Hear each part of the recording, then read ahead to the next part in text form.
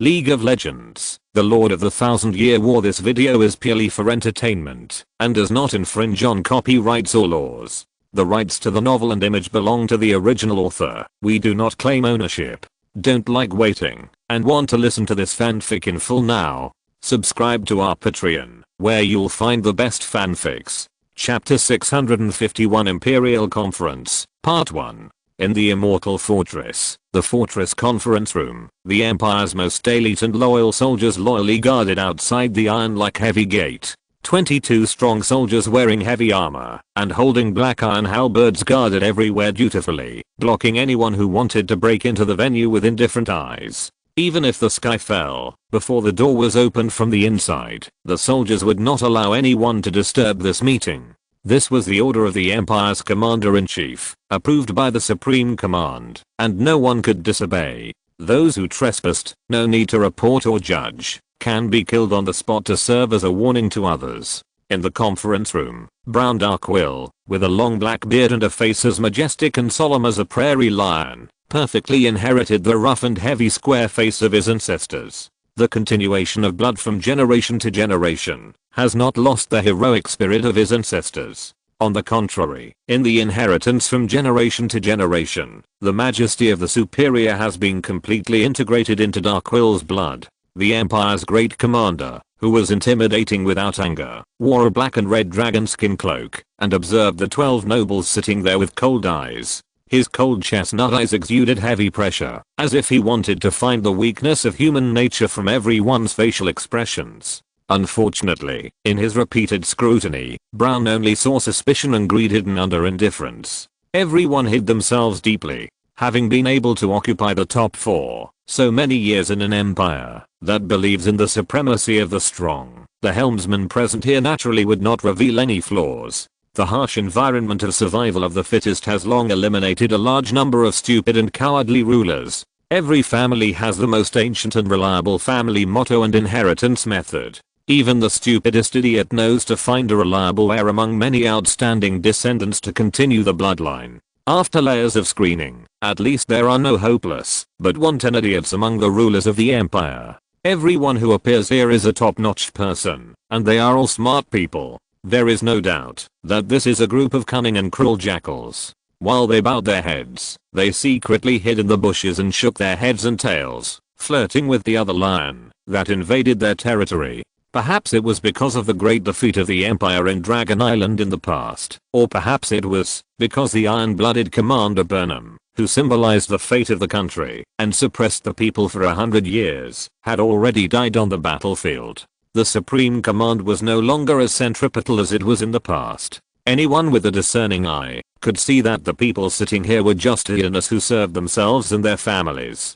Brown lowered his head and narrowed his eyes. He knew that the reason for this situation was nothing more than that he, the new commander-in-chief, did not have enough prestige, neither had great military exploits nor political achievements. The Naxos Empire was strong first. If you want others to bow their heads and serve you willingly, you either have a bigger fist than others, or you thirst for the blood of the enemy and have a faster sword than others. It is a very simple truth that, if you can kill all opponents calmly, no one will stand up to oppose. Even if there are many retainers serving in the family, the dude and a good-for-nothing who inherited the family will be looked down upon by others. In Naxos, countless powerful families will devour the weak like jackals, chewing and swallowing bones. Of course, this cruel fate does not include those old nobles who regarded themselves as the elders of the empire at the beginning of the independence of the country and continued the prosperity with the laws of the empire. Since the last great commander of the empire, that is, his father, died on the battlefield, and the Naxos Empire and the Demacia state ceased fighting, the empire has never experienced a decent large-scale war. Most of the time, it only dealt with small fights like bandits and bandits. It is naturally nonsense to want to gain enough merits to suppress others and sit firmly on the position of the great commander. Brown knew that with the current, complicated situation of the empire, the consequences of rashly going to war would be disastrous. If he wanted to make the empire great again, he had to eliminate the internal troubles and remove the warlord forces in the south. He originally thought so, and worked hard to make plans for this purpose, until the Lord of the Emerald Territory came to this ancient and sacred land with undisguised ambitions. The Dark Garden meteor of the Emerald Territory disrupted all plans, and the originally clear situation of the Empire became confusing again. In this case, dealing with the Emerald Territory became the first goal. He wanted the Darkwell family to lead Noxus to greatness again, and wanted to change the Empire's commander-in-chief to the Supreme Emperor of Noxus, but he didn't want to spend so much effort to make plans and work hard, but in the end he made wedding clothes for the Emerald Territory. Therefore, this secret meeting of the highest level must be held as soon as possible. He must find out how many of the powerful people in Noxus are on his side. Up to now, 2 of the 8 families that nominated him to be the Grand Commander of the Empire have already had open rebels and 3 wavering ones. If we don't count the other 3 old nobles who have always remained neutral and just want to see the prosperity, there are only 3 great nobles who are willing to speak for the Darkwell family. The Noxus Empire has no emperor, only noble warlords who control most of the army. Although the Grand Commander can make decisions with a single word, he must have enough supporters. There are only 4 supporters among the 12 great nobles, which means that less than half of the Immortal Fortress soldiers are willing to stand up to defend the majesty of the Darkwell family. This is an extremely scary signal. Under the calm lake's surface, undercurrents are surging, and the Darkwell family's ruling position, as stable as a pyramid, is in jeopardy.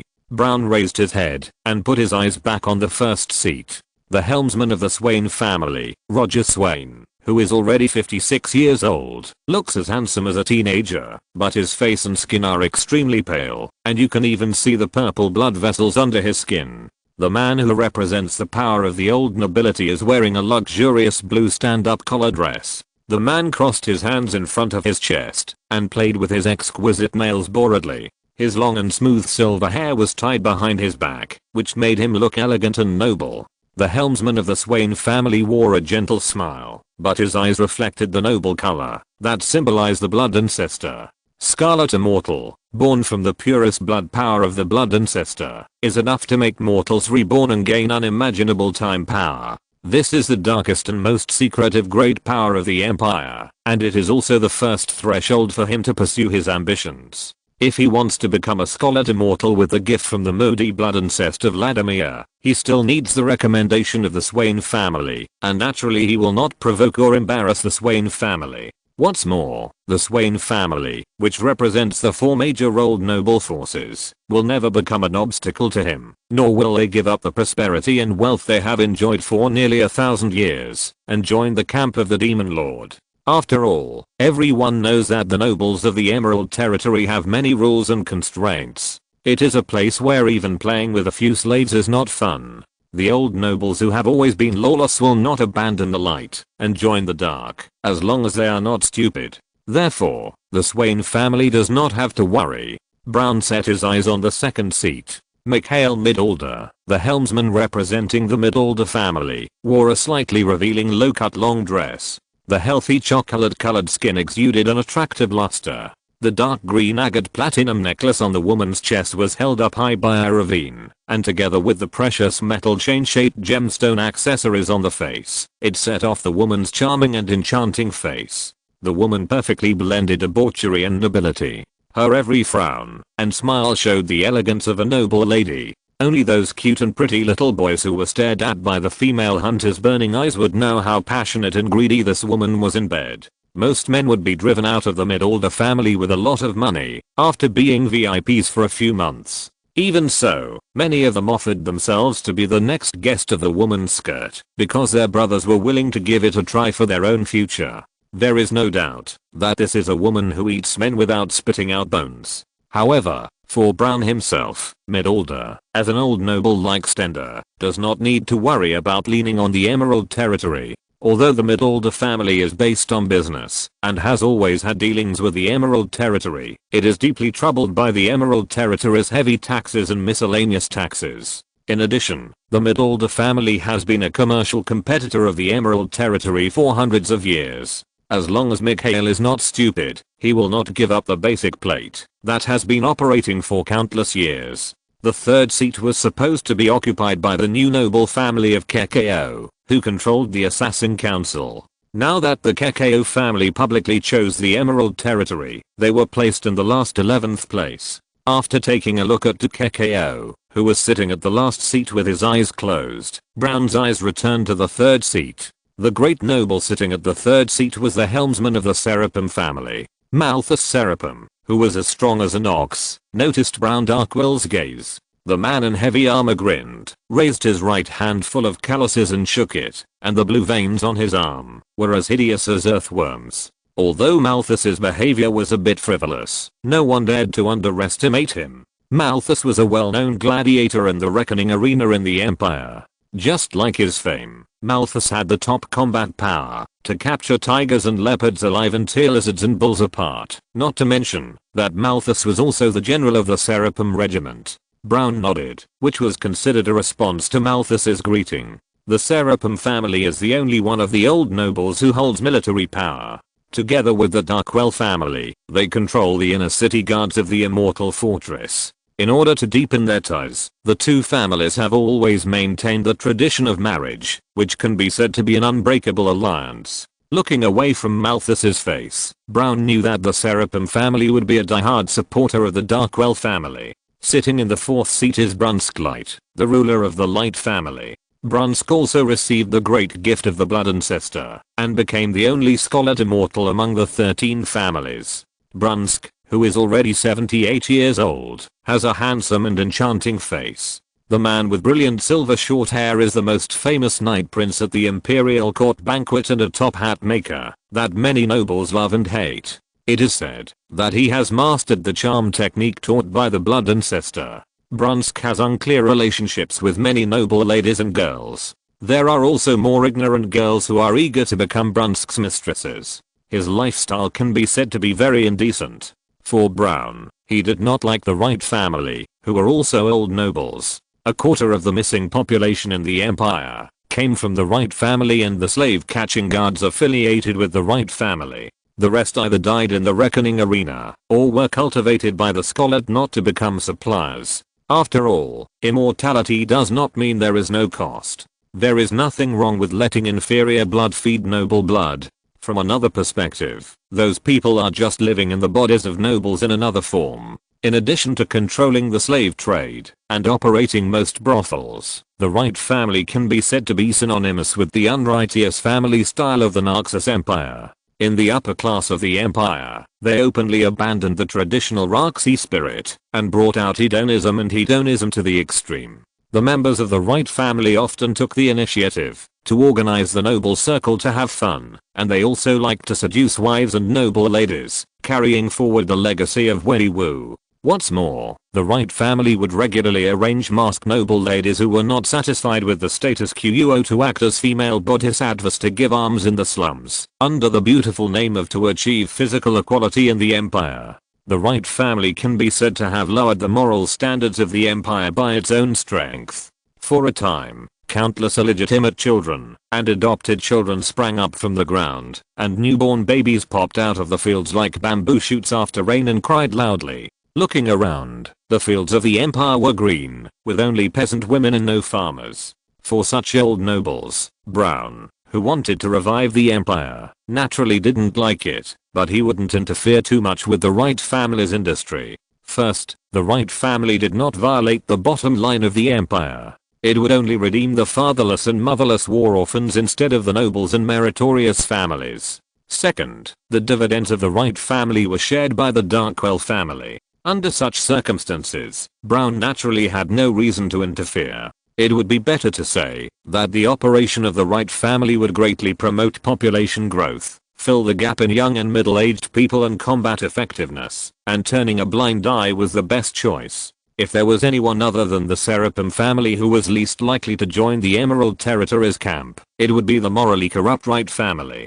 The laws of the Emerald Territory were aimed at human trafficking and slave trade. If the Emerald Territory ruled the Immortal Fortress, the Wright family would be in more trouble than just a layer of skin. Because of this, the Wright family would never be his enemy. Brown Darkwell shifted his gaze and looked at the heroic and powerful middle-aged beautiful woman sitting in the fifth seat. Facing the last old noble force, Brown's calm eyes did not change, but his heart was cold. Adlit Leathers, a despicable traitor. The Rethers family operates many fleets, and with the support of the Empire, they send governors to establish colonies on the ocean. Although they are an old aristocratic force that grew up drinking the Empire's breast milk, they have taken the initiative to establish close contact with the demon-faced lord. There are many rumors that the Rethers family has already defected to the demon-faced lord. Chapter 652 Imperial Conference, Part 2.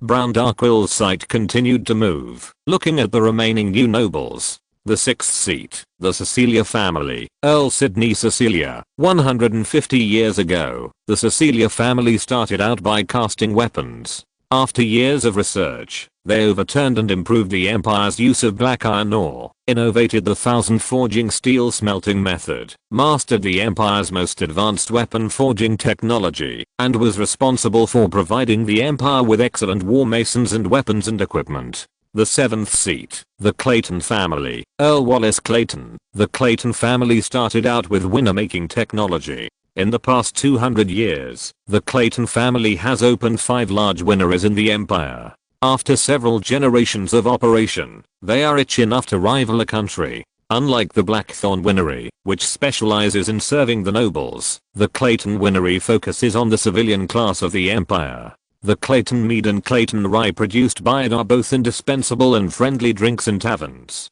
The Clayton Warband under its name is a well-known and victorious warband in the Empire, and it is also unique in terms of territory management. The 8th seat, the Lancelot family, Earl Alberic Lancelot. His ancestors made great contributions in the Dalmatia War and were successfully granted the Western Territory. After years of development, the Lancelot family integrated and created many classic war theories. The Lancelot family, which inherited the Raxi spirit, controls the Heavy Lancer, Black Lancer Regiment. All members of the Black Lancer are equipped with Narxus' most precious dragon scale horses and are invincible.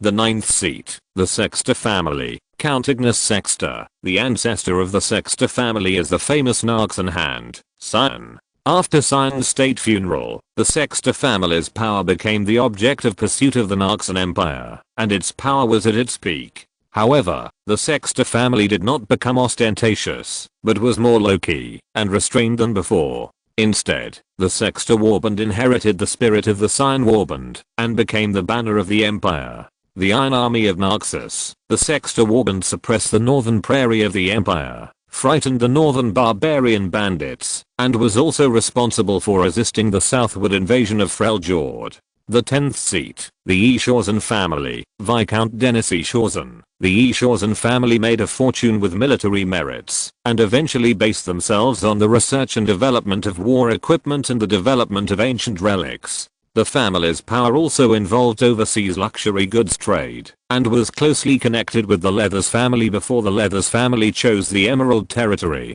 The 11th seat is Duke Du Kekao of the old noble Kekao family. He is a hereditary military noble who controls the most powerful intelligence organization and assassination organization of the Empire, the Assassin Council. However, after the Kekao family chose the Emerald Territory, they can no longer be trusted. The last seat is Viscount Montberic, who has just obtained the title of Viscount. Now, except for the Darkwell family, among the 12 nobles, only the Seraphim family, the Lancelot family, the Cecilia family and the Beric family who are personally supported by Brown absolutely support Brown. The Swain family, the Midalder family, and the Wright family remain neutral. The Ress family and the Kekao family have defected to the Emerald Territory. The remaining Eashausen family, the Sexter family, and the Clayton family have not stated their positions. The Seraphim family, the Lancelot family, and the Cecilia family do not need to worry, and the 3 neutral old nobles do not need to consider too much.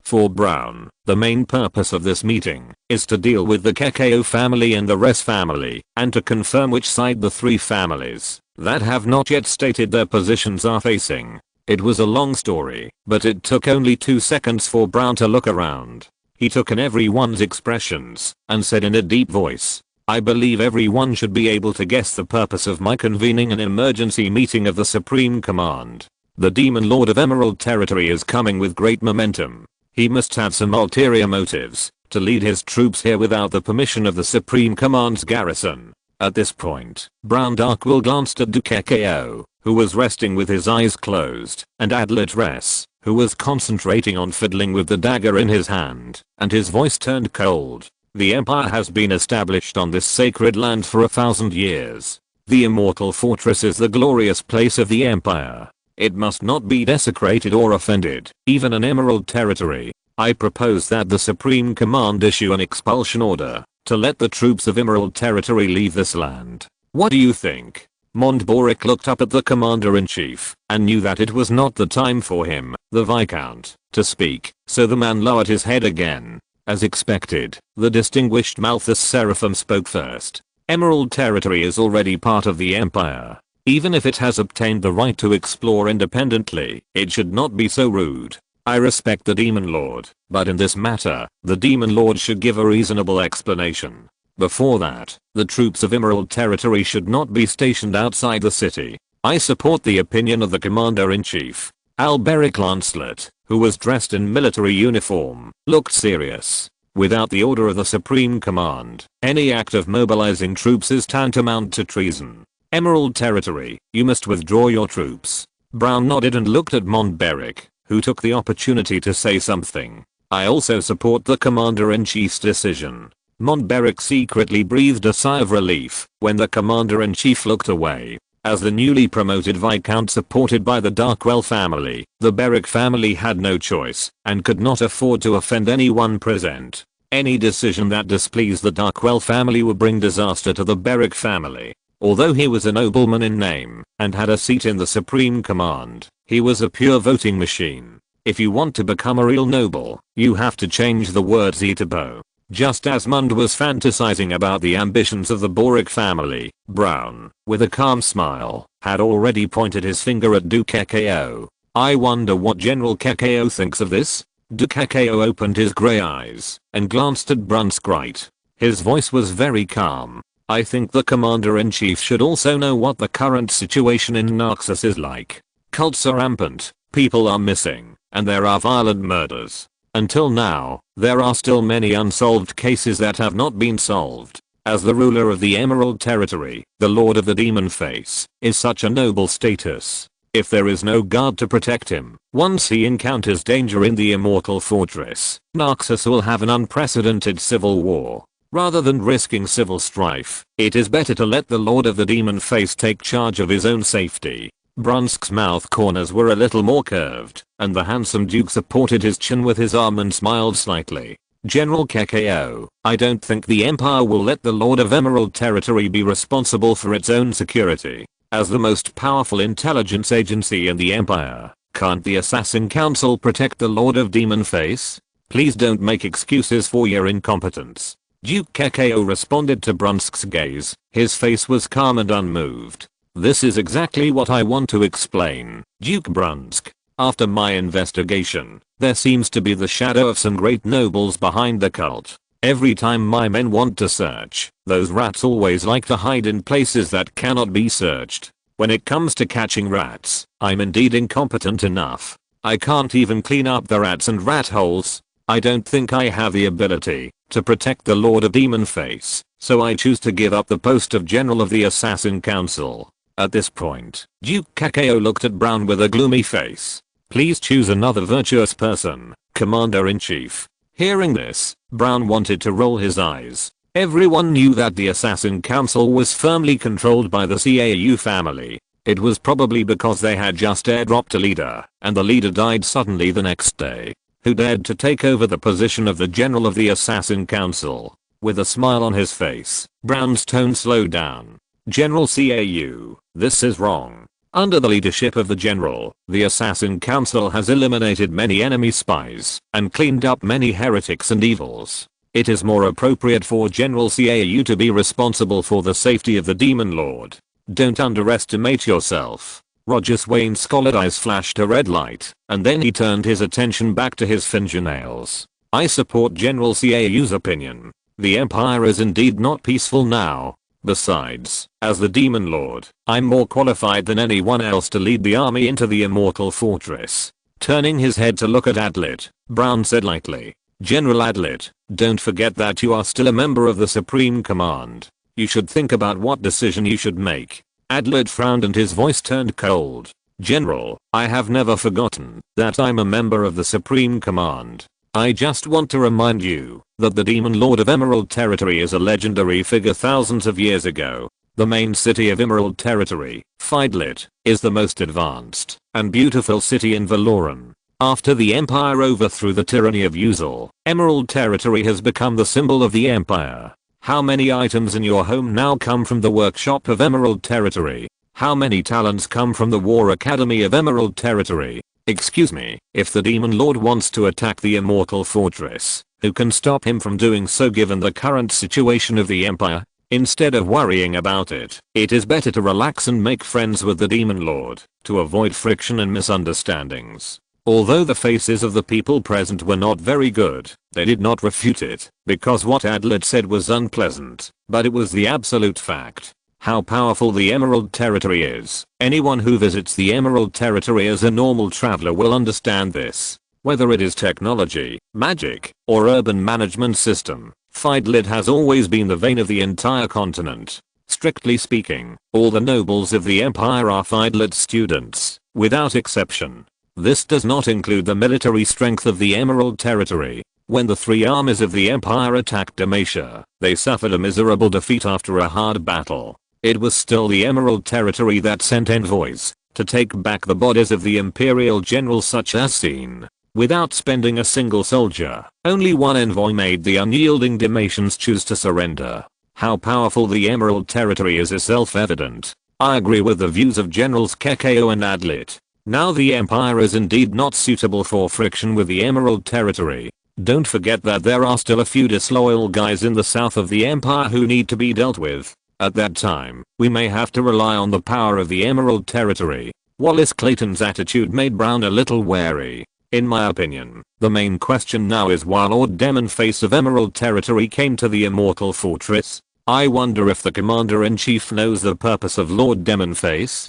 Dennis Shawson's words calmed everyone down, but Brondarkle looked at Dukekao. "I don't know the purpose of Lord Demonface, and Lord Demonface has not communicated with me, but General Kekao entertained Lord Demonface, so he must know something." Everyone's eyes returned to Dukekao, who shook his head and said something that shocked everyone. "Lord Demonface did not explain the reason to me, but I think it should be related to the warlord banditry in the south. In the Immortal Fortress, in the underground Imperial training ground, Lester was giving Camille special training. In the warehouse-sized secret room, all doors and windows were closed. In the dark world, there were 10 steel cages, and in each steel cage, there were 20 red-eyed grey rats the size of a puppy. Each of these big grey rats was affected by the magic steel, and they were bloodthirsty and brutal. Their claws and teeth were enough to tear the iron sheet apart. Coupled with long-term hunger, 20 red-eyed grey rats were enough to become the nightmare of every trainer.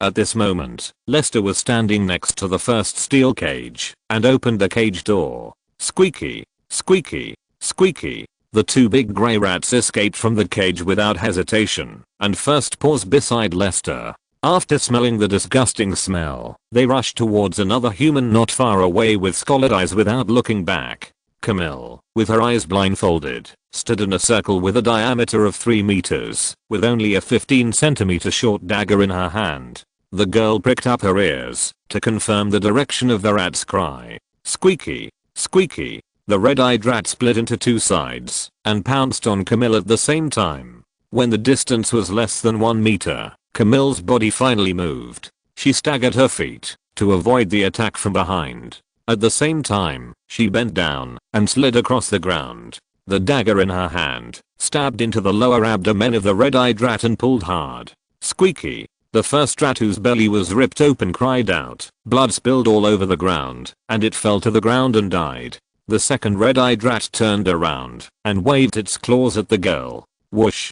Catching the flowing air, Camille took a step back to leave room for attack. Without hesitation, she swung 2 knives. The first knife cut off one of the rat's claws, and the second knife pierced the rat's head and crushed its head. Chapter 653 Shadow of Blue Steel. The five senses of human beings are not completely reliable. What we see, hear, and touch are easily deceived. The reliance on the senses makes most people lose their sense of proportion and direction when they are deceived, just like a person suddenly entering a completely dark world, unable to see, hear, and suddenly lose all senses. This brief confusion is no big deal for ordinary people, but it is the most fatal flaw for warriors, and it is also something that every warrior needs to do his best to avoid.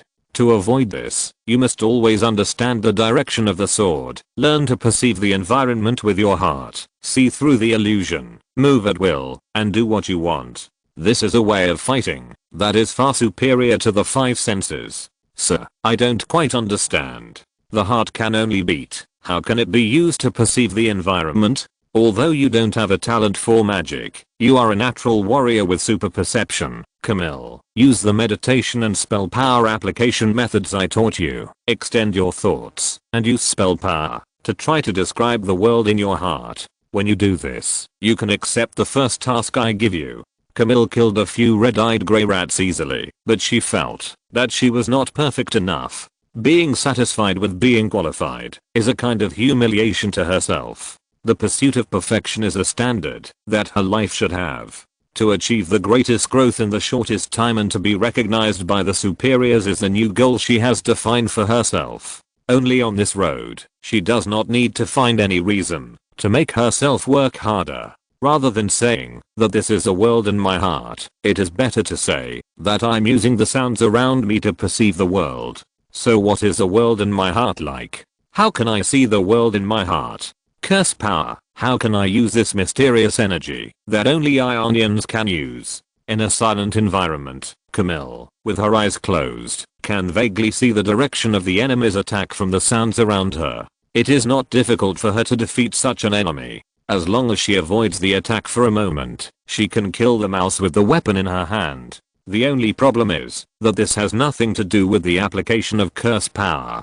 Since she came to the Valoran continent, she has learned from Lester how to guide and use curse power. I don't know if it is not talented enough. Until today, she has not completely understood what curse power is. Ending this trial with nothing is not the result she wants. Click, click. The sound of cages colliding twice was heard not far away. Camille, who was thinking carefully, put her attention back to the battle. Unlike the red-eyed rats before, the red-eyed rats watching the battle in the cages already knew how difficult their enemies were. After exchanging some ideas, the four red-eyed rats dispersed, making all kinds of disturbing noises while waving their tails like steel whips to look for opportunities to attack. The red-eyed rats changed their offensive strategy, but it was not a good thing for Camille. The rustling noise came from all directions. The more Camille tried to determine the position of the rats by sound, the more she couldn't get rid of the noise interference. Her clear thoughts finally began to become confused.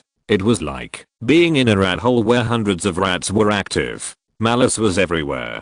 Camille found that she could no longer confirm the surrounding environment by sound, and the confusion in her heart could not be suppressed. Yes, this is what Teacher Lester wants to tell me. Since listening to the sound has no effect, it is better to let it go completely. At this moment, Camille deeply felt the panic brought by the loss of senses, and remembered this unforgettable uneasiness. She knew that she could not continue to be at a loss, so she took a deep breath and completely gave up the perception of the surroundings. The world in my heart, the world in my heart, what is it? As her consciousness gradually fell, the noise of the mice in her ears became smaller and smaller until it disappeared completely. Camille, who closed her eyes, had a special feeling. It was a hazy fog, and this fog seemed to respond to her expectations. The world in my heart, this world should be a domain that I can fully control. In my domain, no one can hide, and no one can be the enemy. Chasing her own voice, the fog in front of Camille began to roll and surge, rolling towards her body.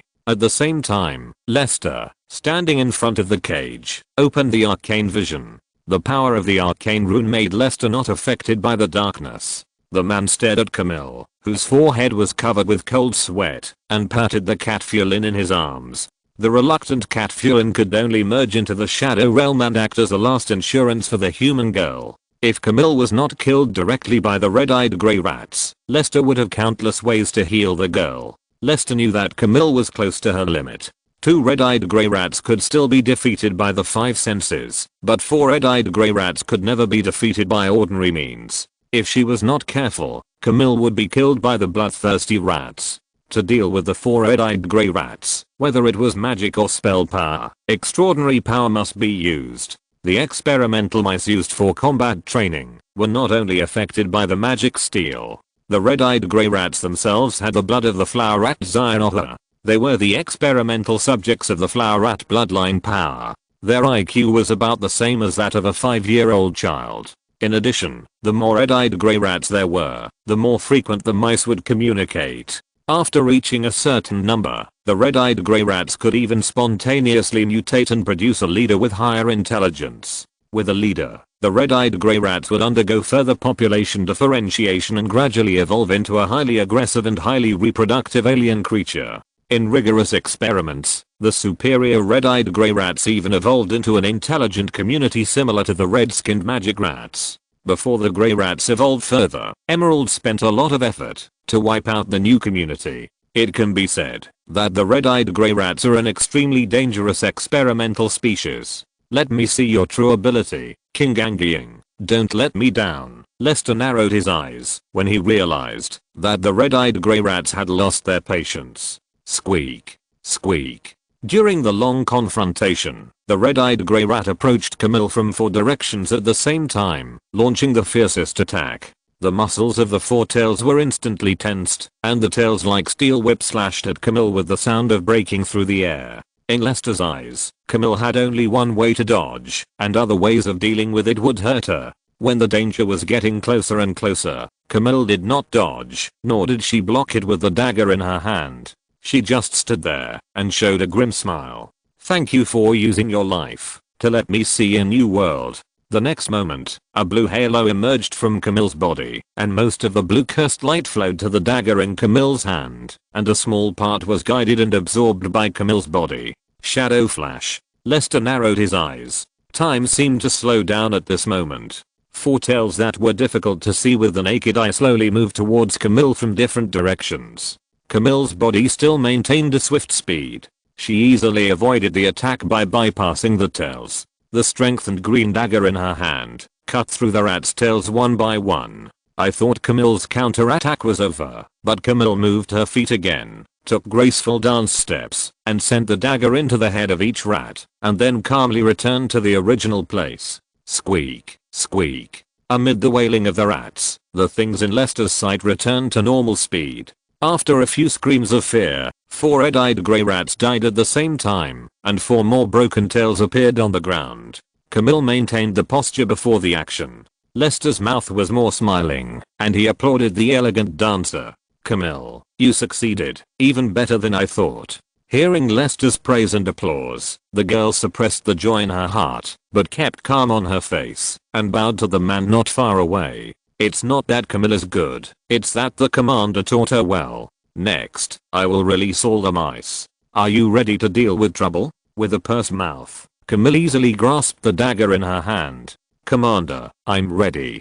Click. Under Lester's manipulation, the remaining 8 cages were opened at the same time. 16 red-eyed grey mice squeaked and communicated with each other, casting angry and hateful eyes at Camille, and their hunger was suppressed by anger. The red-eyed grey mice, who were in an absolute advantage in number, rushed towards Camille, but Camille was not in a hurry to wipe the blade of the dagger with the handkerchief in her pocket. It was not until the first mouse approached that she threw away the scarlet handkerchief. 5 seconds later, under Lester's witness, 16 red-eyed grey rats were swept by a green shadow, suddenly stopped in place, and burst into blood. Plop. The red-eyed grey rats fell to the ground one after another, with their eyes wide open. When Camille, who was panting, untied the blindfold, Lester had already lit all the torches, and sat on an iron bench. Sit down. Now that you have learned how to use the power of spells, you have the power to protect yourself in this city. It's time to tell you what to do next. I understand. After a respectful bow, Camille, who had calmed down her breathing, sat opposite Lester. Although she was exhausted, the girl held her head high with a solemn expression. Nodding to Camille, Lester took out a white chewing stick and held it in his mouth. His narrow eyes reflected the blackness of the abyss. Camille's heart skipped a beat, and for a moment, the girl's breathing was a little short. This was the first time she felt such a heavy pressure in the eyes of Teacher Lester. Only those who are familiar with Lester know that whenever Lester shows this expression, it means that many people will die. I have also told you a lot about this country. I like the Narxan Empire. In my eyes, she should have been a country destined to be great, but now she has become what she is now, because of the stupidity of her rulers. The current empire is like a pool of rotten mud. Soldiers who died in battle do not receive the honor and medals they deserve. Orphans and widows are eaten up by cowards who fear war. Orphans cannot get a healthy growth environment. Even if civilians join the army, it is difficult to change their status. Once they die, they will have nothing. I don't know since when, this country has become a place where capable people are supported by incompetent people, and the strong give up their dignity in order to survive, and are willing to become slaves of the nobles. Money has become more important than character. Prostitutes laugh at peasant women who work hard with their hands. Even the reckoning arena, that inherits the glory of warriors, has evolved into a bull, where the upper class publicly executes and humiliates the lower class. 100 years ago, the people of the empire would cheer for the glorious victors, but now they only laugh at the tragic deaths of the abused. She shouldn't be like this, never should be like this, and her founder would never want to see the current situation. I have always believed that a truly great country should have rules that most people agree on, and should treat its people well. Every one of its people should be well fed, well clothed, have a house to live in, and live with dignity. Only despicable and superficial rulers will use the most basic survival needs to control and wear down the people's will and spirit, which will wipe out the people's passion and creativity. Such a country will definitely have no future, let alone long-term development. Only after everyone's survival needs are met, the people are willing to unite together into a fist, stand up straight, and be a man, and become warriors who have no shame, believe in justice, and pursue courage and glory. In this case, the people will give their love back to their motherland and make the country stronger. The relationship between the country and the people should be a complementary one. The country makes the people live better, and the people make the country stronger. The relationship between the country and the people is by no means a deformed relationship between master and slave. Camille, Narxus has lost its centripetal force now. The people and the nobles of this country have an irreparable rift. In order to satisfy the quality of life of a very small number of people, most of the citizens of the empire cannot live with dignity. Obviously, the glory of the empire spoken of by the nobles has become the best reason to oppress and humiliate the lower classes, but the nobles of this country want the kneeling people to regain their lost glory with their lives on the battlefield. Why? One by one, most of the ruling class of this country should go to the guillotine. Only when the blood flows like a river can the termites of this country be completely wiped out. The atmosphere was so heavy that Camille couldn't breathe. The little girl's face was pale and her body trembled involuntarily. Fortunately, Lester realized this in time and retracted his exposed murderous aura. After reorganizing his mood, Lester whispered, "Camille, are you willing to change this country with me?" Camille, whose cursed energy had struggled to restore her ability to move, knelt on one knee on the ground, looked up at the man in front of her, took a deep breath, slammed her chest with her right fist, and swore an oath with a loud voice. "Your goal is the direction of my life. Camille is willing to follow you forever and sacrifice her life for you." Staring into Camille's eyes, Lester also stood up, his face softened. "I see ambition in your eyes. Apart from power and status, tell me, Camille, what do you want?" Thanks to Zio Hero for the 1000 point reward.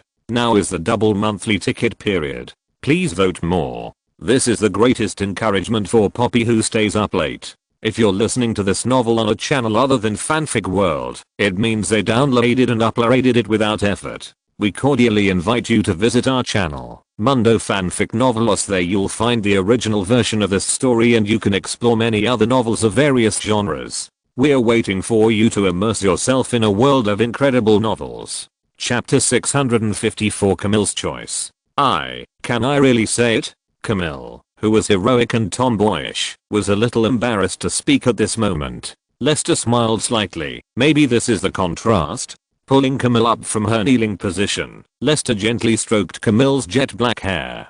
Compared to the mature grey hair, he liked Camille's current hair color better. Speak, as long as it's reasonable, I will satisfy you. Camille, who mustered up the courage, finally raised her head, held Lester's hand tightly, and looked directly into Lester's gentle eyes. Teacher, I want to cultivate the most powerful offspring. Lester was stunned. He was a little bit unable to react at first. Only after noticing the girl's intimate body movements did Lester understand what Camille meant, and his face rose. Giving birth to a child, isn't this difficult? At this point, Lester can only pretend not to understand. It would be really embarrassing if he misunderstood Camille's meaning. The most powerful offspring. Oh, I see. You want to pass on the way to use cursed power, right?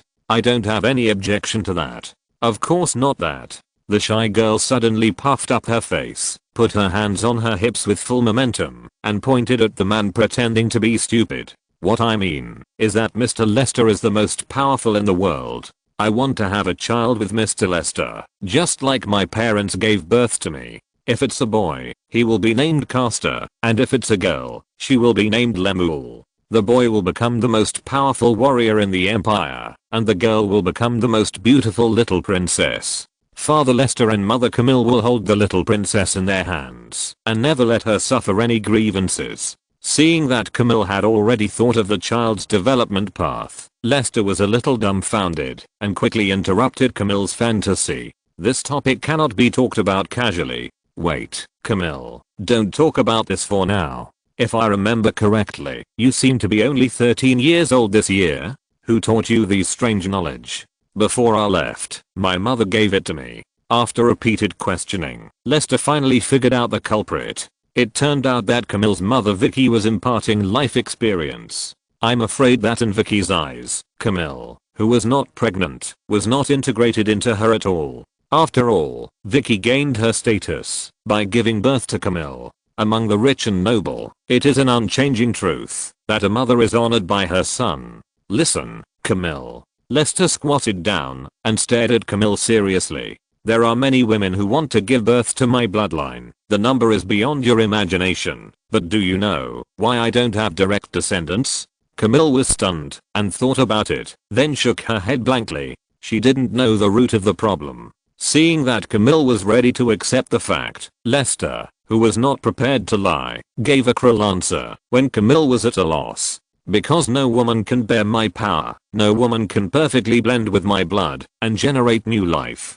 Camille, the gap between my life level and other women is too big, so big that it is impossible to make up for it in a conventional way. In me, any power will not be continued through blood division, because I'm an immortal existence. I don't need to pass on my influence by giving birth to offspring, which makes it unnecessary to give birth to offspring. Camille, you are very good, but still in the category of mortals. The combination of you and me will not produce offspring. After waiting for a long time, Camille, who was in a trance, regained her consciousness. After a few words, she also experienced the ups and downs of her life. The good thing is that Lester did not deceive her, but the sad thing is that her goal is difficult to achieve. As Lester said, although she is special, she is not special enough to break the boundaries of power. Putting his hand on Camille's shoulder, Lester smiled and shook his head. So, change your wish. But I don't want to give up just like that. Mr. Lester, can I find a way to solve the problem myself? Seeing that Camille was a child who would not turn back until she hit the wall, Lester was a little helpless. At this point, Camille's enthusiasm for struggle cannot be dampened. For now, Camille plays an important role in the plan to control Naxos. It is a good thing to have a goal to be motivated. What's more, it is little Camille who wants to be his woman, and he will not suffer any loss. Taking a deep breath, Lester nodded and agreed with Camille's obsession. I promise you, Camille, work hard to become stronger. Use your power to find any possibility. Maybe you can really find a special way to conceive my flesh and blood. I look forward to the arrival of this day. After the episode, Lester, who had a headache, and Camille, who was satisfied, returned to their seats. When the two looked at each other, the atmosphere became serious again. In fact, what I want you to do this time is to use limited resources to form a secret force hidden in the Immortal Fortress to complete some shady tasks for me. I will provide you with the money, weapons, and equipment and necessary talents needed for the initial development. After stabilization, the development, economy and planning of the organization will be arranged by you. You are the leader of this secret organization. You don't need to be responsible to anyone, just to me. This mission will last for 10 or even 20 years. During this period, you must recruit subordinates who are loyal to you, and train talents yourself. When necessary, I will give you enough support, including but not limited to outstanding talents, cultivation methods and weapons and equipment. I have only 3 requirements. First, this secret organization must not be exposed to the sun, let alone be associated with the Emerald Territory. Second, in order to complete the difficult task, the secret organization must have enough strength, must have the ability to assassinate, sabotage or spy on intelligence, and disrupt the situation. I will personally evaluate the process and results of each mission. I allow failure, but I do not allow failure due to stupidity. Remember this and avoid making low-level mistakes. Third, this secret force must be completely controlled by you. I will not allow any part to get out of control, and I will not allow any traitors to exist. You must eliminate the influence of traitors in your own way. The above 3 points are all requirements that are not allowed to be bargained. How to avoid the worst result is up to you to judge. I only want the result. Seeing the heavy pressure on Camille's face, Lester, who was serious, relaxed his expression. The Immortal Fortress is heavily guarded, and the enemy is everywhere. In my opinion, this task is very difficult. It can be said that except for you, I don't have any expectations for anyone to complete the task. You are my student and the little princess I have watched grow up since childhood. I don't want to impose pressure on you that does not belong to you. Camille, if you feel embarrassed, you still have the opportunity to quit now. If you choose to quit, I will arrange for you to go to the Imperial War College to study. At that time, you will take the normal path of an Imperial soldier. With your character and ability, it is not a problem to become the best young general in the Emerald Territory. Camille lowered her head and thought seriously about what Lester said. For her, going to a military academy and becoming an excellent Imperial general is definitely a good way out. She naturally knew what the Imperial War College was. It was the most desirable military sanctuary in the entire Valoran continent, and even in the entire world. Both Demacia and Naxxis secretly studied the management and education model of the War College.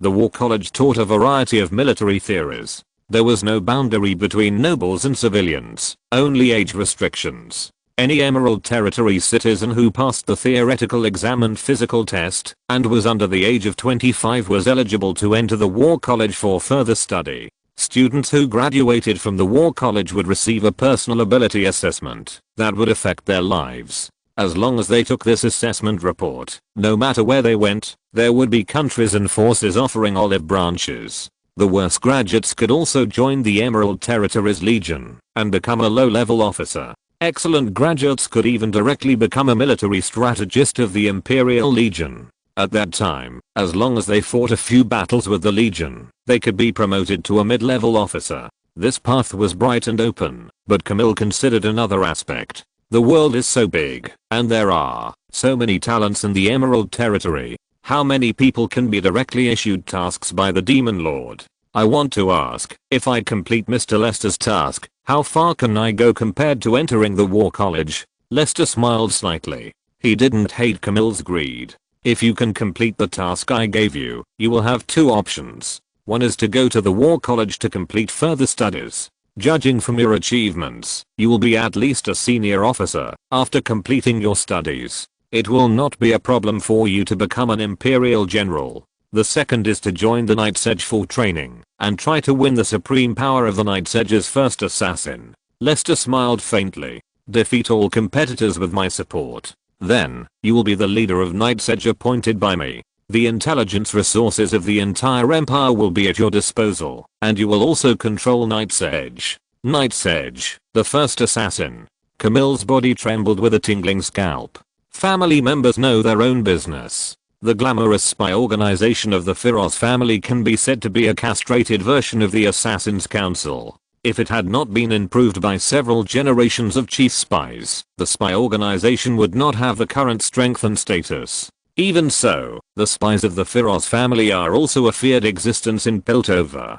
The sharp blades in the hands of the spies have killed countless enemies hidden in the dark. And what does Night's Edge mean? If the spies of the Firoz family are the castrated version of the Assassin's Council of the Naxos Empire, then the Assassin's Council is the grandson of Night's Edge. The Assassin's Council is simply established by the Empire in a copycat manner. The Night's Edge of the Emerald Territory is a truly invisible blade, the Edge of Shadow. Whether it is the level of assassins or the way they are trained, the Night's Edge is the undisputed number one on the Valoran continent. No one knows how the Night's Edge trains assassins. People only know that anyone who has seen the true face of the Night's Edge assassin has become a cold corpse. There is no comparison between the Night's Edge and the spy. Camille thought that the road she followed least it would be very broad, but she never thought that this road would lead to supreme power. Brother, you don't know what you have missed. This is an opportunity to ascend to heaven in one step. Camille's delicate face was distorted with ecstasy in her heart.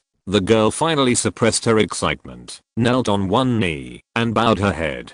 She knew that she had made a choice that she would never regret. Lord Lester, I will use my life to complete the task you have given me and become the sharpest shadow sword in your hands. Lester left Camille with the tasks that needed to be completed in the early stage, which was considered to be completely settled about Camille. Lester naturally gave Camille the first gift. It was a magic crystal sheathed one-handed longsword made of hex crystal as the energy core and a variety of precious high-level magic materials. In addition to the hex magic technology, the crystal longsword also added 2 magic states that can be activated by hex crystals, ice attribute, and fire attribute. It can be said to be the culmination of the Jade Territory's weapon technology. In terms of functional attributes alone, it is much better than Lester's own magic steel longsword Luaksha.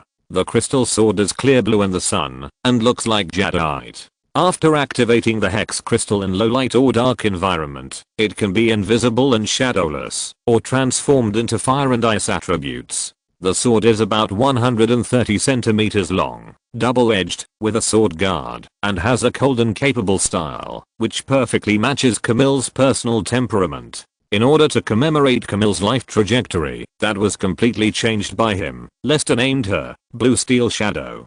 To his surprise, Camille seemed to like this name very much. Immortal Bastion, Supreme Command. Bron Darkwill rarely lost control of his face, and his majestic face looked a little stupid, with an unbelievable look. Gone. That man, he just left like that. It was no surprise that his master would look like this. In fact, Jennings himself was not much better when he received the news. Yes, this is the news from Mysticness. It is absolutely true. The Demon Lord has led the Dark Guard and the Supply Corps to leave the Immortal Fortress, and the Emerald Territory warships in the port have also left. Standing up from his seat, Brown Darkwill, who looked a little more relaxed, frowned again soon. After pacing for a long time, Brown suddenly looked at Jennings. Is he going to deal with Timothy? What did this girl Tighnus say? Miss Tighnus said she didn't know the purpose of the Demon Lord's march. Useless guy. I should have given birth to a prettier and smarter daughter. Brown continued to move, and the military strength of the Emerald Territory soon emerged in his mind. 2,000 Dark Guards and a messy logistics corps of 10,000 people. What does he want to do with such a small number of people? Timothy's old guys have a combined force of more than 100,000. He can't be going to negotiate, right? Chapter 655 The Darkwill Empire. Brown Darkwill was still frowning and thinking. At this time, even the resourceful Jennings didn't know what to say. It was too presumptuous for the Demon Lord to want to use 12,000 people to deal with the warlords in the south. No matter how powerful the Dark Guards were, they couldn't fight against 100 people alone. Moreover, it was not just the soldiers who decided the outcome of the war. At this time, hurried footsteps came from outside the door. Brown and Jennings looked at the person who came at the same time. It was the Imperial Viscount Montberic who had just joined the Supreme Command. Unlike the last time he attended the Imperial Conference, this time, Viscount Mond changed into a dark dress of a different style. Judging from the workmanship and material of the dress, it was obviously just customized. Mond, with a vulgar temperament, looked like a bear wearing a flowery skirt when he changed into the dress. Viscount Mond's head is narrow at the top and wide at the bottom. His eyes are shrewd and bright. The black beard above his lips is as thick as a brush. Apart from his strength that can tear tigers and leopards apart, this man can be called ugly. His 160 centimeter height makes him look like a dwarf in the tall and strong Narcissus. With the two deliberately short braids on the back of Viscount Mond's head, he looks a little more funny. However, for Brown, the most important thing about Viscount Mond is loyalty and ability. Especially after the betrayal of the Caillou family, he urgently needs a new intelligence agency. The Beric family, that controls the black streets, is the best candidate. Gangsters, exiled killers, prostitutes and even beggars are all his spies. In fact, Mond Beric did not disappoint him. Commander-in-Chief. Now everyone in the streets of the Immortal Fortress is discussing the matter of the Demon Lord. It must be the work of the Demon Lord. I have arranged for my men to start tracing the source of the news. Commander-in-Chief, do you want to suppress the news first? Sit down first. Facing the anxious Mond, Brown waved his hand, signaling Mond to calm down first. He cleverly expressed his loyalty to the Commander-in-Chief. Mond, who was secretly happy, sat down with a guilty expression on his face. Sorry, Commander-in-Chief, I was a little anxious. It doesn't matter. Tell me about the current situation first. What is going on? Taking a deep breath, Mond told the whole story. It's like this. I received the news just after I woke up this morning. It seems that someone deliberately spread public opinion. The streets and alleys are all discussing the Lord of the Emerald Territory sending troops to quell the rebellion. Those guys who know nothing are accusing the top leaders of the Empire of incompetence, and some even dug up the reasons for the Empire's defeat against Demacia decades ago. These idiots said that, if Timothy and others who controlled the South had not sent enough troops, the Empire would not have been defeated at all, and would not have lost so many soldiers.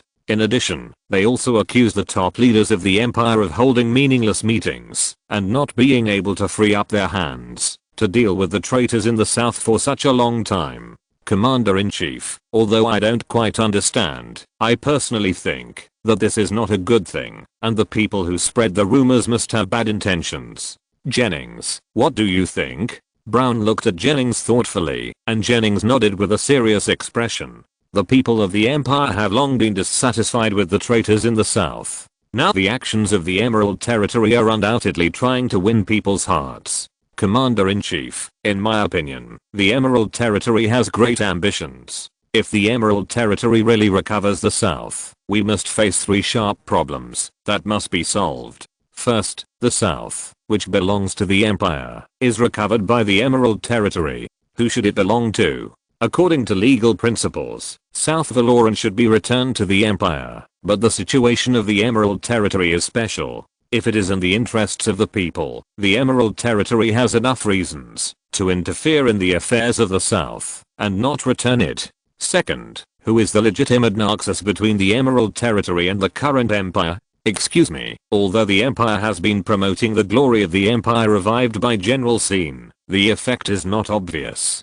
On the contrary, the Emerald Territory has been adhering to the spirit and glory of the ancient Raxi, and has done better than the Empire in this regard. The Demon Lord is a legendary figure from thousands of years ago, and is of the same generation as the ancestors Nadars and Stender. If the review conditions of the Emerald Territory were not too harsh, I'm afraid that the Empire would lose more citizens. The truth is very cruel. Compared with the Empire, those excellent warriors who truly believe in the spirit of the Lockheed Warriors are more willing to be loyal to the Emerald Territory. Third, if the Demon Lord wants to seize the position of the Grand Commander, how can we compete with him? How powerful the Emerald Territory is can be seen from the invasion of the Fightlet Undead recorded in the annals of the Empire. 100 years ago, the Emerald Territory had already mastered the terrible strategic formation, the unheard of floating magic tower and the light column that soared into the sky to destroy the undead were forces that we could not contend with, not to mention the current Emerald Territory. During Jennings' words, Mond lowered his head, hiding a gloomy look, and Brown kept silent with a gloomy face. The atmosphere was extremely depressing. Whether it's magic or war weapons, the Empire is no match for the Emerald Territory. Commander-in-Chief, once we really tear our faces against the Emerald Territory, we will definitely lose. Brown, with a very unhappy look on his face, had to nod his head.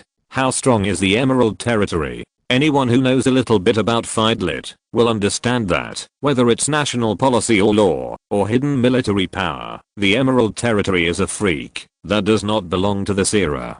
Demacia and Naxos tried their best to follow the Emerald Territory, to learn how to govern the country, but they could not catch up. Instead, the gap between the two sides became larger and larger, and finally it was so large that they had to give up the idea of catching up. You're right. Emerald Territory is an invincible monster. The demon-faced lord. That man. He shouldn't exist in this world. There shouldn't be Emerald Territory in this world. Exhaling a breath of foul air, Brown leaned back in his chair, his face somewhat dejected. His father, Burnham, had been a man of many talents, conquering the east and the west, conquering the south and the north, and conquering half of Aloran in hundreds of years. However, his father always had a psychological shadow, that is, Emerald Territory. His father was afraid of the Demon-Face Lord and Emerald Territory. For countless days and nights, his father could dream that the army of Emerald Territory surrounded the immortal fortress and ended the rule of the Darkwell family with an unmatched force.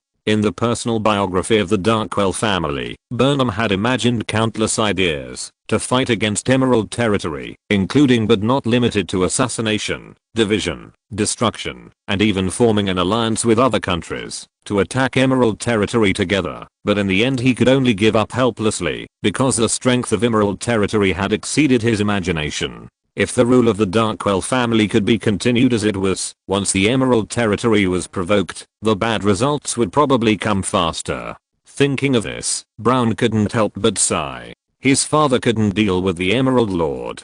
He was not as good and powerful as his father, and he couldn't even get the power of the Blood Ancestor. With a lifespan of less than 100 years, how could he calculate the mysterious and powerful Demon Lord? Noticing Brown's dejection, Jennings changed the subject. General, there is no need to be so. In fact, we are not completely unable to deal with the Demon Lord, although the possibility is not great. Hearing this, Brown's face was stunned, and then he was happy. He even forgot about the hierarchy, stood up from the chair, and walked to Jennings' side, holding Jennings' hands with both hands. How can we deal with him? It was no surprise that he became the core figure around Brown. Jennings was also a little excited. It was not that General Brown's hands were full of manly warmth, but that he could lead a plan that affected the entire continent and calculate a living miracle. It was undoubtedly his supreme pride as a counselor and staff member. With the entire empire as the flag and half of the continent as the chessboard, he would personally play against a legend who had lived for 1,000 years. Even if he was defeated, he would not have any regrets. But before that, he had to know how strong Brown's determination was to defeat the Demon Lord. Before that, Commander Brown, I want to know, if the price of going against the Emerald Lord is the destruction of the Empire, would you choose to give up power to save the Empire? His face froze. Brown let go of Jennings' hand and calmed down a little. After a long silence, Brown spoke coldly. It was my ancestors who led the Raxi clan to establish Naxos, and it was also my ancestors who led Naxos to defeat the Dark Tyrant. Only in the hands of the Darkwell family can the Empire have meaning to be passed on. The Demon Lord is just a despicable thief. As he was speaking, Brown suddenly turned his head to look at Mond, who had been lowering his head with a look like a knife. Since he had made a clear statement, anyone who might reveal his determination could not survive. Mond, whose heart was pounding, instantly understood his situation. While secretly complaining that he was trapped in a conspiracy that he could not escape, the man with quick wits knelt on the ground without hesitation, lowered his head, and fought for a glimmer of hope for himself. Commander-in-Chief Brown, I'm willing to lead the Boric family to participate in the Commander-in-Chief's plan, give everything, and fight the Emerald Territory to the end. Brown's expression eased slightly, and he smiled and helped Mond, who was kneeling on the ground, up. There is no need to do this, Viscount Mond. I have long known about your loyalty. It just so happens that I have a courtyard with a nice environment in the underground block. I heard that Viscount Mond's wife has just given birth to a pair of children. It would be better for you to move to the Immortal Fortress. After all, there is no place safer than the Immortal Fortress in this world. Although he wished he could push Brown, who was supporting him like an older brother, into the toilet and drown him in feces and urine, Mond did not dare to show any hesitation and hurriedly thanked him. It so happens that this also wants to come to the Immortal Fortress to take a look. Since it is a reward from the Commander-in-Chief, I would be honored to refuse it. But my wife has just given birth, and we live far away. Please give the Sam more time to recover. I think 2 months will be enough. Haha, that's human nature. Half a month. The women of the Empire have never been those fragile young ladies of Demacia. Then it's settled.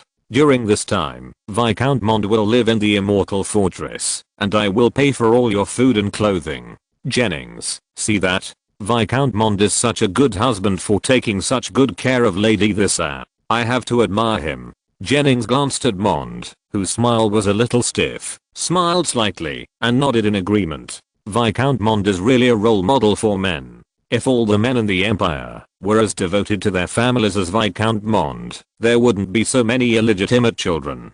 Haha, it's not as exaggerated as what Commander Brown and Lord Jennings said.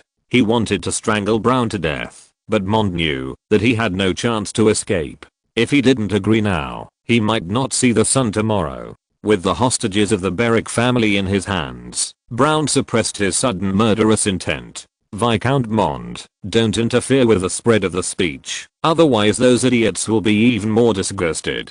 Just investigate who took the initiative to spread these speeches in a low-key manner, and find a way to arrest these people in the name of espionage. Commander Brown, Mond understands. Well, this matter is up to you. Leave. He watched Mond leave with a smile, and when he came to the gate a few steps, Brown's face returned to indifference. Guards, don't let anyone in before I come out, understand? Yes, Commander-in-Chief. The enchanted door slowly closed, and Brown Darkwill took a deep breath, sat next to Jennings, and said gently, I think you have understood my determination to deal with the Emerald Territory. Now, can you please tell me how to deal with the Emerald Territory? Jennings nodded. Brown's change in attitude was obvious, which was also the result he wanted to see. I wonder if the Commander-in-Chief remembers the great disaster that the Emerald Territory suffered more than 900 years ago. The great disaster that the Emerald Territory suffered 900 years ago. Brown's face was not very good. Such a powerful Emerald Territory also suffered a disaster? He also read the Imperial history and the Emerald Territory history when he was a child, but unfortunately he had forgotten most of the content. Now when Jennings asked, he naturally couldn't remember it. Speaking of which, Jennings was really arrogant. He could just say whatever he wanted to say. Why did he have to ask back? It seems that I have some impression, but it's been too long, and I have forgotten some of it. Please enlighten me, Mr. Jennings. Speechless about the unlearned Brown, Jennings suddenly felt distrustful of his choice. Suddenly, Jennings felt that his future was bleak. He couldn't even fully understand his enemies, and he only knew how to play tricks all day long. He still wanted to fight against the Emerald Territory. The two of them hid their true thoughts, but they looked friendly on the surface. It seems that the Commander-in-Chief has been too busy recently, and it is inevitable that he has forgotten. 900 years ago, a star god envoy named Simond went to the Emerald Territory. At that time, Fidlid had just been established, and was just a small town. Simond brought down divine punishment on the Emerald Territory in the name of blasphemy. Most of the Emerald Territory was destroyed, and a 100-meter crack formed in the east. In that battle, the Demon Lord Lester personally went out to fight against the Star God Envoy. After the battle, the God Envoy Simond was defeated, and Lester suffered heavy damage. After that, there were rumors that the real Demon Lord Lester had disappeared in that battle, and the Lord of the Emerald Territory was pretended by someone else, but there is no reliable evidence to prove this. What do you mean? Jennings smiled slightly. In this world, the Emerald Territory is not invincible. Chapter 656 Thickness. You don't want to On the battlements of Red Rock Castle, the Narcs and defenders watched the distant legion marching southward with a solemn look on their faces and relaxed with lingering fear. From beginning to end, the gate of the fortress was not opened. For the soldiers, it was still a bit difficult to face such a terrible enemy in person. This legion was naturally the legion commanded by Lester. Beyond Red Rock Castle, the yellow-brown hilly terrain gradually transitioned to the plain. A dozen specially bred mutant heavy rhinos each weighed 3 tons. Although the heavy rhinos, like tanks, did not have agile movement speed, their sturdy bodies could drag baggage equivalent to their bodies. When necessary, the heavy rhinos could also install steel rams on their heads to transform into siege hammers. The military baggage carts towed by the heavy rhinoceros are not ordinary objects. The arched structure makes the cargo capacity of the baggage carts far beyond common sense. In order to meet the military needs of carrying heavy objects over long distances, a variety of precious magic materials were used when the baggage carts were built. The specially made trucks also specially reinforced the body and wheel hub structure, so that the extremely heavy trucks would not fall apart due to normal walking. Even if there was an accident, they could be quickly repaired through accessories. On both wings of the baggage core are the Dark Guard Corps riding war horses. The Dark Guards wearing enchanted heavy armor rode pure-blooded dragon scale horses. The dragon scale horses are like enlarged versions of Char horses, but as a species in the magical world, the dragon scale horses have the blood and power of the dragon clan. The dragon scales on the surface have a strong weakening effect on both physical and magical attacks. Coupled with the excellent characteristics brought by the dragon blood, the dragon scale horses, which should have been too heavy to serve as war horses, have become heavy tanks with high explosive power. Each dragon scale horse is wearing enchanted armor, including the horse's legs. The whole body of the dragon scale horse is covered with mosaic armor. The damaged armor can be quickly replaced with independent armor on the baggage cart, which not only reduces the maintenance burden of the armor, but also maintains the double layer armor of the dragon scale horse, which can be said to have brought the defensive performance of the heavy cavalry to its limit. Unlike normal war horses, the eyes of the dragon scale horse are blocked by a small metal eye mask. The war horse cannot see anything, and the rider has to control the direction of the horse's movement. The reason why the dragon scale horse's eyes are covered is that the dragon scale horse will enter a violent state when it sees blood, and its strength and speed will be greatly improved. It's okay in wartime. The rampaging dragon scale horse can greatly enhance the combat capability of the heavy cavalry and cause huge casualties to the enemy. But if it is not in wartime, once it sees blood, the bloodthirsty dragon scale horse can easily cause unnecessary casualties. The best war horses naturally need the best knights to control them. As the top soldiers in Emerald Territory, each Dark Guard is selected from the Black Guard. While enjoying the top treatment, they use their lives to carry out the glory of the Emerald Territory Heavy Armor Knight. Under the conditioning of magic potions, the Dark Guard has obtained physical fitness far beyond that of ordinary people. Both the physique and the fighting will have been tempered and become a veritable humanoid monster. Each Dark Guard is equipped with 3 weapons. The Mounted Knight is equipped with a black steel lance, and the Dismounted Heavy Infantry is equipped with a black steel sword and a light enchanted hand shield. The light enchanted hand shield is built to resist magic attacks. The shield surface is attached with reflection magic, which can perfectly rebound magic attacks if used properly. It is said to be a legion of 12,000 people. In fact, except for 2,000 Dark Guards, the other soldiers are only assistants responsible for logistics and baggage. There are only 2,000 Dark Guards as real combat soldiers.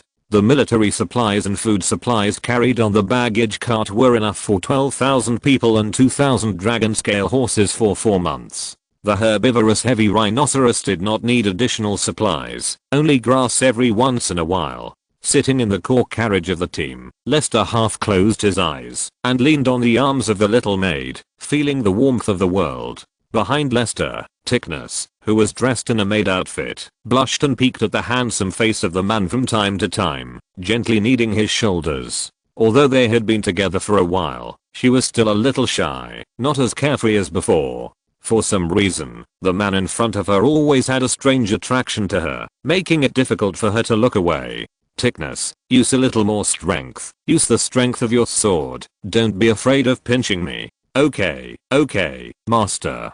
Carefully increasing her strength, Tignis forced herself to focus on the matter of serving, making herself more focused. Master, is this okay now? Not bad, Tignis. You have a talent for massage, really? Lester smiled lazily, enjoying the relaxation brought by brainwaves, saying that according to scientific research, this can effectively promote thinking ability and enhance the oxygen supply efficiency of the brain. Speaking of which, I don't know how Brown raised this blonde lolly behind him. He is also a veteran in the love field. He has visited many dangerous mountains and peaks, but he has never met such a natural old age. It stands to reason that things that meet the golden ratio line are in line with most people's aesthetics.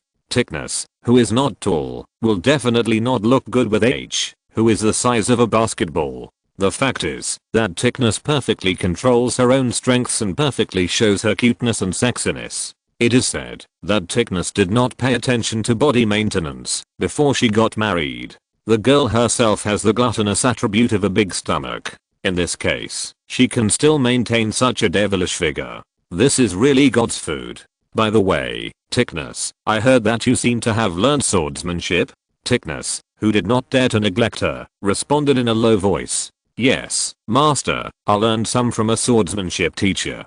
Who is your swordsmanship teacher? Master, my teacher is Master Dalors. Lester was startled, and then a line of words recorded in the intelligence file appeared in his mind. War Orphan Dalors Margarita, beautiful, 33 years old, a young two-handed sword master, currently loyal to the Darkwell family, serving as a swordsmanship instructor, suspected of having the blood of the Hedi people. Tignis, don't pinch, sit here and chat with me. Lester pointed to his side, and Tignis nodded like a little animal, trotting around the soft seat to the front, sat down next to Lester, and lowered her head shyly. With a frivolous evil smile on his lips, Lester pinched Tignis's chin, forcibly lifted the girl's face, and stared into the girl's clear sky blue pupils. If the golden hair color can be said to be a coincidence, after all, the Valoran continent is so large that there are always some ancient bloodlines that can have pure blonde hair, but the blonde hair is matched with such a pair of beautiful and clean light blue eyes, which makes him think of a possibility. You seem to be shy very easily. Did I ask you to do something worthy of shame? Tignis did not dare to struggle at all, but shook her head stubbornly, her eyes filled with mist. No, the master is very good to me, and, no. The man's smile became stronger. For him, compared with playing with the body to satisfy his lust, teasing this little spy who came to the door was quite interesting. No? Speak clearly, I don't understand. The little face was flushed, and Tignis recalled the fighting skills taught by the maid Danny before leaving, and her pink cherry lips trembled. Master, you didn't bully me. Then do you want to be bullied by me? The little maid stopped talking immediately, and her breathing became heavy, as if she was angry. Seeing that the misty eyes of the girl were about to cry, the gentleman Lester, who was about to quit, saw that Tignis broke free from control, took the initiative to kneel on the ground with her back to him, and stuck out her buttocks. Thanks to Lester's unwillingness to share his beauty with others, the skirt of the maid's outfit perfectly covered everything, without exposing any of the little maid's own secrets. Even so, Lester could still see the beautiful outline that exuded temptation. While not worrying about the child having no milk to eat, Tignis also had a buttocks for safe delivery. There is no doubt that this is an excellent woman, suitable to be a good mother, and the child will definitely not be hungry. However, although she is excellent, Lester was also stunned. We were just chatting well, and you suddenly stuck out your buttocks. What are you doing? Master, please sit down. Please sit on Tignis and bully Tignis as much as you want. Hoo-hoo. Tignis is ready. The girl's slightly broken trembling sound was not small. Fortunately, as the mobile palace of the Demon Lord, the carriage compartment was not only gorgeous and convenient, but also had outstanding sound insulation, so that the Demon Lord would not be shaken when he was warming up.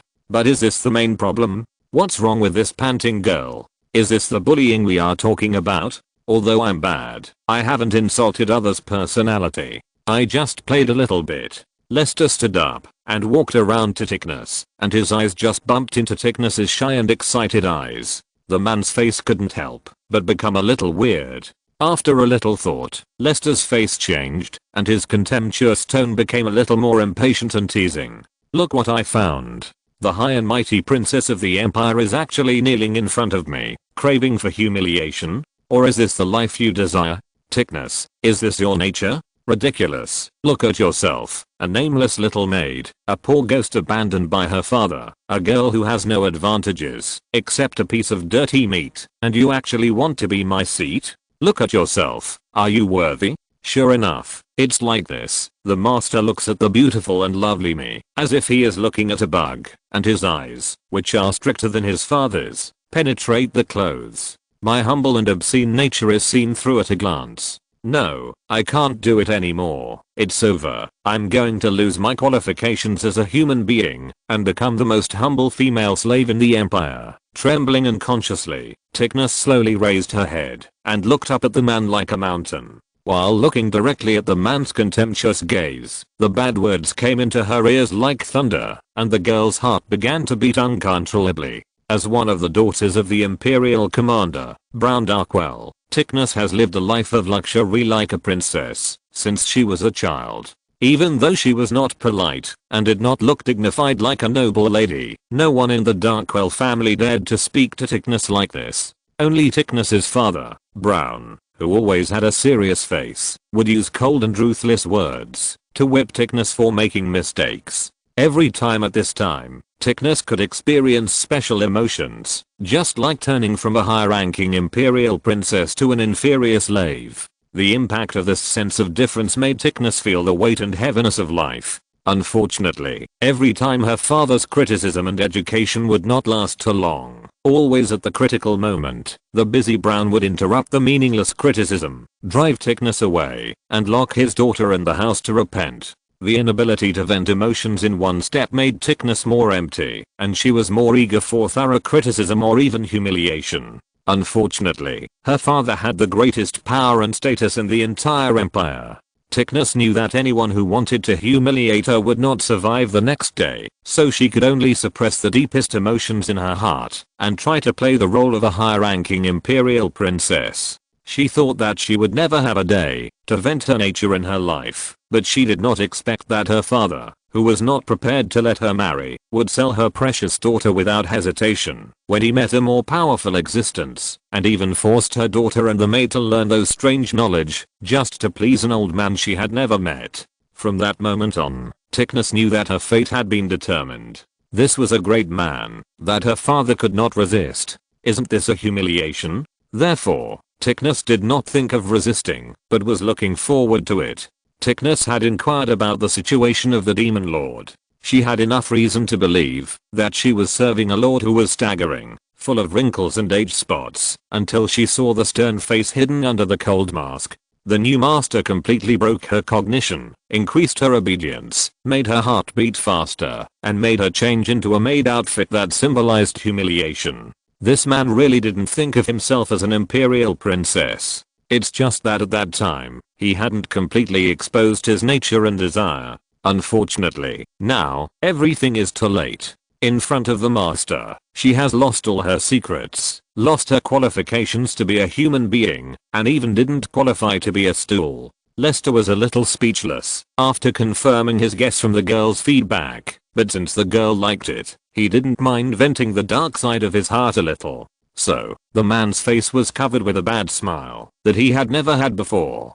Ticnus, you don't want your father to know your humble nature, right?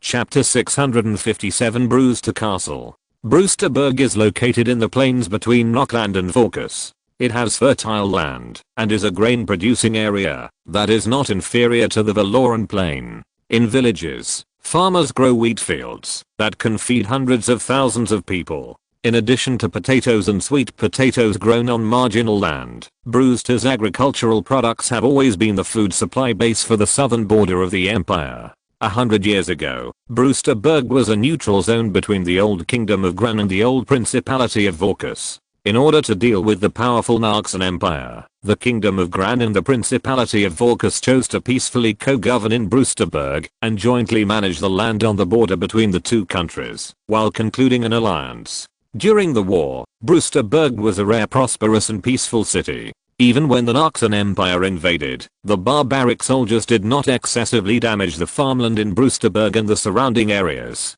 This allowed Brewsterburg to retain the integrity and prosperity of the castle after the war, allowing more people to choose to settle down in Brewsterburg. After the Naxos Empire completely conquered the two southern border countries, Fort Brewster, adjacent to the giant city of Knockland, became the second most important strategic location, with a tendency to develop into a giant city.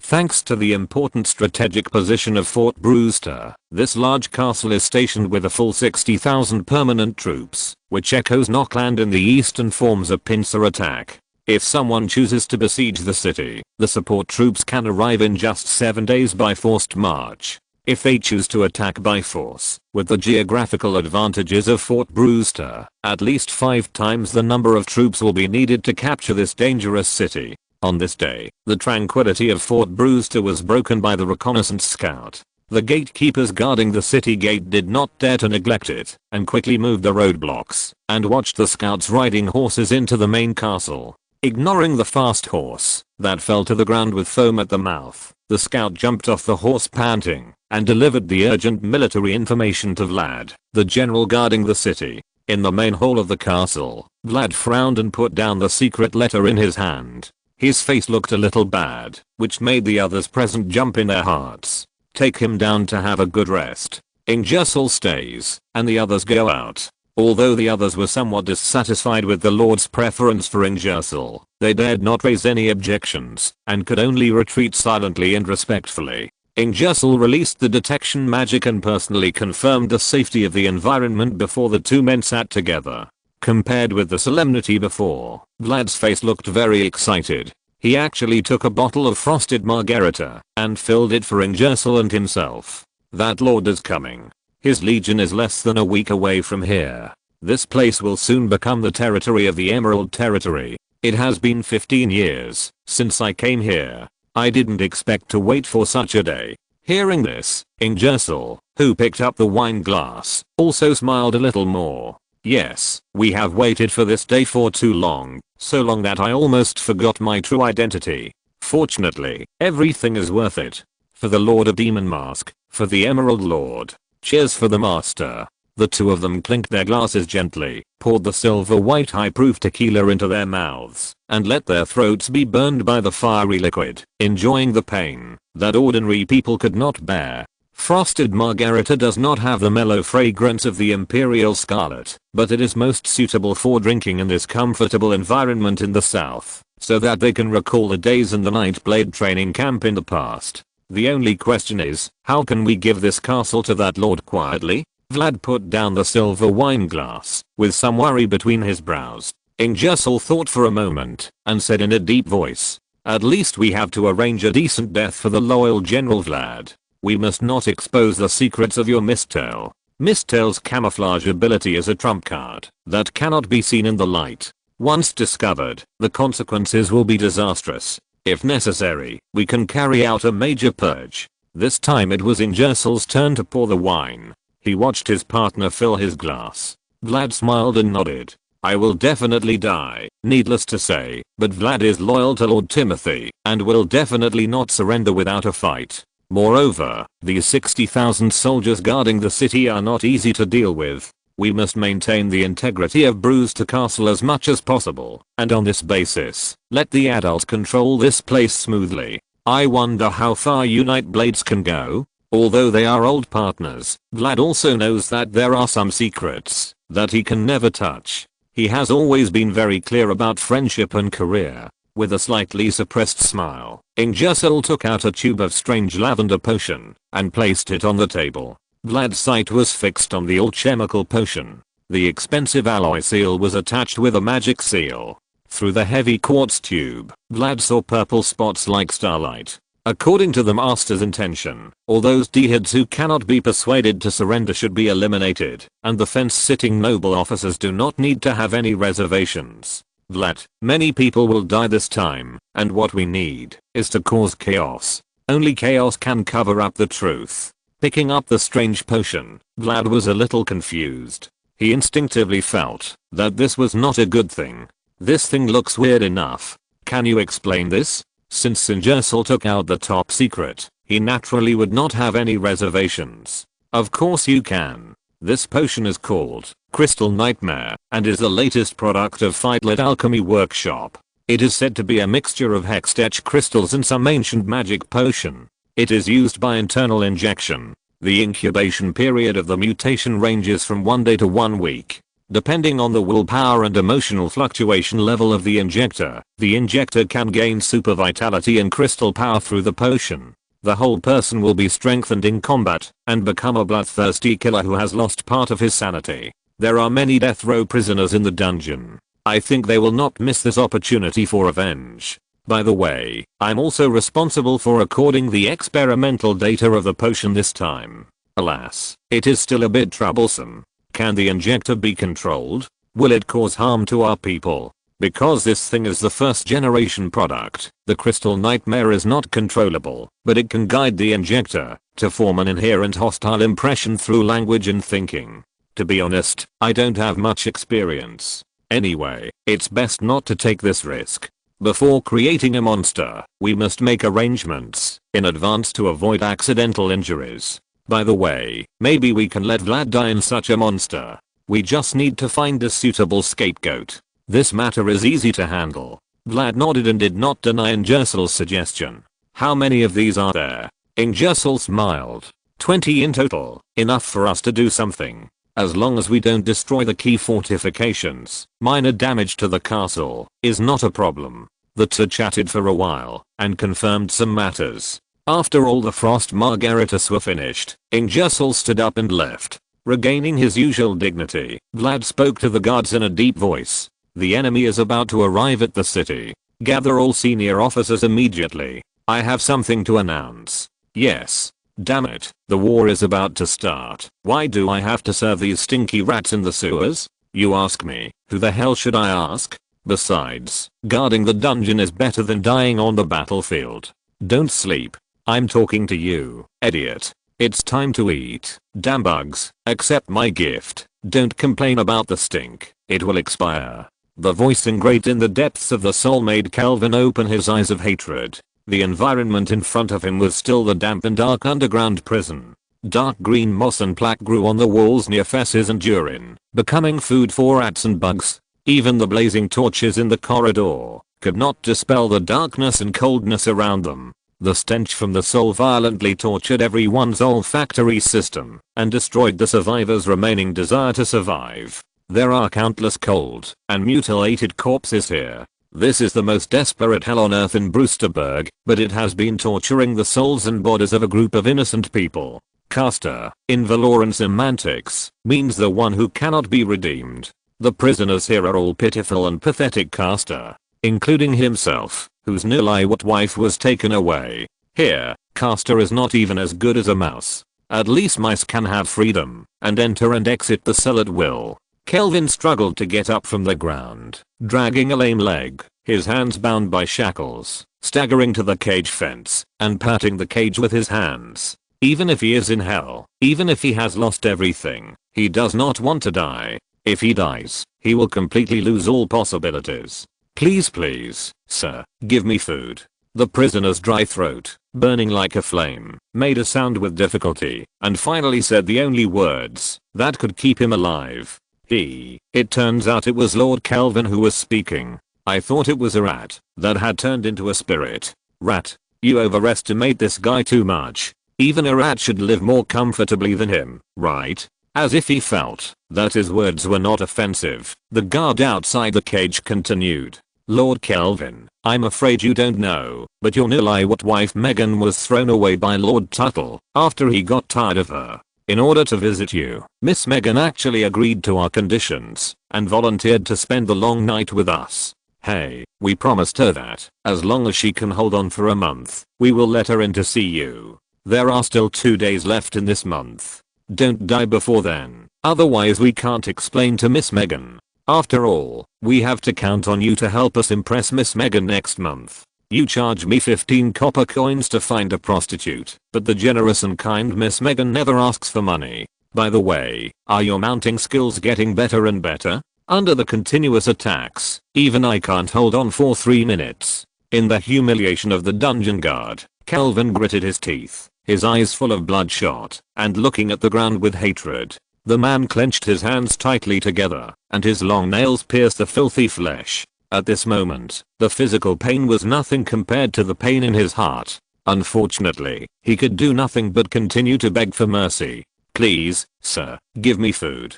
Haha, his beautiful wife has suffered such humiliation, but this coward is still thinking about eating.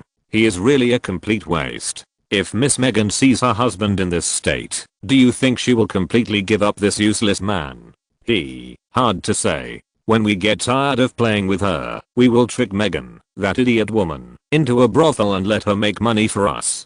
The two dungeon guards holding the large iron basin outside the cage smiled at each other and worked together to pour some of the iron basin used for getting up at night. The pig food, like white maggots wriggling, flowed from the edge of the basin into the stinking stone trough, barely filling the groove. Kelvin loosened his hands and buried his head in the stone trough without hesitation, sticking out his tongue and swallowing the liquid food with the urine smell in big mouthfuls. Amid the laughter of the dungeon guards, Kelvin licked all the liquid food in the stone trough clean, then retreated to the corner and closed his eyes. Megan, I have to see you for the last time before I have the courage to die. His vision slowly fell into darkness, and the body's self-protection mechanism made Kelvin quickly fall into a state of sleep.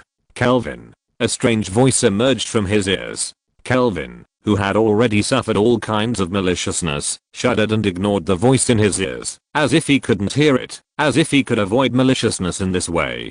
Kelvin, do you want revenge? Do you want to get the power to kill them? Or do you want to be a real coward and die in humiliation? There is only one chance. Kelvin suddenly opened his eyes, and his bloodshot eyes stared at the hooded man who appeared outside the cage at some point. Through the hood, Kelvin could only see a pair of cold ice blue eyes. At this moment, he knew that the mysterious man in front of him was much more terrifying than those evil guards. Such an existence would definitely not be someone on the guard side. Who are you? The voice of the hooded man was as emotionless as his eyes. It doesn't matter who I am. What matters is that I know everything about you. I know how much you want revenge, so I came to you. Gritting his teeth, Kelvin moved his body towards the bars of the cage for the first time before dinner. Even if the man in front of him was a devil, even if he needed to sell his soul, he would accept it, as long as he could give him strength, the power of revenge. Please, give me strength. Tell me, what would you do if you had the power? Without the slightest hesitation, Kelvin whispered with hatred and murderous intent from his soul. Caster's guards, and Tuttle and those soldiers who bullied me, all deserve to die. Taking out the precious syringe, the hooded man's cold voice softened a little. Stretch out your arm, endure the pain, and you will get the power you want. Chapter 658. Good brother, I have never asked you for anything in my life. This is a chaotic land filled with darkness. There is no breath of life. The color of the world is mottled and dark, like the decayed corpse of a giant, majestic and full of decadent breath. A pain like a needle piercing from the depths of the soul attacked Kelvin, and he instantly developed self-awareness. The man who realized his own existence wanted to wail and scream, but he couldn't make any sound. This sense of contradiction even made Kelvin have an impulse of self-destruction. It's so painful to live. I want to die. I want to die like this. There will be no pain when I die, and I won't humiliate myself in front of those demons after opening my eyes. But if I die like this, the woman who has been waiting for me to meet him will definitely be sad. A kind of unwillingness burned like a fire burning firewood. In the severe pain, Kelvin suddenly returned to his wedding night. At this time, Megan was still a shy and kind girl. At this time, Tuttle, who became the captain of the city defense guard by relying on nepotism, had not yet led the group of soldiers called thugs to break into his new home. Looking at the familiar real scene, Kelvin clenched his fists and even thought that he had traveled through time and returned to the time when the tragedy had not happened. Perhaps it was surprise, or perhaps it was fear. Kelvin, who could not sort out the clues, took 2 steps back and fixed his eyes on the girl's forced smile. Kelvin, I believe in your choice. Life here is indeed easy. Although Tuttle always harasses me, but maybe we can't get a happy life if we leave here. I'm willing to protect this little home with you. The simple woman in a linen waist dress in front of him was called Megan. She had beautiful and smooth long brown hair and cute freckles on her face. Megan was his closest friend since childhood. As it should be, he and the woman in front of him entered into a marriage relationship. She was about to become his wife and live happily with him. It should have been like this. It should have been like this. Suddenly realizing something, the next moment Kelvin pressed his chest tightly. The regret and anger in his heart were like a mountain torrent that flooded the farmland and almost broke the man's wavering will. It was all his fault. He was the one who caused this tragedy. At this time, he still fantasized that he could make Tuttle forgive his wife through his efforts. He also believed that the 5 silver coins he had saved for several years could allow him, who was confident, to persuade Tuttle to let him and Megan go. Kelvin clenched his fists, his gentle face twisted into a ball, his eyes were about to burst, and he wanted to kill his cowardly and stupid self right now. However, he couldn't do this, because Megan was by his side, waiting for him to protect her with his life. Megan, let's go. Let's go now. Don't want anything. Don't take anything. Let's leave here together. Kelvin grabbed the confused girl and turned and ran. Even if he didn't know why Kelvin made such a hasty decision, Megan was willing to believe the man she loved most. However, the so-called beauty was just an illusory morning mist before the arrival of despair, which disappeared the moment the sun came out. There were already countless sounds of armor and greaves colliding outside the door. Kelvin was desperate when he thought that there were soldiers outside that he could not fight against. The next moment, the man did not surrender, but dragged his partner, whom he was willing to protect with his life, to the attic. Megan, you hide here. No matter what happens, don't come down. If those soldiers come up, I'm afraid I'll be dead. Then you will obey them, try to please Tuttle, and find a chance to escape from this hell. You are a strong girl. Even without me, you must live well. The man who mustered up the courage took the initiative to kiss his girl for the first time and turned around without hesitation to close the door and ran downstairs. Even if I die, I will replace two damn beasts before I die. For ordinary farmers, there are not many objects that can be used as weapons. There is not much time to choose. Kelvin picked up a single-edged felling axe, held his breath, and hid behind the door. Thinking about the battle plan in his mind, the man's eyes were like the most bloodthirsty beast in the dark jungle. Bang! After knocking on the door to no avail, the wooden door was kicked open and the bolt cracked. The soldiers outside the house did not speak, but walked closer and closer with heavy steps. Soon, the first soldier who broke into the house appeared in front of Kelvin. The man, whose body was shaking with excitement, held the axe tightly with both hands. He recalled the humiliation he had suffered in his mind. The anger made the man calm down again and chopped down the back of the unsuspecting soldier's neck. The not-so-sharp axe blade bypassed the protection of the helmet and chainmail and bit deeply into the back of the soldier's neck. Go to hell. The soldier screamed, and the other soldiers obviously did not expect such a thing to happen. For a while, they were stunned. Taking advantage of the opportunity, Kelvin, who had pulled out the axe, added another axe to the cracked position. The soldier's head was directly chopped off and rolled to the ground. Looking at the soldiers who died like this, Kelvin was also stunned for a moment. These soldiers did not seem to be as strong as he imagined.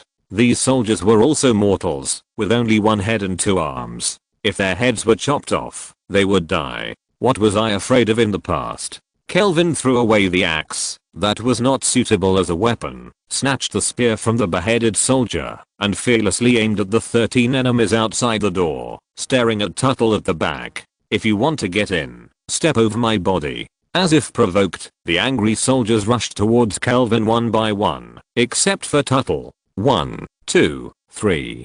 Guarding the only entrance and exit, Kelvin, who had the advantage of terrain, repeatedly thrust out the spear in his hand and thrust the tip of the spear into the chest of the soldier. 7, 8, 9. Under the continuous attack, Kelvin, who had never been armored, was already covered with scars and bleeding. Even so, the man who should have died long ago advanced step by step with his fierce fighting style. From beginning to end, the man never put down his blunt spear, but became more and more courageous. When I put down my weapon, I lost the chance to pick it up again. I must not retreat. Kelvin had long forgotten the difference between illusion and reality. He gritted his teeth and bled. All 14 soldiers were dead. At this moment, he only wanted to kill the bald man in armor. At the same time, Tuttle, who had not moved, put down the iron visor of his helmet and drew the long sword at his waist. Tuttle. His vision had become dim, and double images appeared in front of his eyes. His steps began to be weak, but Kelvin never changed his charge route. Facing the sword in Tuttle's hand, Kelvin used up his last strength and stabbed a fatal shot. Clang! The tip of the gun hit the vertical grid of the helmet. Tuttle leaned back, but Kelvin continued to push hard. With the sound of the metal button breaking, Tuttle's helmet was picked off. Swish! The entire right upper arm was cut off by Tuttle's long sword. Kelvin could no longer hold the weapon tightly, but his crazy face was filled with the smile of a winner. His blunt gun had completed its final mission. He turned his head to look at the attic behind him, and a gentle smile flashed across his face like a spring breeze. When he turned his head back, the man who had become a beast again pounced on Tuttle with his only remaining left arm, knocking the unbalanced Tuttle to the ground. Teeth became the most deadly weapon, and Tuttle's throat was torn open by the beast, completely losing his life.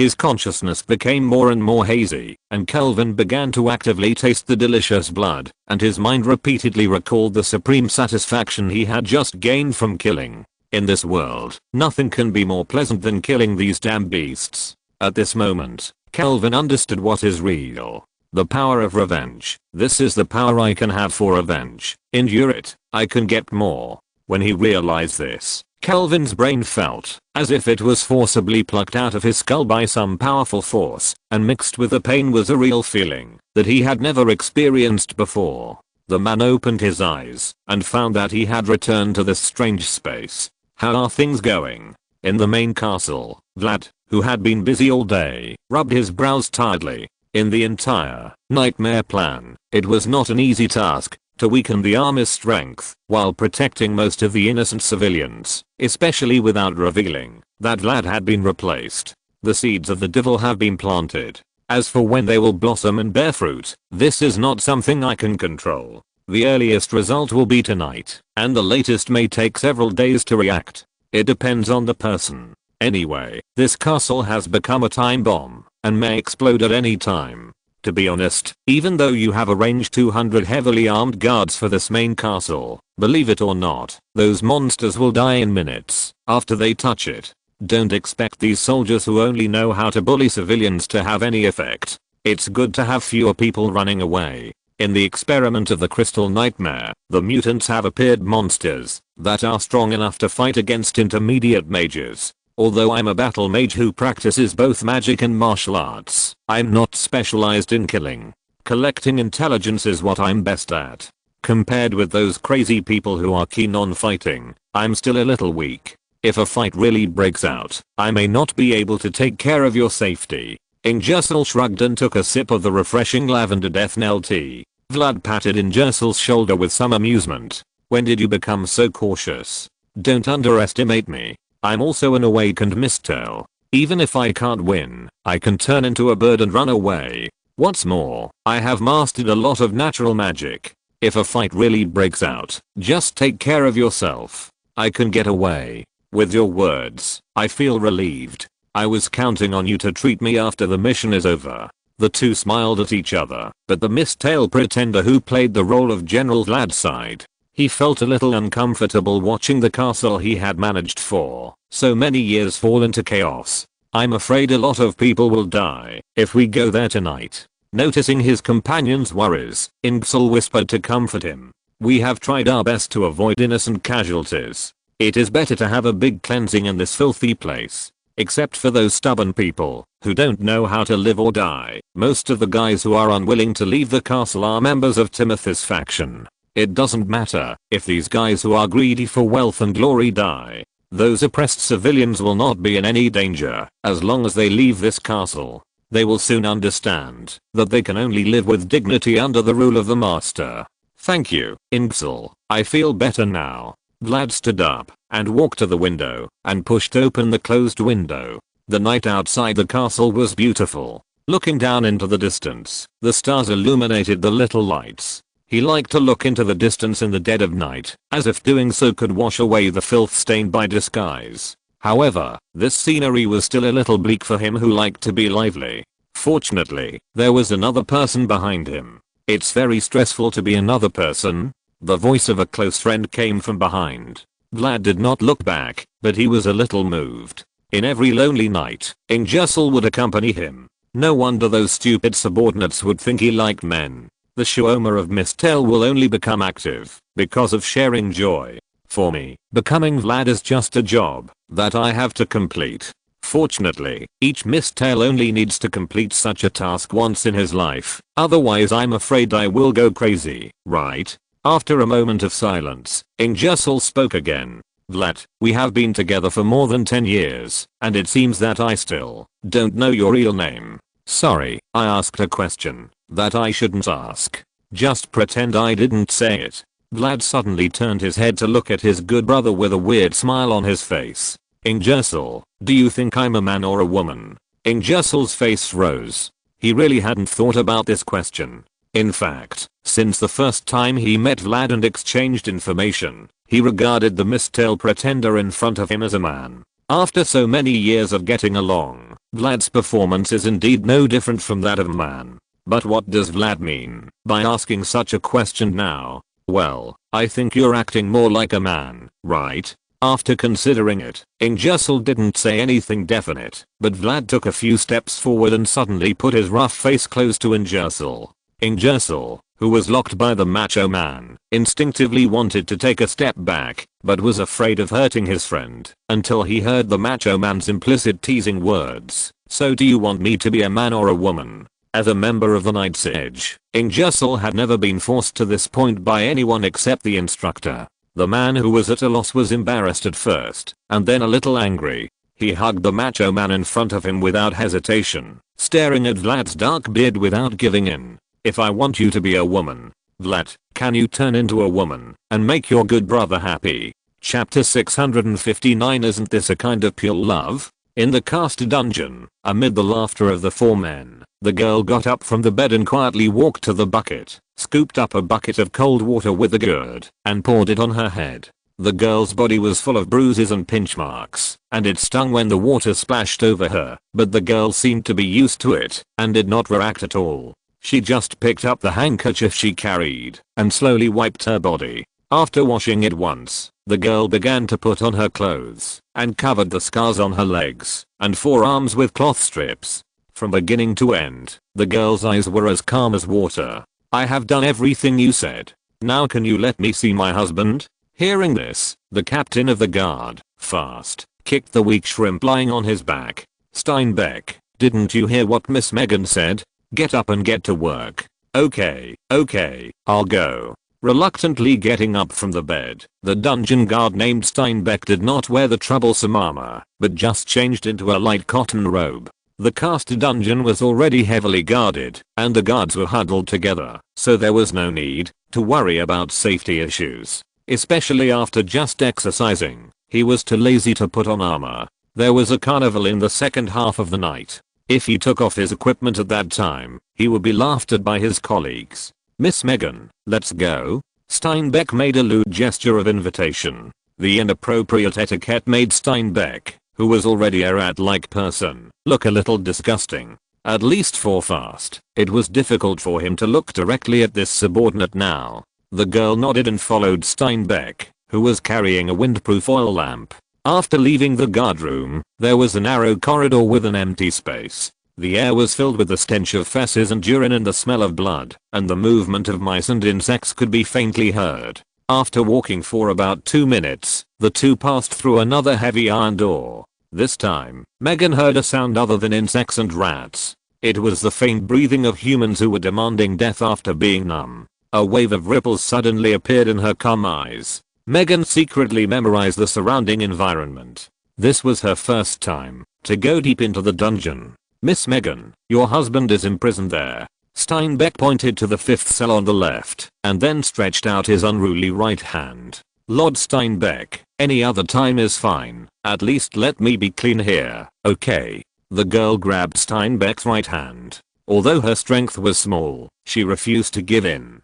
stared at by the girl's dead eyes, Steinbeck's heart jumped. He was not afraid of the weak girl in front of him, but he was worried that the girl would have the intention to die.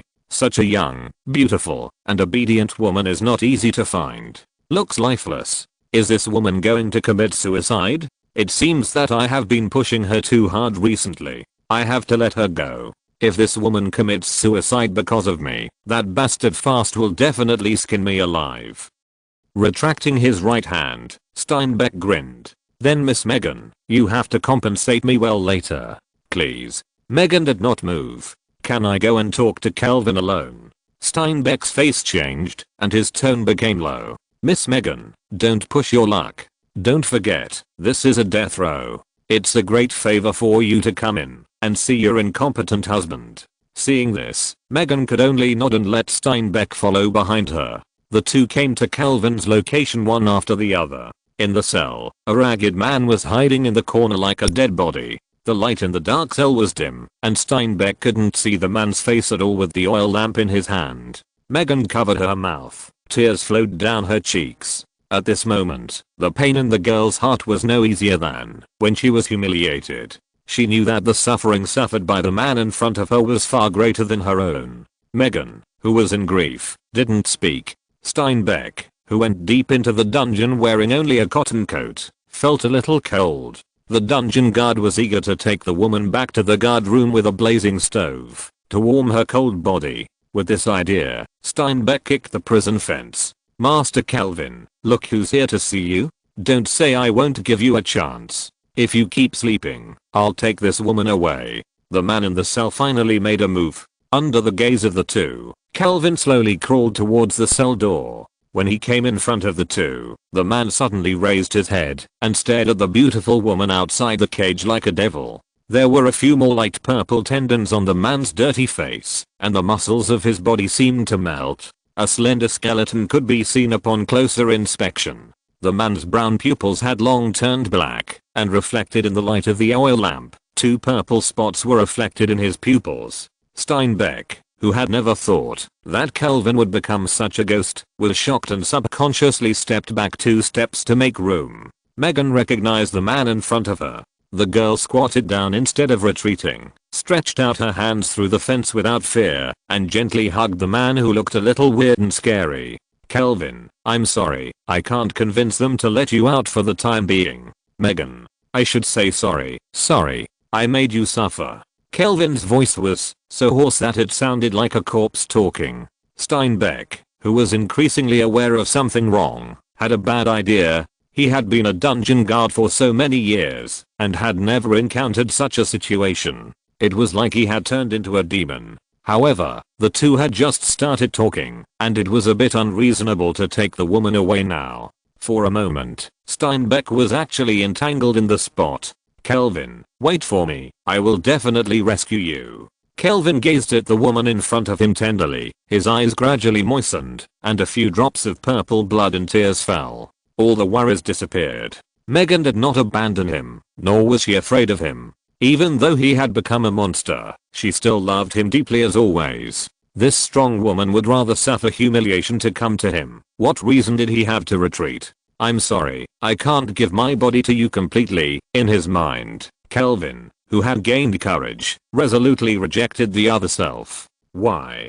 Don't you want revenge? You should know how powerful you can be under my control. As long as you give me your body, those dungeon guards and the turtle who defiled your wife will all become dead. I will kill more enemies for you, and even destroy this city. I want revenge, but before revenge, I must protect Megan with my life. I will never let her suffer any more harm. Even if you are another me, as long as there is any possibility of losing control and hurting Megan, I will not give my body to you. After a while of silence, another consciousness said the last sentence. You have successfully convinced me, Calvin. Become the most powerful self, carry my hatred, protect the woman you cherish most, and bring her happiness. As if breaking the boundaries and diaphragms of some knowledge, Calvin suddenly found that he had mastered a terrible life energy. Unlike before, the consciousness that suffered so much and longed to destroy everything had disappeared, turned into the understanding of power, and became a part of himself. In other words, the other consciousness originally came from his own pain and hatred, and at this moment it had completely merged with himself and become one. Feeling the terrible life energy in his body, Kelvin held the wooden fence as thick as his thigh with both hands and slowly tightened his muscles. The communication between consciousnesses seemed cumbersome, but it only took a few breaths in front of Megan and others. When Kelvin held the fence, the two felt that Kelvin, who was like a dead man just now, suddenly turned into some kind of deadly beast. In this low pressure, even breathing was a little difficult. Megan loosened her hands holding Kelvin's face in a daze. She didn't know what happened to Kelvin, but Steinbeck sensed a fatal threat. All the limbs and bones issued crazy warnings to Steinbeck, prompting the man to escape from the monster in front of him. Finally, the monster named Kelvin set that damn sight on himself and stood up from the ground. Steinbeck widened his eyes. Kelvin's legs were broken by Lord Tuttle himself. How could a cripple stand up from the ground? Bitch. Come here. Steinbeck, whose scalp was exploding, no longer hesitated and stretched out his right hand to grab Megan's shoulder. No matter what kind of changes happened to Kelvin, holding Megan hostage was always a good move. That would not go wrong. Megan subconsciously approached the fence. At the moment when Steinbeck's claws were about to grab Megan, her right hand, which was as dry and thin as a ghost's claw, with only a skeleton left, grabbed Steinbeck's right hand in advance, like a locked iron clamp. He couldn't get away, no matter how hard he tried.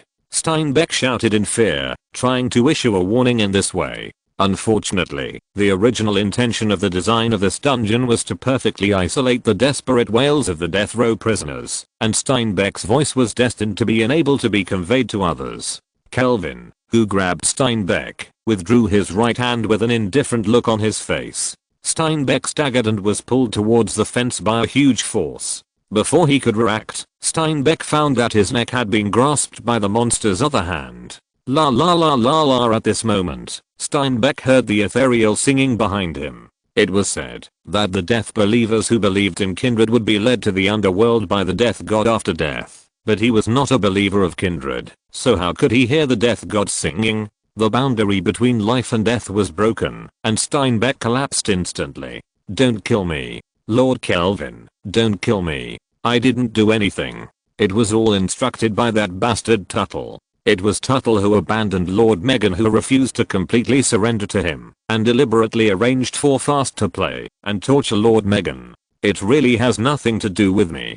Cap. With the sound of bone cracking, Steinbeck's words stopped abruptly. At the moment, when Steinbeck's soul left his body, a masked sheep spirit shot the soul arrow in his hand, piercing Steinbeck's dirty soul. Miraclaw expressed a little anger in his own way. At the same time, the oil lamp in Steinbeck's hand fell to the ground, stubbornly emitting light. You've eaten so many good things, it's time to spit them out now.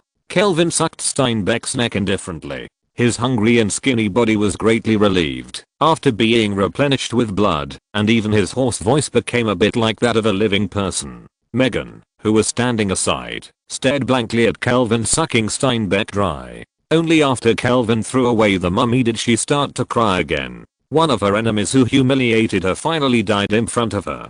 This was a scene she dared not imagine even in her dreams. She was not afraid that Kelvin in front of her would become a monster, nor was she afraid that Kelvin would hurt herself. She was only afraid that Kelvin would not recognize her. Fortunately, although Kelvin had changed, he was still the man who loved her. That's right. He has the key. I'll open the door for you now. After the surprise, the girl lost her composure and frantically searched for the keychain on Steinbeck's waist. When she took off the key, Kelvin had already torn open the unbreakable wooden fence and walked out, gently hugging the girl in front of him. The reason why he didn't dare to use force was because Kelvin was afraid that he would hurt his girl. Megan, I already have the power. Let me protect you from now on. The man with the foul odor hugged her, and the girl smiled happily, but she couldn't help crying again when she thought that she was no longer pure.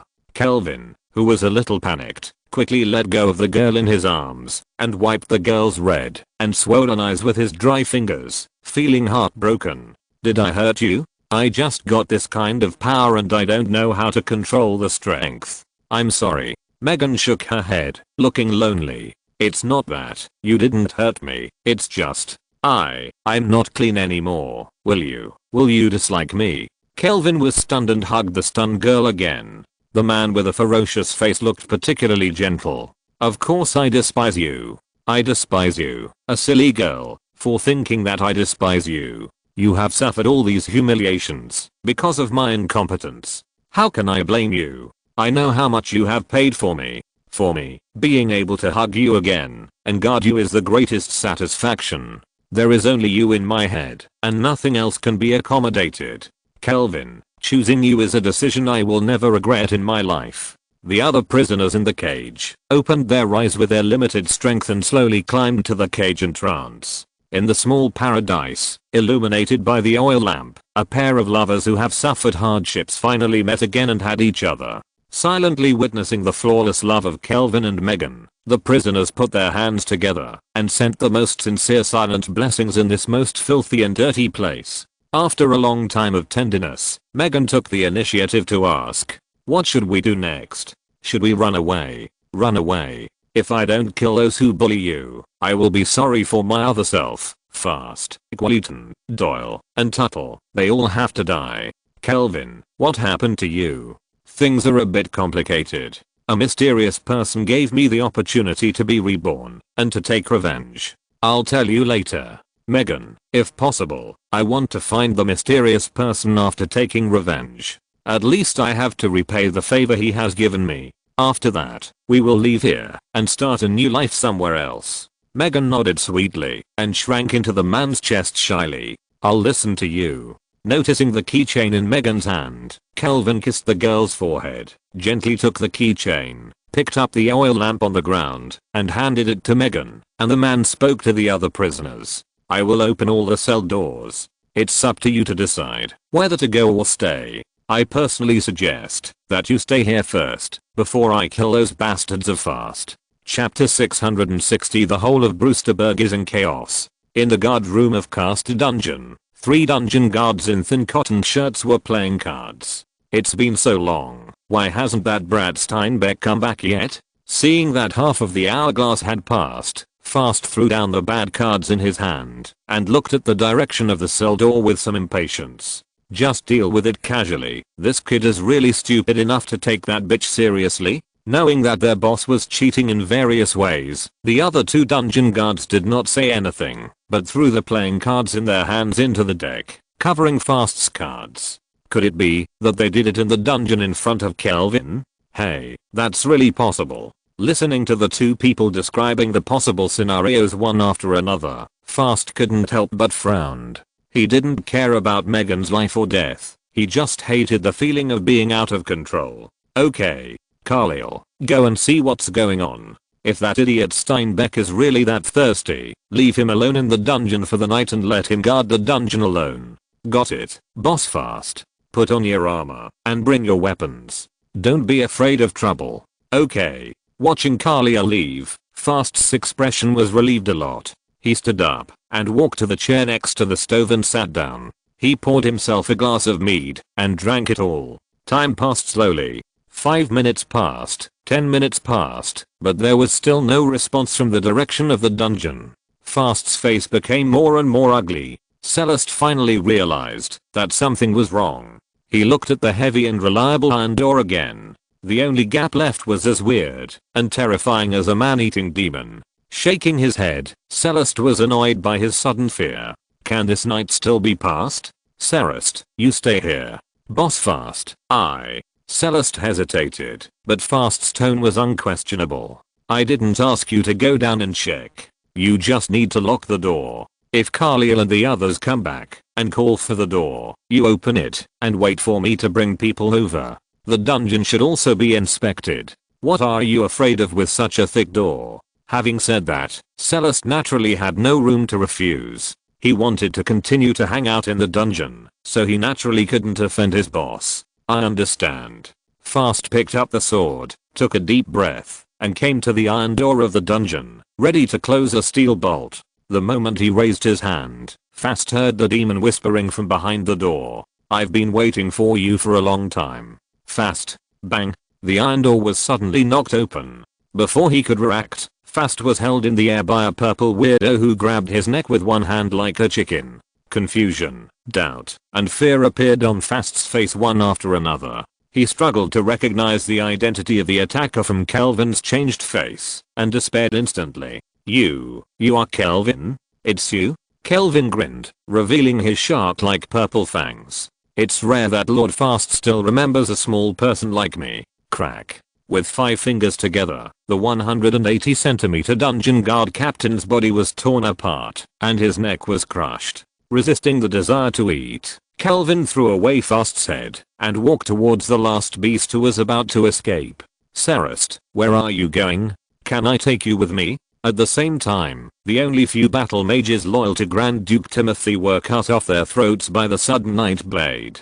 Without the battle mages responsible for communication and vigilance, Bruss Castle became a living hell. The beautiful silver moonlight fell in the dark corners, and the hideous and terrifying humanoid monsters were bending over and feasting on human flesh to satisfy their own evolutionary desires. The sudden terrorist attack completely threw the soldiers guarding the castle into disarray. Waves of soldiers ran out of the barracks like headless flies, and many of them didn't even wear pants. The soldiers couldn't find the officers who issued the orders, and the officers couldn't find the soldiers who obeyed their orders. There were only cold corpses hidden in inconspicuous corners. The fatal scars on their necks explained that there were other attackers hiding in the dark besides the monsters. What the hell is going on? Where did those bastards run to?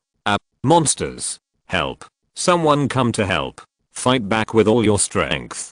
Archer shoot. Who dares to run? No running. Go back. Who dares to kick me? Ouch. The soldiers who were in a mess could only struggle to survive alone in the chaos. Under the intervention of the Night's Edge, the garrison stationed in Brewster Castle did not form an effective resistance organization. Only dozens of scattered small-scale troops found corners that were easy to defend and difficult to attack, struggling to resist the attack of the aliens. Unfortunately, monsters can heal their wounds and increase their strength by eating flesh and blood. Facing nearly immortal monsters, it is difficult for soldiers to cause effective damage, let alone kill them. Facing monsters that become stronger and stronger, all resistance is ultimately futile. The steel gate of the main castle had already fallen, and 3 mutants that tracked blood climbed over the high wall and jumped into the closed main castle. The mutants, whose strength has surpassed most elite warriors, used their evolved limbs to kill the soldiers who were completely desperate. There were fewer and fewer living people, and more dead people. In the soul realm that humans cannot see, Miraclaw squatted on the spire of the main castle and stared at the soul waves that fell to the ground like meteors. The lamb opened its cherry mouth and sang the elegy for the dead. The strong smell of blood drifted in with the night wind. Vlad looked down at the uncontrolled fire outside the castle and frowned with some worry. The development of things seemed to be worse than he imagined. It wouldn't be long before those constantly evolving monsters would kill all the living people in the entire castle. The Crystal Nightmare. It's so scary. It can turn a normal person into such a powerful monster. Only the Dark Guard can deal with such a monster, right? After all, it is the alchemical potion that the master personally participated in developing. It is natural that it is effective. It's just a pity that no one who has injected it has been able to overcome the negative effects of the potion so far. Unlike before, Ingersoll changed into his own exclusive equipment. As for whether it would be seen by those irrelevant people, it didn't matter. Anyway, everyone in this main castle, except Vlad and him, would die here. The mutant under the tower raised his head, met Vlad's eyes, let out a terrifying roar, and jumped away, looking for a way to climb up to the main castle. What if we can overcome the negative effects of the potion? The screams of the soldiers outside the door had already been heard. Ingersoll pulled out the magic steel sword with a sharp edge and a magic breaking formation attached, turned his body, and faced Vlad with his back. There will be monsters that can maintain their own rationality and continue to evolve. Will there be no upper limit soon? There is an upper limit before the mutants get new Crystal Nightmare potions. Bang! The iron inlaid solid wood door was violently knocked open, and the guards outside the door had turned into a pile of broken corpses. In the pool of blood, the 2.2 meter tall mutant opened his bloody mouth and roared at the two. It's just a failure. It's not good to be too arrogant. with a knife flower. Ingersel rushed forward. Behind Ingersel, Vlad's hands were shining with magical light. The sky brightened, and Lester heard the report outside the car. "Master, the fortress of Brewster is in front of us. It seems that some great changes have taken place in the city. Many terrible monsters have appeared and are killing people wantonly."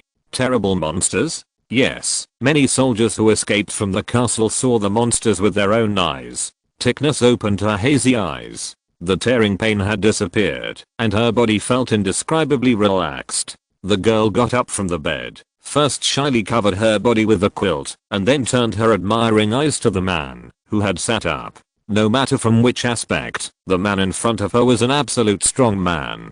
Facing a man who could see through her nature at a glance, she could not find any reason to resist, let alone any idea of resistance. She had asked in person that this man did not even care whether she would tell her father the information. It was an honor for her, who was of noble status, to serve such a man. Glancing at Ticnus, who had surrendered, Lester said in a deep voice, "Order, the Dark Guards are divided into 2 teams. The front team is the vanguard, entering the city first to clear all obstacles along the way, saving the castle defenders as much as possible, and at the same time investigating the intelligence of the monsters in Brewster Castle. The rear team is responsible for guarding the Legion's baggage and stationing on the spot." "Yes." Pulling the quilt in front of the girl, Lester hugged the slightly trembling Ticnus. In the arms of the man who couldn't let go, the girl's breathing gradually became rapid. "Are you surprised?"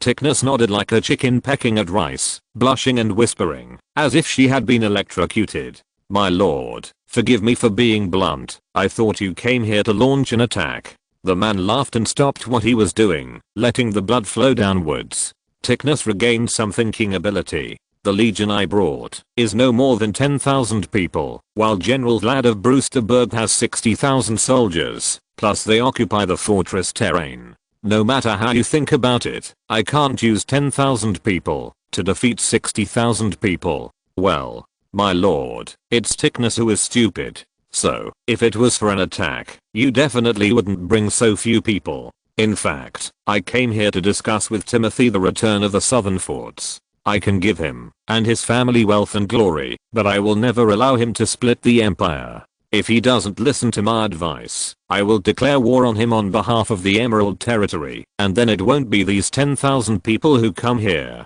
It's just that I didn't expect that such a strange thing happened in Brewsterburg. As a member of the Empire, I naturally can't stand by and watch the people of Brewsterburg who were suffering from the disaster." Ticnus lowered her head. She couldn't see any signs of lying in the man. Maybe she didn't have the ability to read people's expressions. At least on the surface, the Demon Lord Lester came with good intentions. He didn't want to compete for power with her father. This man, like her father, didn't want the empire to split. Maybe my father was just worrying too much. On the 3rd day of the armistice, unlike the assassins of the Night's Edge, the person in charge of reporting this time was the deputy general who dispatched the army. "My lord, the matter has been investigated. The monsters in Brewster Castle are very similar to the demonic creations of the Ghost Legion. The disaster suffered by Brewster Castle this time is probably related to the group of undead creatures that invaded Fidlet." The calm face suddenly became serious. Lester's appearance scared Ticnus and even shook the waves. "Ghost Legion? What is that? It sounds so scary." It's a pity that Lester doesn't have the ability to read minds. Otherwise he would have to say, "Ghost Legion. Isn't that the best scapegoat?" Speaking of which, Mordekaiser did a lot of bad things in the material realm. Let's not talk about the invasion of the Black Fog with Shadow Island as the source. When he was on Dragon Island, the Nether Legion made a world-shaking dragon soul summoning, taking away many revived skeleton dragons, and returning to the underworld. The Nether Legion attacked the Emerald Territory many times. I don't know how many disasters that guy brought to the material realm. If it weren't for the fact that the powerful people chose to bury the truth in order to avoid panic, coupled with Mordekaiser's secret guidance and control, I'm afraid that Mordekaiser would have become the enemy of the continent. For Lester, naturally, there is no more suitable Black Pot master than Mordekaiser. Mordekaiser himself will not care. The evil will never hate bad reputation. Anyway, in the end, they all take the route of arms race to dominate the world. It is better to expose Mordekaiser, who is lurking in the underworld and developing secretly. Facing the threat of Mordekaiser, the people of the Empire will know who is more suitable to lead the Empire to light. He never needed to compete with Bron Darkwall for the position of Commander-in-Chief. He walked the upright path of the Emperor. Whoever blocked his path to becoming king was a traitor to the Empire and a running dog of the underworld. What are the casualties in Brewsterburg? In just a few words, Lester seemed to have used up all his strength, and he felt indescribably heavy. The adjutant who cooperated with Lester's performance covered his tears and expressed the appropriate grief. Reporting to the Lord General Vlad, most of the officers have been harvested by the servants of the underworld. The abominable underworld demons slaughtered the defenders in the castle. 60,000 soldiers, a full 60,000 soldiers. The survivors. There are less than 1,000 survivors. Until now, there are still many hidden underworld demons wreaking havoc in the city. Lord Brewsterburg, the people are suffering. Those underworld demons are simply not human. Tickness covered her mouth in horror, and Lester sighed in grief, almost unable to hold back his laughter. The souls of the underworld are certainly not human. After a moment, the man who finally regained his composure became more stern in his voice. Order the Dark Guard to kill all the netherworld demons, the Legion to enter the city immediately, gather all the survivors, and resettle them well. Remember, treat every citizen of the Empire well, and tell them that, even if Timothy abandons them, the Emerald Lord will protect them. Thanks to Yalxingshan for the 500-point reward, and thank you all for your monthly ticket support. Some readers have said that what I wrote recently is not as interesting as before. I would like to say sorry here. Just like a marathon, a long novel often faces the problem of lack of stamina, but I will do my best to make the story as interesting as before. The word count of this book is close to 2 million words, currently 1.98 million words. Fanfiction authors of the same period have already made enough money to complete their novels, but I haven't even reached the climax here. Bitter smile, and I'm struggling to meet the passing line. I can only say that I've spread my wings too wide. There's nothing I can do. I think since the title says 1,000 years, I have to write for 1,000 years, otherwise I'd be deceiving the readers. Since I've chosen this path, everyone has paid to see this far, and a bad ending, or a perfunctory one, would be disrespectful to the paying readers. I can only bite the bullet and keep writing. Unlike new books that haven't been put on the shelves yet, I won't have any psychological burden if I cut it off. Please be gentle. To be honest, the 9th volume is really hard to write. I have a serious writer's block. This period in the League of Legends world line is a blank, and then comes the source of evil, the invasion of Ionia by Noxus. By then, it should be written a little more vividly than it is now. All in all, I don't have anything to draw on during this period of time. I rely on past plots to deduce them myself. They are completely original and as logical as possible. The story of Lester dominating Noxus may seem a bit boring due to my limited personal ability, but at least I'm writing it with my heart, and will never be perfunctory. I hope everyone will be more patient.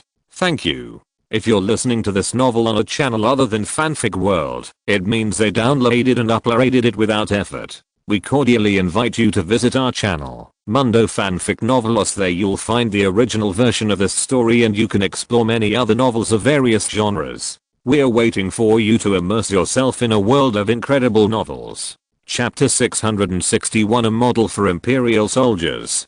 Carlos. Hide here and don't make any noise. I'll lead those monsters away. Brother Fister, you must be fine. We must survive. Trust me, I'm your brother. Carlos suddenly opened his eyes and looked at the empty cellar. His eyes were a little sore. The voice in the dream was the last time Carlos spoke to his brother. His brother had been gone for a day and a night and had not returned until now. Carlos didn't dare to imagine where his brother had gone. Carlos didn't recover much after a short nap. Hunger prompted Carlos to focus on the glass jar, which contained the only remaining food. This was what Fister had stolen in the chaos with great difficulty, and now there was not much left. So hungry. Carlos gritted his teeth, wishing he could eat himself, and pinched the remaining crumbs with 2 fingers, and mixed them with the dirty water, and poured them into his mouth. The bitter rye bread mixed with sawdust exuded a disgusting smell, after being soaked in dirty water. Even so, after Carlos felt the forcefulness in his abdomen, he felt that he had just eaten the supreme delicacy. Now even the supreme delicacy was gone. There was nothing in the cellar except rags and rotten wooden boards. Carlos knew that, whether he went out to find food or his brother, he had to leave here. Staying in the cellar was just waiting to die. There seems to be no movement outside. Have those monsters left? Carlos climbed up the short ladder and looked at the quiet house through the gap in the wooden board. He didn't know when the outside world became extremely silent. There were no terrible screams, no roars of monsters, and no chewing sounds of limbs being torn apart and swallowed. Now there was no sound outside, as if everyone, or the whole world, had died. It was quiet and weird. The unknown fear that was far beyond the boy's ability to bear overwhelmed Carlos' determination. Carlos shrank his head and hesitated. Maybe if I wait a little longer, my brother will come back. He is a swordsman valued by those soldiers. Maybe the soldiers have already organized a counterattack. If I go out now, I will just cause trouble. Carefully climbing down the short ladder, Carlos tightened the belt around his abdomen to relieve his hunger. The boy closed his eyes and tried to rest to get through the difficult days. However, the scene of the monster-eating Fister kept appearing in his restless mind. What if Brother Fister is dead outside? Am I going to wait here until I die? Carlos opened his eyes angrily and patted his cheeks, feeling a little ashamed of his cowardice. I have to go out and see what's going on. I just need to be careful. At worst, I can escape back. If I really encounter a monster, yeah, I'll die. There's no point in living like this anyway. Climbing up the short ladder again, Carlos opened the locked partition above his head and came to the dilapidated house. Unlike the cellar with poor air quality, the air outside was filled with a fishy smell that made people want to vomit. Carlos opened the half-closed wooden door and poked his head out to glance at the street. There was no one on the street, only blood and flesh mud that could not even distinguish body tissues. Ugh. Covering his retching mouth, Carlos retreated back into the house, closed the wooden door, and calmed his breathing. The unknown place he was in was the slave barracks of Fort Brewster. The slave barracks were built not far from the military camp and were inhabited by slaves and servants who served the Imperial soldiers. He and his brother were servants of the Imperial Sergeant Puston. On weekdays, his brother was responsible for carrying the sergeant's heavy weapons and equipment, assisting his master Puston in wearing armor, and covering the master's back on the battlefield when necessary. Carlos himself was responsible for feeding horses, washing clothes, cooking, managing Sergeant Puston's private property, and doing some odd jobs with his cleverness. Logically speaking, the slave barracks not far from the military camp should be the easiest area to get rescued, but now the slave barracks are dead silent. Thinking of the worst possible possibility, Carlos' face turned pale. Is it that the soldier can't defeat those man-eating monsters? Or have we been abandoned? Carlos, who was at a loss, was stunned in place, but he didn't know that the crystal mutant who was sensitive to blood had noticed him. Hiss, so hungry. The moment he found Carlos, the mutant jumped onto the roof and ran towards Carlos. Time goes back to 3 minutes ago. Sir, can you be faster? My brother is hiding not far ahead, please. Save my brother. Little brat, how do you talk to the general of the Emerald Commandery? You just keep urging him. What the hell? What if you don't have the strength to run anymore? Are you going to deal with those monsters? I think you deserve to be punished. I was blind to let you and another little trash become my servants. Hey, General, don't pay attention to this ignorant little brat. Don't take it to heart. Let's focus on maintaining our physical strength in case we encounter those underworld monsters that we can't defeat. That would be difficult to deal with. Slapping his servant heavily on the head, Sergeant Preston of the Castle Defender smiled flatteringly at the black-armored general in the lead. After we drive away these monsters from the underworld, I wonder if you will show me your kindness. I, Puston, will definitely entertain you well. Fister, not daring to show his anger on his face, knew that he had offended his savior, and he lowered his head anxiously. He was deceived by Puston. Puston was not as brave and fearless as he had shown before, and he did not have the spirit of an Imperial soldier at all. Puston was just a coward and a villain who bullied the weak and feared the strong. All his performances as a strong man were pretended. Sometimes he was flattering and submissive to the black armored soldiers like a family dog, and sometimes he scolded and insulted him from a high position. After being saved by the black armored soldiers, Fister had hated his former master in front of him, the Imperial soldier he swore to protect with his life. But what could he do if he hated him? The military master of the Emerald Territory treated the people of the Empire equally. Pucidon could still live freely, while he was still a servant without any reputation or ability. Even if he paid the price of his life, it would be difficult for him to obtain the identity of an Imperial soldier. Master, the vanguard commander of the Dark Guard, who was sandwiched between the two, couldn't help but sneer when he heard that Puston wanted to do him a favor. The Lord asked us to come here to save the people, not to oppress the people of the Empire. Your Excellency Puston, there is no need to treat us. I have military orders and I'm sorry that I cannot obey. All the team listen up. Speed up. Rescue the survivors along the way. Puston's face was not very good. Puston, who was treated coldly, smiled awkwardly, glanced at Fister coldly, and stopped talking. He didn't care about the bug's dissatisfaction. Compared with the old soldier Puston, who didn't have any good qualities, Master preferred the young Fister, who was looked down upon by Puston. He could see the desire of a warrior in the eyes of the young Fister. This desire would make the warrior pursue glory and power and despise cowardly behavior. This kind of look was something that every proud Emerald Territory soldier would have. All the way from the southern border of the Empire, all he saw and heard were some despicable and despised Imperial cowards. He couldn't find any real warriors. Puston was the epitome of the corruption of the Imperial soldiers, but he didn't expect that he could find an unpolished jade in the garbage dump. Because of this, Master didn't care about Fister's small offense, but instead quickened his pace. The enchanted heavy armor weighing 100 kilograms didn't look bloated and clumsy on his body, but made his body look taller and more upright. The heavy armor stepped on the stone road and gave off a breathtaking oppressive force. Little guy, we will do our best. My lord, thank you so much. Unexpectedly, the military lord of Emerald Territory would choose to speak for him. Fister's eyes lit up, and he regained his confidence and sense of belonging to the Empire. But this time the sense of belonging did not belong to Grand Duke Timothy, but only to Emerald Territory. This is the spirit that an Imperial soldier should have. If Emerald Territory could rule this land, my brother and I would definitely be able to stand out on the battlefield, and maybe my parents wouldn't have to die. Just when Fister was a little disappointed, a roar came from 100 meters away. General Master, there are demons from the underworld there. Knowing where that was, Fister's face turned pale and his pace quickened. A look of fear appeared on Puston's face, and his pace could not help but pause. Only Master, who was in the lead, took a deep breath, drew his two-handed sword, and made a charging gesture. In an instant, Master, who was already imposing, pressed Fister and Puston so hard that they could not breathe.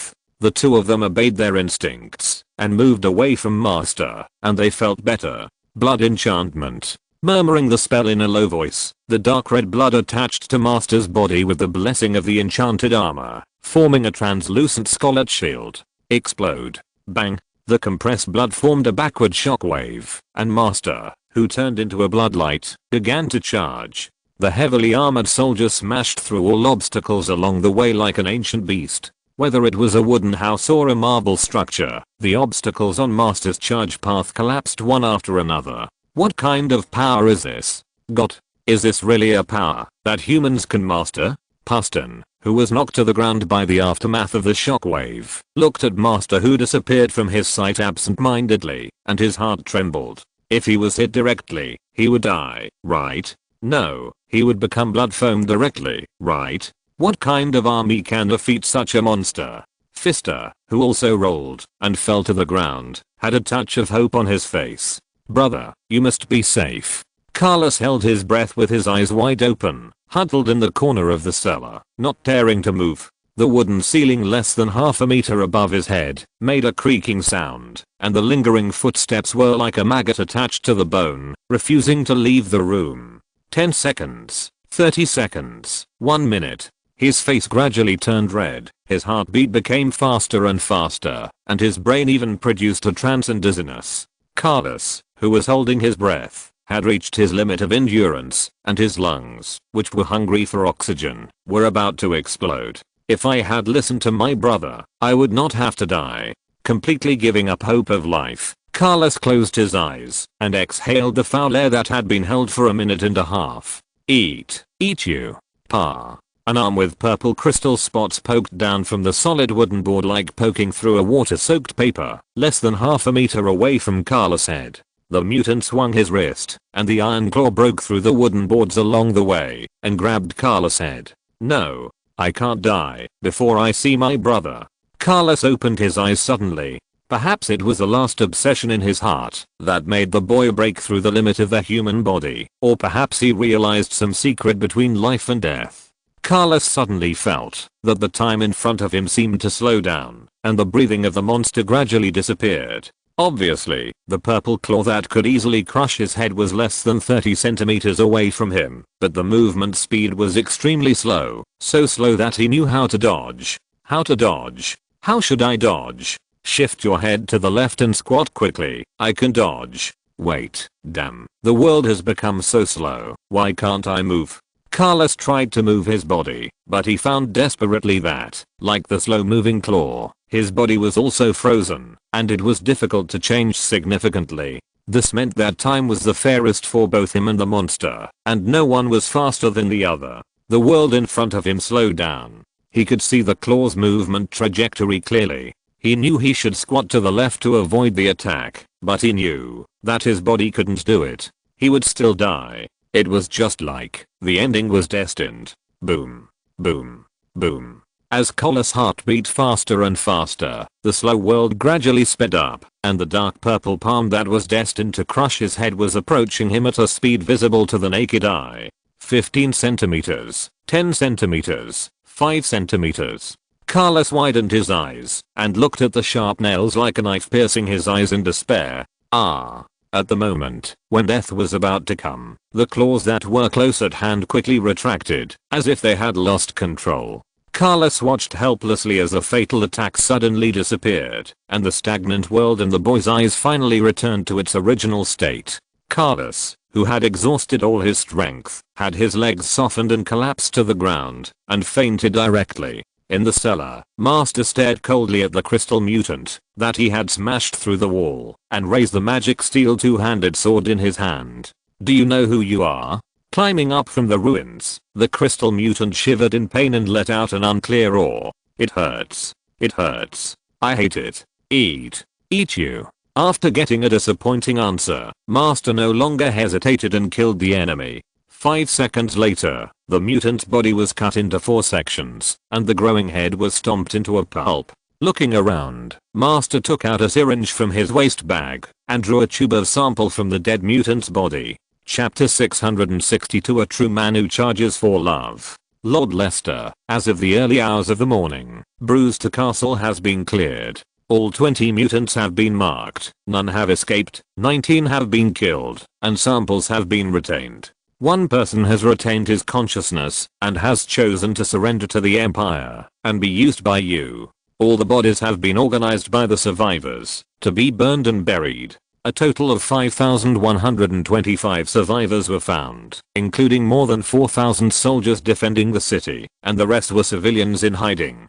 The city guards loyal to Timothy were placed in the barracks, and the civilians were placed in the slave barracks. The review and publicity work are currently being carried out in an orderly manner, and I believe that the suitable ones will be selected soon. The Legion has taken control of all city defense hubs and can respond to invading enemies at any time. In the brightly lit Lord's Hall, Master knelt on one knee respectfully and reported the current work to the Supreme Lord on the main throne. On both sides of Master's body were Dark Guard Corps Deputy Commander Daskell and Nightblade Intelligence Liaison Officer Perham. Behind the three of them, a female Vastea Mistale was kneeling quietly. Vastea Mistale was brave enough to secretly look at the demon face lord on the main seat from time to time.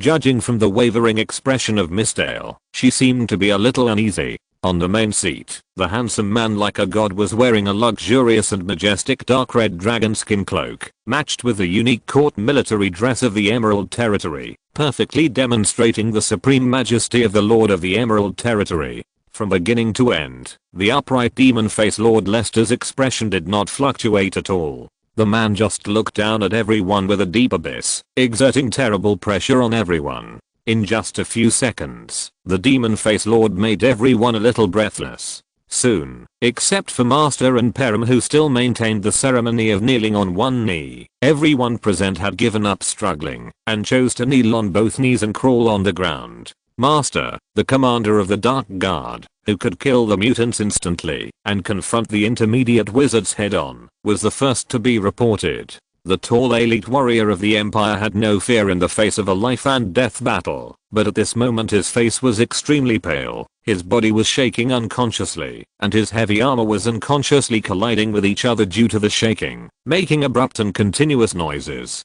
Kneel down and obey, crawl on the ground, and you can be spared from death. The wailing body kept issuing fatal warnings, but Master gritted his teeth and fought hard, holding his right knee firmly, while his heartbeat accelerated, refusing to surrender.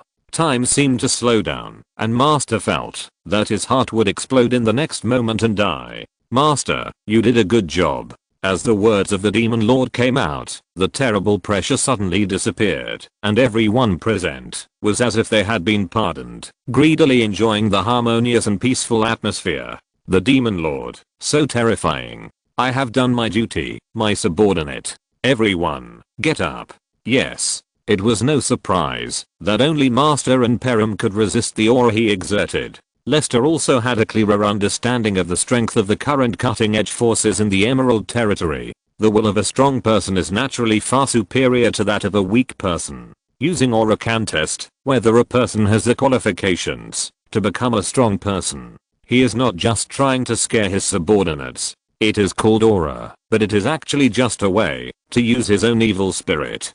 Perhaps it is because he is in a high position and has committed too many sins of killing, or his physique has been affected by the Red World rune. In short, Lester has mastered the application of aura. All lives oppressed or killed by Lester will become part of Lester's evil spirit. As Lester continued to study and explore, the terrible aura has changed from a vague sense of heaviness to a way of attack that can stare the enemy to death and hit the soul directly. If the momentum is measured by game data, it is probably fear effect plus true damage. At present, Lester's strength can probably stare a large number of elite soldiers and stare a lot of veterans to death. Leaning back on the lionskin chair, Lester looked at the cold-faced female assassin of the Night's Edge and said lightly, "Palame, tell me about the Crystal Nightmare Injector who chose to surrender to the Empire." When Master stepped back, Perram stepped forward and said in a deep voice, "My master, the survivor is named Kelvin. He was originally a death row prisoner in the cast dungeon of Brewster Castle. He has now stably controlled the power of alienation. Kelvin has a very clear self-awareness and self-consciousness, and is in love with a woman named Megan. Kelvin was personally selected by the local Night's Edge intermediate assassin Ingersal. Ingersal is just outside the door, and he knows more details." After hearing Ingersal's name, Vastea Mistel was obviously shaken. Although it was just a fleeting smile, Lester perfectly captured it, and the corners of his mouth couldn't help but have a bit more weirdness. "Let Ingersal come in and talk." The heavy double-leaf wooden door of the Lord's Hall slowly opened, and Ingersal, who was waiting outside the door, saw his senior and superior, Lord Perram. Perram still maintained a cold expression. The woman glanced at Kelvin, who was showing fear, and then looked at Ingersal. "The master has summoned you. Remember, be careful with your words and actions, and never offend the master's majesty." "I understand." After performing an assassin's etiquette to Perram, Ingersal patted Kelvin on the shoulder, and followed Perram into the Lord's Hall where he had lived for more than 10 years. Standing still, Ingersal raised his head cautiously, and glanced at the Demon Lord. Unlike Vlad, who was pretending to be surly, the Demon Lord sitting on the main seat only smiled faintly, which made Ingersal sweat coldly, like a mouse panicking when seeing a cat. Ingersal's heart trembled, and he almost knelt on the ground. Fortunately, Ingersal reacted very quickly, and used the assassin's etiquette to cover up his gaffe in time. Obviously, Ingersal, who was frightened by Lester's residual power, has not remembered to look at his beloved friend Vlad until now. "Master, I'm Ingersal, the main person in charge of the demonization project of Brewster Castle. Seeing that Lester did not speak, Perrin took the initiative to speak coldly. Tell me about the situation of Kelvin, the experimental subject. The more detailed the better. You can add your personal opinions. Yes. After nodding to Perrin, Ingersoll spoke. Kelvin is 16 years old this year. He is not a native of Brewsterburg. He was captured by the Southern Army by chance. His village is located further south and is currently under the control of Grand Duke Timothy. Kelvin has a childhood sweetheart named Megan. Megan is from the same village as Kelvin. She is beautiful and dignified. She is exactly 15 years old this year. Originally, Megan should have married Kelvin a month and a half ago, but Megan was spotted by Tuttle, the captain of the Brewsterburg defense team who was on patrol in the south.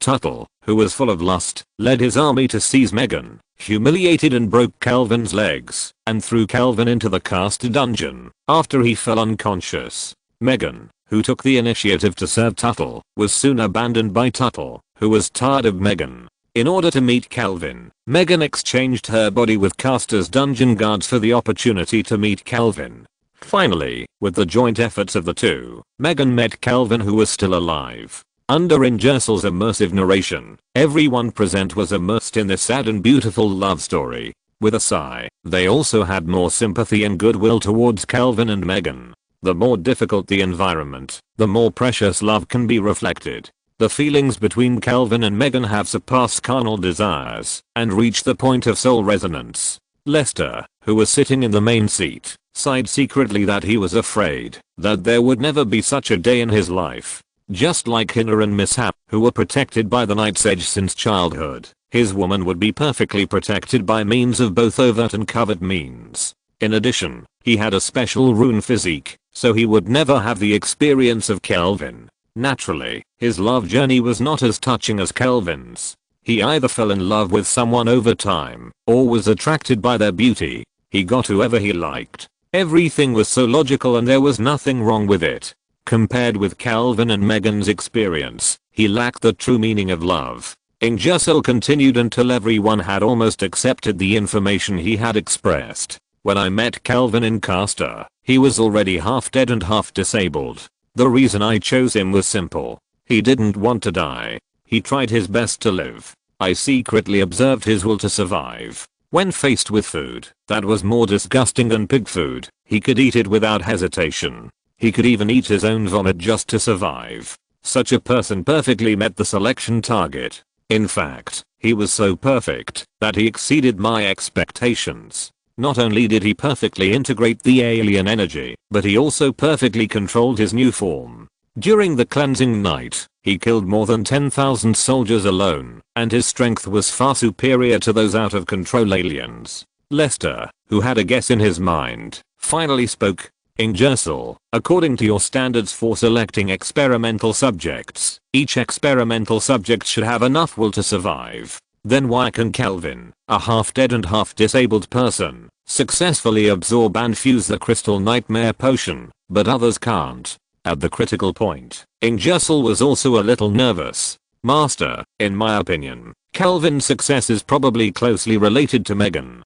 He told me personally that he heard the voice of another self in his body. That voice constantly weakened his will to resist and used revenge and becoming stronger as trading conditions in exchange for his eternal sleep. Suffering endless humiliation and pain, he was unable to continue to resist the erosion of alienated energy until he met Megan, who had gone through untold hardships to find him in Castor Dungeon. He told me personally, even if it means killing myself, I cannot tolerate myself doing anything to hurt Megan. So that voice completely disappeared, and I also gained control of some special power. Master, in my opinion, Kelvin's will to survive is not much different from that of others, but he has the obsession of Megan, and he resolved this obsession when he was about to collapse, which allowed him to merge and absorb the alienated energy. Lester did not speak, but lowered his head and stroked his chin to start thinking. Seeing this, the others naturally did not dare to make a sound. Taking advantage of the good opportunity, Ingersoll, who mustered up his courage, finally shifted his gaze. Soon he found the female Miss Dale with the lizard tail, who was looking at him with a smile on her face. The man was stunned. Even though it was a strange face, he recognized it at a glance. It was Ladd.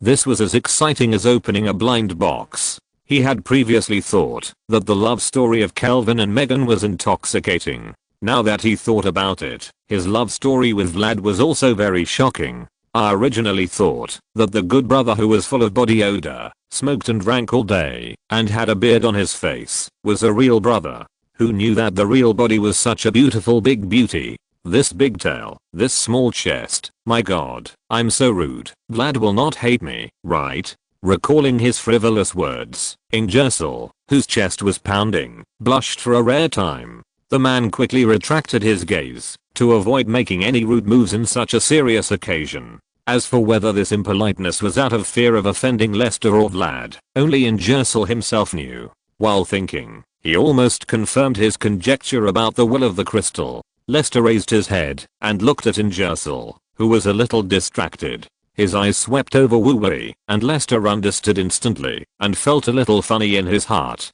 No wonder little Wu-Wei wanted to give him a new identity. He was willing to be a woman for his good friend for a lifetime. Little Wu-Wei was really hardworking. Sure enough, the gender of Wu-Wei Island can never be assumed. After all, people can really add or remove accessories at any time. To be honest, I'm a little envious. Maybe in the future, when little Wu-Wei is interested and restores his manhood, it may give Ingersoll a different experience and surprise. Who said that men don't have the time to turn over and become masters? In this case, let's fulfill their wishes. Thinking this in his heart, Lester said, Ingersoll, you did a good job. Tell me, what reward do you want? As long as it's not too much, I will satisfy you. Every member who joins the Night's Edge can only serve the Night's Edge for a lifetime, so naturally they dare not ask to leave the Night's Edge. Ingersoll's eyes can't help but look at Vlad on the side. Unlike before, the fierce brother at this moment seems a little shy. I guessed right. She likes me too. She is waiting for me to charge for love. Ingersoll was overjoyed and no longer hesitated. Master, I want to know, is the Misttail pretender who is responsible for pretending to be Vlad in Brewster Castle this time Miss Misttail? Not Miss Misttail, it's Brother Misttail, who is older than you. Lester, who complained in his heart, did not show any emotion on his face. Yes, since she has decided to return to normal life, you can also know her identity. Her name is Freddy, and she is responsible for disguising General Vlad of Brewsterburg. Hearing this, Ingersoll was even more delighted. His fierce brother had given up his military identity for him. She already knew his feelings, so why should he continue to shrink back? The man knelt on the ground without hesitation and saluted. Master, I want to become a couple with Miss Freddy. Please help me. Chapter 663 Having no choice is also a choice. Where Ingersoll couldn't see, Freddy grinned, her big tail swaying back and forth, looking very bold. They are husband and wife, and much older than you. Almost unable to hold back his desire to complain, Lester's face also had a little more smile. Miss Freddy, are you willing to become a couple with Ingersoll? Sir, I do. After getting Freddy's reply, Lester looked at Ingersoll who was smiling and disgustedly. His face sank, and his sudden change of expression scared Ingersoll. Ingersoll, don't laugh so early. Miss Freddy has risked everything for you, and once you say something, you can't go back on your word, and you can't abandon Miss Freddy. Otherwise I won't let you off easily when the time comes. Knowing that the Demon Face Lord was not joking with him, Ingersoll swallowed dryly. Then, Master, if something happens between me and Miss Freddy, will I die? Seeing that he had scared the child to death, Lester's expression eased a little. Well, after all, I'm not a demon, so I won't execute you for this kind of thing. But now the Emerald Territory is trading with Freljord, especially in the territory of the Frostgird clan. There is a lack of permanent intelligence officers. If you dare to abandon Miss Freddy, you can go to the north and live with the Freljord people. When the time comes, I will arrange a War Mother for you to marry, and you will be the little wife of the War Mother. Things have come to this point, how could Ingsa refuse? The key is that he didn't dare to refuse. Well, Master, I'm willing to love Miss Freddy as much as Kelvin loves Megan, and I will never abandon her. Okay, I understand that Megan sacrificed herself to feed the tiger, and Freddy turned the tables. Not bad. I'll make the decision. You can get married tonight, okay? Lester smiled with narrowed eyes. Lovers will eventually marry. I understand Megan's sacrifice of herself to feed the tiger, but what does it mean that Freddy turned the tables? Did Freddy secretly make a wish to the master to be with me? Before I express my love, the master had already agreed to Freddy's request. Just when Ninjarsal was dizzy and confused, Lester spoke. Fradley, you and Ninjarsal can leave now. Call Kelvin. The two of them bowed and left. Kelvin, who was covered with a large hood and covered with suffocation, walked carefully into the Lord's Hall, knelt on his knees, and kowtowed to Lester. My lord, my appearance is a little scary. In order to avoid disturbing you, I will not take off my hood. Please forgive me. Perram, who had always maintained a cold expression, changed his face and looked at Kelvin as if he was looking at a dead person. You rude fellow, how can you, a lowly slave, make decisions for your master without authorization? Feeling the deadly threat coming from behind, Kelvin did not dare to look up, nor did he dare to refute, but just leaned on the ground silently. He had seen with his own eyes how the black armored soldiers killed his kind like cutting melons and vegetables, so he would not be so arrogant as to think that he could use the power given by others to deal with others. For him, as long as he could walk out of here alive and return to Megan's side, it would be a victory. Apart from that, he could abandon everything, even his dignity. Palam, it's okay, he is also thinking about me. After Lester spoke, Perram, who was ready to punish Kelvin at any time, regained his indifference, bowed his head to Lester with a submissive look, and looked ashamed. Master, it is your subordinate who has overstepped his authority, and your subordinate is willing to accept the punishment. Lester shook his head. You are wrong. I'm actually very pleased that the descendants of Dedist can maintain my dignity in this way. Perram, you remind me of Dedist. He is not good at expressing his feelings like you, but his passion and loyalty are not inferior to anyone else. Perram had never thought that she could be praised by Faith. Perram's beautiful but cold features were tangled together like an iceberg. The woman opened her mouth and suddenly closed it tightly. At this moment, Perram's performance was completely inconsistent with her temperament and appearance, forming a strong contrast. It was rare to see an iceberg beauty show this look. Lester, who looked at her a few more times, was also a little concerned. Perram, you can say it. After getting Lester's approval, Perram blushed and lowered her head. I want to say that if the master hadn't helped my ancestors Dedist and Vidar, I'm afraid there wouldn't be me. So, the master saved my life, and Perram will naturally use his life to protect the master's dignity. Lester didn't expect that the senior liaison officer of the Night's Edge would care about this. It can only be said that Perram's focus is a bit strange. Although this is biased, it makes sense. I really want to discuss the recent development of Dedist's family with Perram. Lester also knows that now is not the time. After all, there are many things that cannot be discussed openly. The quiet time of the night is the best time to talk.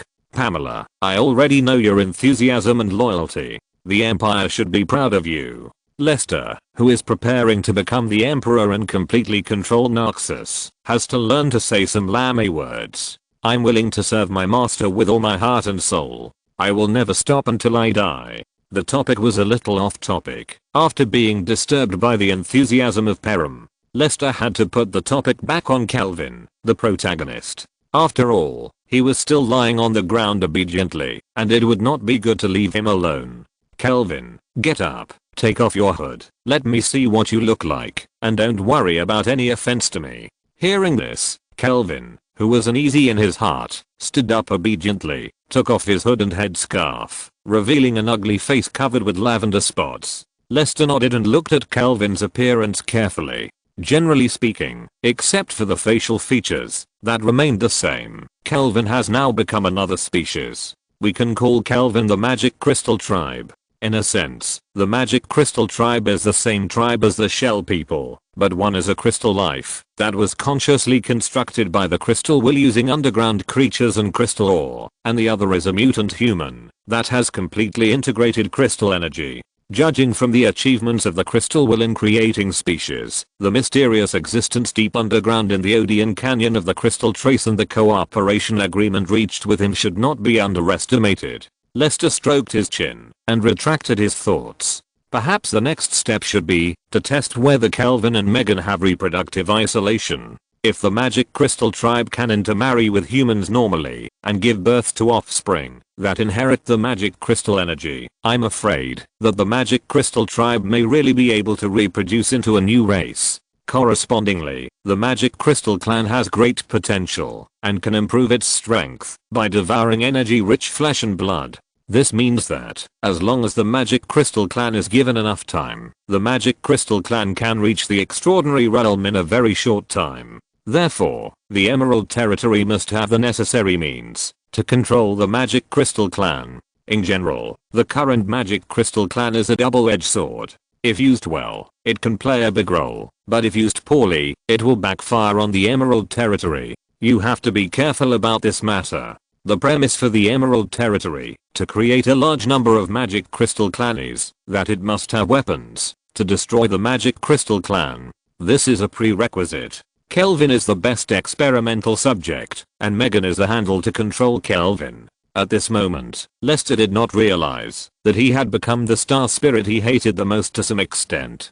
Kelvin, I already know what happened to you. You can stick to your heart and control the power that should not belong to you. This is your ability and the value of your survival. I heard from Angersel that you are willing to serve the Emerald Territory. Kelvin was recognized by the superior, and his body was no longer tense. Yes, sir. I'm willing to serve the Emerald Lord to repair Lord Ingersoll, and your kindness in saving my life. Fool. How can Ingersoll be compared with the Demon Lord? Palame, calm down. Yes. When Lester looked at Kelvin again, a strange smile appeared at the corner of the man's mouth. Surf. Kelvin, do you know your situation? Trembling, Kelvin raised his head and looked at the high and mighty Demon Lord. The eyes that seemed to penetrate his soul made him feel cold all over. Sir, I know. Tell me. Kelvin gritted his teeth and whispered. It was you and the Emerald Territory that gave me a second life. I did not become a monster like the other ghost demons. Instead, I had my own reason and was a very valuable survivor. As you said, I did not die because I was still useful to the Emerald Territory. Otherwise your soldiers would have killed me long ago. From the moment I understood the true power of the Emerald Territory, I knew that I had no choice but to be loyal to you and the Emerald Territory. My lord, I do not want to die, but I cannot go against the will of the Emerald Territory. If my life can help you, please take it. I have only one humble request. I dare not ask you to agree, but I only ask you to consider it. Please properly place Megan. She has suffered a lot for me. At least in the second half of her life, she should live happily. After saying it in one breath, Kelvin lowered his head again, like a prisoner waiting for the death sentence. Kelvin, don't always keep your head down. You should know that Narxus hates cowards the most. Raise your head. Kelvin raised his head with difficulty, but found that he did not know when the Demon Lord no longer exerted terrible pressure on himself. I don't need you to die, and I won't separate you from your lover. On the contrary, I support you and Miss Megan living together. After all, in the history I know, it is rare to see such a profound emotional experience like you and Miss Megan. Hearing this, Kelvin's face was happy, but the man did not behave too rudely. My lord, it is the greatest honor and blessing for me and Megan to be recognized by you. Lester shook his head. Kelvin, remember, these are not free gifts. You also understand how special your situation is. You must cooperate with the Alchemist Master to conduct various physical tests and do your best to make you no longer an exception as soon as possible. Then, use your life to be loyal to the Emerald Territory and never betray. I believe you will show more excellent qualities. This is my expectation of you. Don't let me down, my lord. Thank you very much. I'm willing to sacrifice my life to maintain the glory of the Emerald Territory. With a smile on his face, Lester slowed down his serious tone. You will follow Ingersoll to do some basic physical tests in the next 2 days, and then I will arrange your first mission. During this period, Miss Megan will go to the Immortal Fortress to repair her body. Physical repair? Perham. After receiving Lester's signal, Perham said coldly to Kelvin. In the days before meeting you, Megan suffered a lot of destruction and ravage. At present, her body has serious problems. In addition, Megan has lost her fertility. If she maintains her current state, Meghan may not live for more than 3 years. Kelvin's face was pale, but Lester sighed. Even I don't want to see a tragedy that can be saved. As long as you remain loyal, Meghan's body can not only be fully restored, but also get the best treatment in the empire and enjoy a high quality life. Kelvin, don't rush to thank me, and don't make worthless promises with your mouth. I don't believe in promises, I only believe in actual actions. What choice will you make? I will evaluate it from your first mission. Kelvin, with a heavy face, left the Lord's Hall and went all the way to a side room in the castle wherein Jersil had placed her. If it were in the past, he might still be happy that he could live in the majestic and mysterious main castle. Now that he really lived in the castle, the man was not happy at all. The big house and the small house were just houses for people to live in. For him, there was only one person who could make the house a home. Kelvin knew very well that the Emerald Territory and the Lord of the Demon Face wanted to use Meghan to control himself. Who knew what the truth was about Meghan going to the Immortal Fortress to repair her body? But if he really refused, let alone whether he had the courage, he could not watch his lover die because of Meghan's physical problems. Even if he refused the help of the Emerald Territory, he was not sure that he could find the right person to heal Meghan. Therefore, this was destined to be an unsolvable and powerless problem. Meghan was destined to go to the Immortal Fortress, to experience an unknown road, and he was destined to be loyal to the Emerald Territory for Meghan, running around to complete the tasks arranged by the Lord of the Demon Face himself. Just when Kelvin was a little entangled and troubled, Kelvin suddenly remembered the days before he met in Jersil. The man gradually calmed down and let go of the idea of worrying about gains and losses. Forget it. If it weren't for the Emerald Territory and Lord Demon Face, I would have been dead long ago. The current result is like a dream to me. I should be content. With the size of the Emerald Territory, it is easier to kill me than to kill an ant. As long as I work wholeheartedly, Meghan and I will definitely live a good life. With a more relaxed smile on his face, Kelvin opened the door and hugged the thin woman who was waiting at the door with a worried look on her face. For me, this is enough. Thanks to the reader, Leo Mayoehu, for the 500-point reward. Chapter 664 Grand Duke of the Empire. Located northeast of Fort Brewster, the old capital of the Old Kingdom built on a hill is called Nockland. Nockland is the capital of the Old Kingdom of Gran. Because of the long-term trade with the Baju people in the Eastern Sea and the Serpent Islands, Nockland has a strong maritime culture. There are ditches and wide rivers between cities, and most people travel by boat. Unlike the rough and heavy Naxos, the architectural style of Nockland is delicate and soft. Aquatic plants are often planted between streets and alleys, and the totem worshipped is the healing sea-winged snake. Nockland was originally a beautiful and elegant city, but now it has become depressed and murderous due to the cruelty of the rulers. The streets are full of imperial soldiers and imperial nobles wearing Naxos uniforms and arrogant. The oppressed natives dare to be angry, but dare not speak, and can only swallow their anger. Those who dare to resist have long been hanged on the hanger by the river by Timothy, who claims to be the Grand Duke of the Empire, and turned into a hideous corpse eroded by the sea breeze. Under Timothy's tyranny, the city of Nockland, with a sharply reduced population, seemed a little lifeless. Until one day, a panicked intelligence officer came to the Grand Duke of the Empire, and Timothy, who was enjoying the service of a beauty, was immediately devastated. Kicking the southern beauty in front of him, Timothy didn't care about his own image, and grabbed the intelligence officer who was about to cry. "What did you say? Brewsterburg was lost.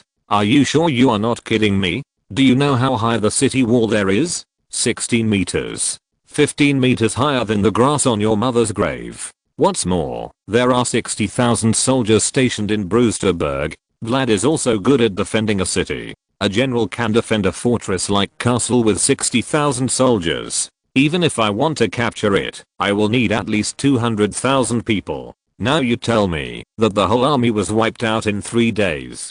Do you believe me that I will burn your nonsense mouth with a branding iron?" It's no wonder that Timothy lost his sense of proportion. As a grain-producing area in the southern part of the empire, Brewsterburg has always had an irreplaceable strategic position. In order to preserve Brewsterburg, he deliberately handed over most of the non-direct troops to the loyal Vlad. In order to defend Brewsterburg, Fort Brewster was like his private granary. Just selling grain between Fort Brewster and Knockland made him rich enough to rival a country. Now that the granary was gone, let alone making money, it was impossible to feed Knockland's 400,000 people and 50,000 elite soldiers with only seafood.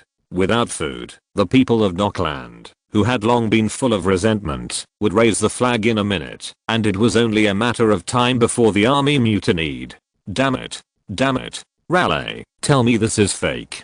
Tell me now. I'll spare your life. Staring with red eyes, Timothy pushed the intelligence officer away and stared at the man. Kneeling on the ground with a thump, Raleigh cut out twice with a sad face. Grand Duke, it's all true. Those soldiers who escaped from Fort Brewster will probably be back in a few days. The damn Emerald Territory really attacked us. The Demon Lord didn't take you seriously at all. Demon Lord, I want you dead. First, he slapped the fruit plate and meat on the jade table to the ground, and then the roaring Grand Duke Timotheus hysterically pulled out the gorgeous Demacia silver sword and split the precious ice jade table into an ugly gap. The old man, who was not satisfied, looked at Rowley and the slave girl who were kneeling on the ground, raised his sword, and stabbed the Southland beauty next to Rowley to death. Looking at the brown eyes of the Southland beauty who was unwilling to close her eyes, and letting the woman's blood stain his hands, Rowley shuddered, lowered his head, and dared not move. After venting, Timothy finally regained some reason. Knockland must not be in chaos. The 50,000 elite soldiers must also be firmly under control. If we want to turn the tables, we can only rely on Knockland.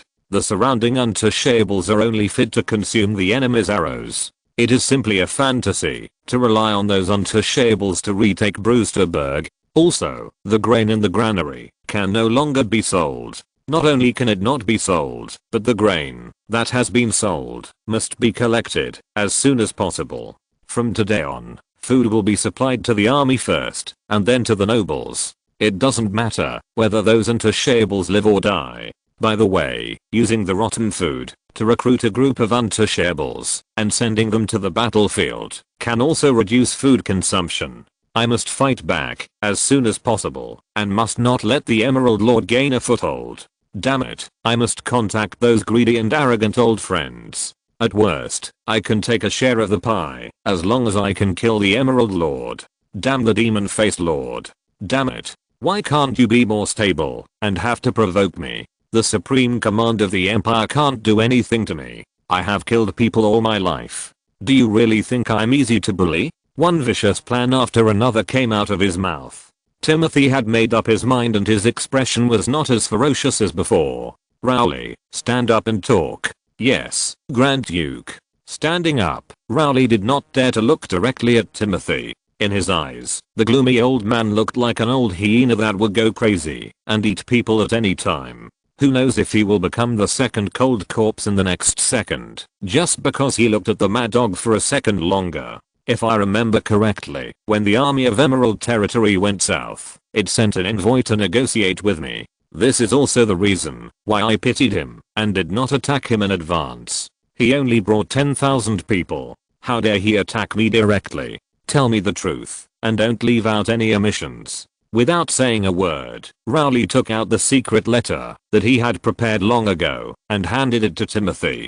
Timothy took it in his hand and unfolded the letter indifferently. Grand Duke, please look. The secret letter is a handwritten letter from Lord Vlad. It was sent via a dragon pigeon after some twists and turns. I have confirmed that the dragon pigeon was raised by us personally, and the possibility of it being replaced in the middle is almost zero. Even though Timothy was reading the secret letter himself, Raleigh did not dare to be negligent in the slightest, but explained softly and silently. According to Lord Vlad, the despicable Lord Demonface did not show any hostility at first, but tricked the castle gate open with a peaceful gesture of seeking supplies, and wanted to talk to Lord Vlad about the problem in the south before meeting you. Originally, Lord Vlad would never let the Lord Demonface enter the city so easily, but because the Lord Demonface only brought less than 100 people into the city, and considering that the castle had a full 60,000 defenders, and did not dare to disrupt the peace talks with the south, Lord Vlad agreed to the Lord Demonface's request. However, things did not develop as the Lord Demonface said. That night, the despicable liar led his soldiers to destroy everywhere, and opened the north gate of the castle, letting the entire castle fall into a sea of fire. If that were the case, the despicable Lord Demonface would not be able to capture the castle with 10,000 people, and would only be quickly killed by Lord Vlad. But the problem is that the spies of the Emerald Territory poisoned the water source of Fort Brewster in advance, and the deadly poison killed tens of thousands of soldiers and civilians in the city. The deadly poison caused those loyal soldiers to lose their lives before they even picked up their weapons. In this way, the Emerald Lord used despicable means to seize Fort Brewster. General Vlad may have died in the battle. He wrote this suicide note before his death. He was worried that the Emerald Lord would use the same trick to deceive the Archduke's trust and attack Nockland, so he used this method to remind the Archduke not to be fooled. After Ali finished speaking, he kept silent. Timothy, who was full of anger, trembled and put down Vlad's suicide note. After a moment, the old man's figure suddenly became a little hunched. Vlad has been with him for more than 30 years. He has been his follower since he was the Lord of Fort Callisto. He has fought with him all the way, defeated other old foxes, and successfully seized the status of Nockland and the King of the South. It can be said that Vlad's efforts are indispensable for him to be able to sit back and enjoy his life in Nockland without worries. He recognized Vlad's handwriting, every stroke and every line. This was indeed Vlad's handwritten letter. It couldn't be faked. He could also see Vlad's loyalty and worry in the letter. Vlad did not live up to his trust. He had the opportunity to escape from the dangerous place, but he insisted on fighting to death. This man who worked hard until his death could be said to have shed his last drop of blood for him. The old man trembled and refolded the letter and slowly closed his eyes. He still remembered what Vlad looked like. He was his most trusted subordinate and his most capable general. But he gave him such generous conditions. Why couldn't he guard a castle with steep terrain? Just such a request. Just such an expectation. Why couldn't he get things done? Question mark? Did he really think that he could get away with it if he died there? Waste. What a fucking waste. I was blind to let such a waste be stationed at Fort Brewster. After tearing the suicide note into pieces, Timothy threw the scraps of paper on the ground. Even so, he was still not satisfied.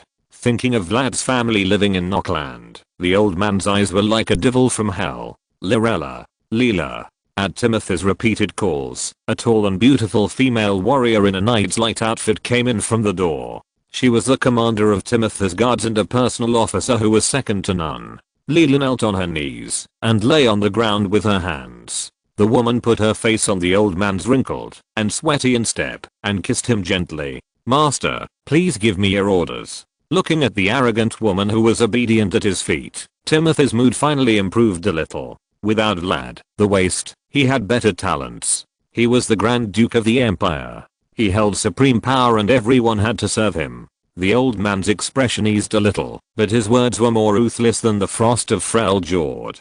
"Execute Vlad's family secretly. Go now. I want them to be tortured before they die. Go, Lyra. Don't let me down. I want to see the results tonight." "Yes, my master." Lyra kissed the instep again, stood up and left. After Lyra left, the old man's eyes fixed on Raleigh, who bowed his head and said nothing, and pulled the silver sword out of the corpse of a southern beauty, his eyes gloomy. "Besides you, who else has read this letter?" In an instant, Raleigh's face turned pale. The old man asked this question to kill him. He knew that no matter whether Vlad's letter was read by him alone, or by many people, he would be killed by the old man in front of him. "Grand Duke. I. The old man's face suddenly showed a gentle smile. The old man with white hair and beard was like a kind grandfather, but Raleigh felt a chill down his spine. "Raleigh, you are so loyal. You shouldn't be so stupid as to let others know something they shouldn't know about such a crucial matter, right?" Unable to muster the courage to fight back, Rory could only kneel on the ground and beg.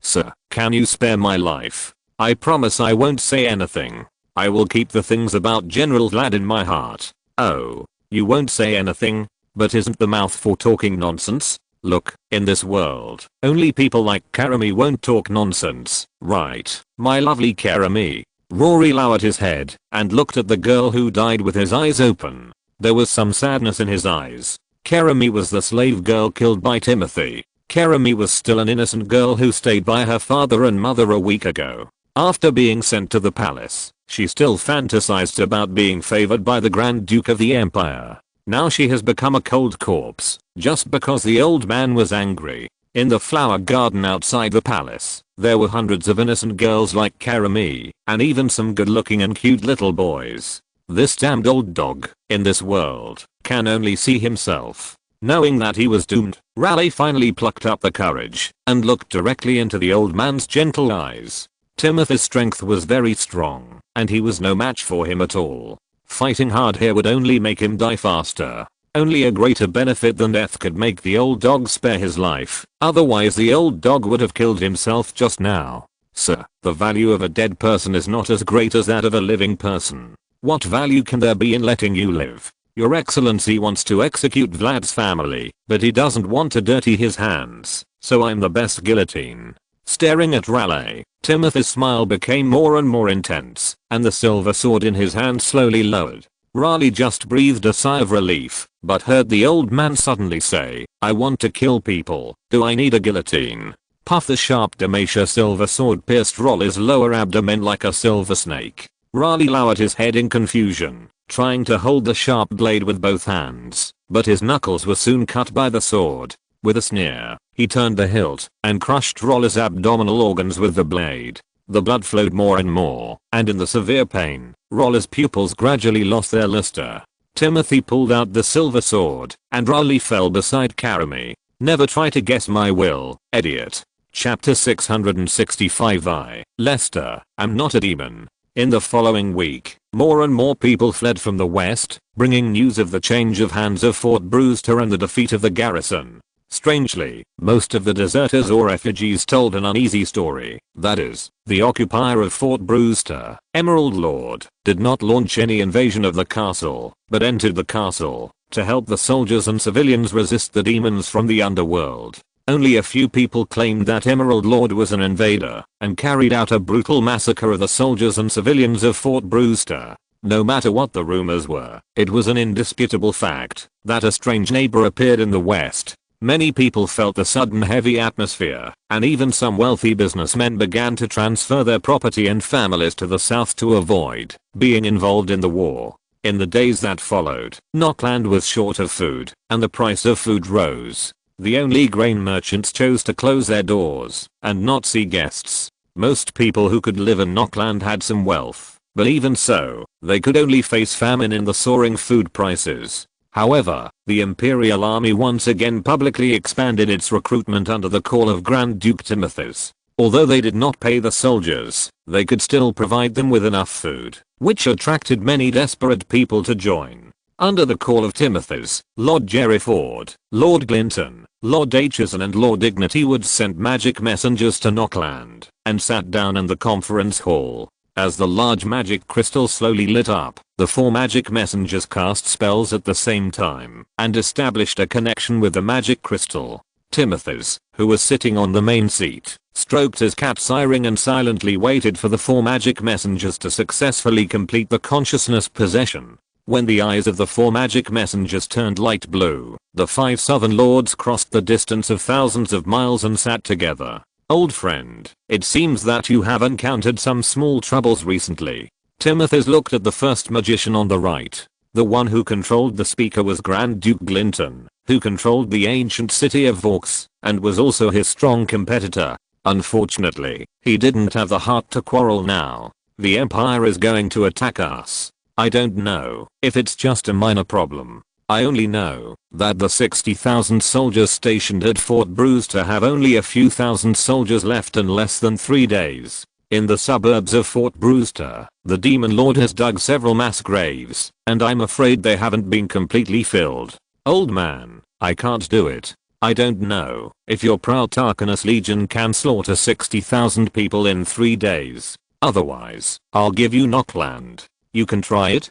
Timothy was choked and speechless. Glinton was also a little shocked. What Timothy said was different from what the spy said. Is the Emerald Territory Legion occupying Fort Brewster really that terrifying to Timothy, who looked down on others?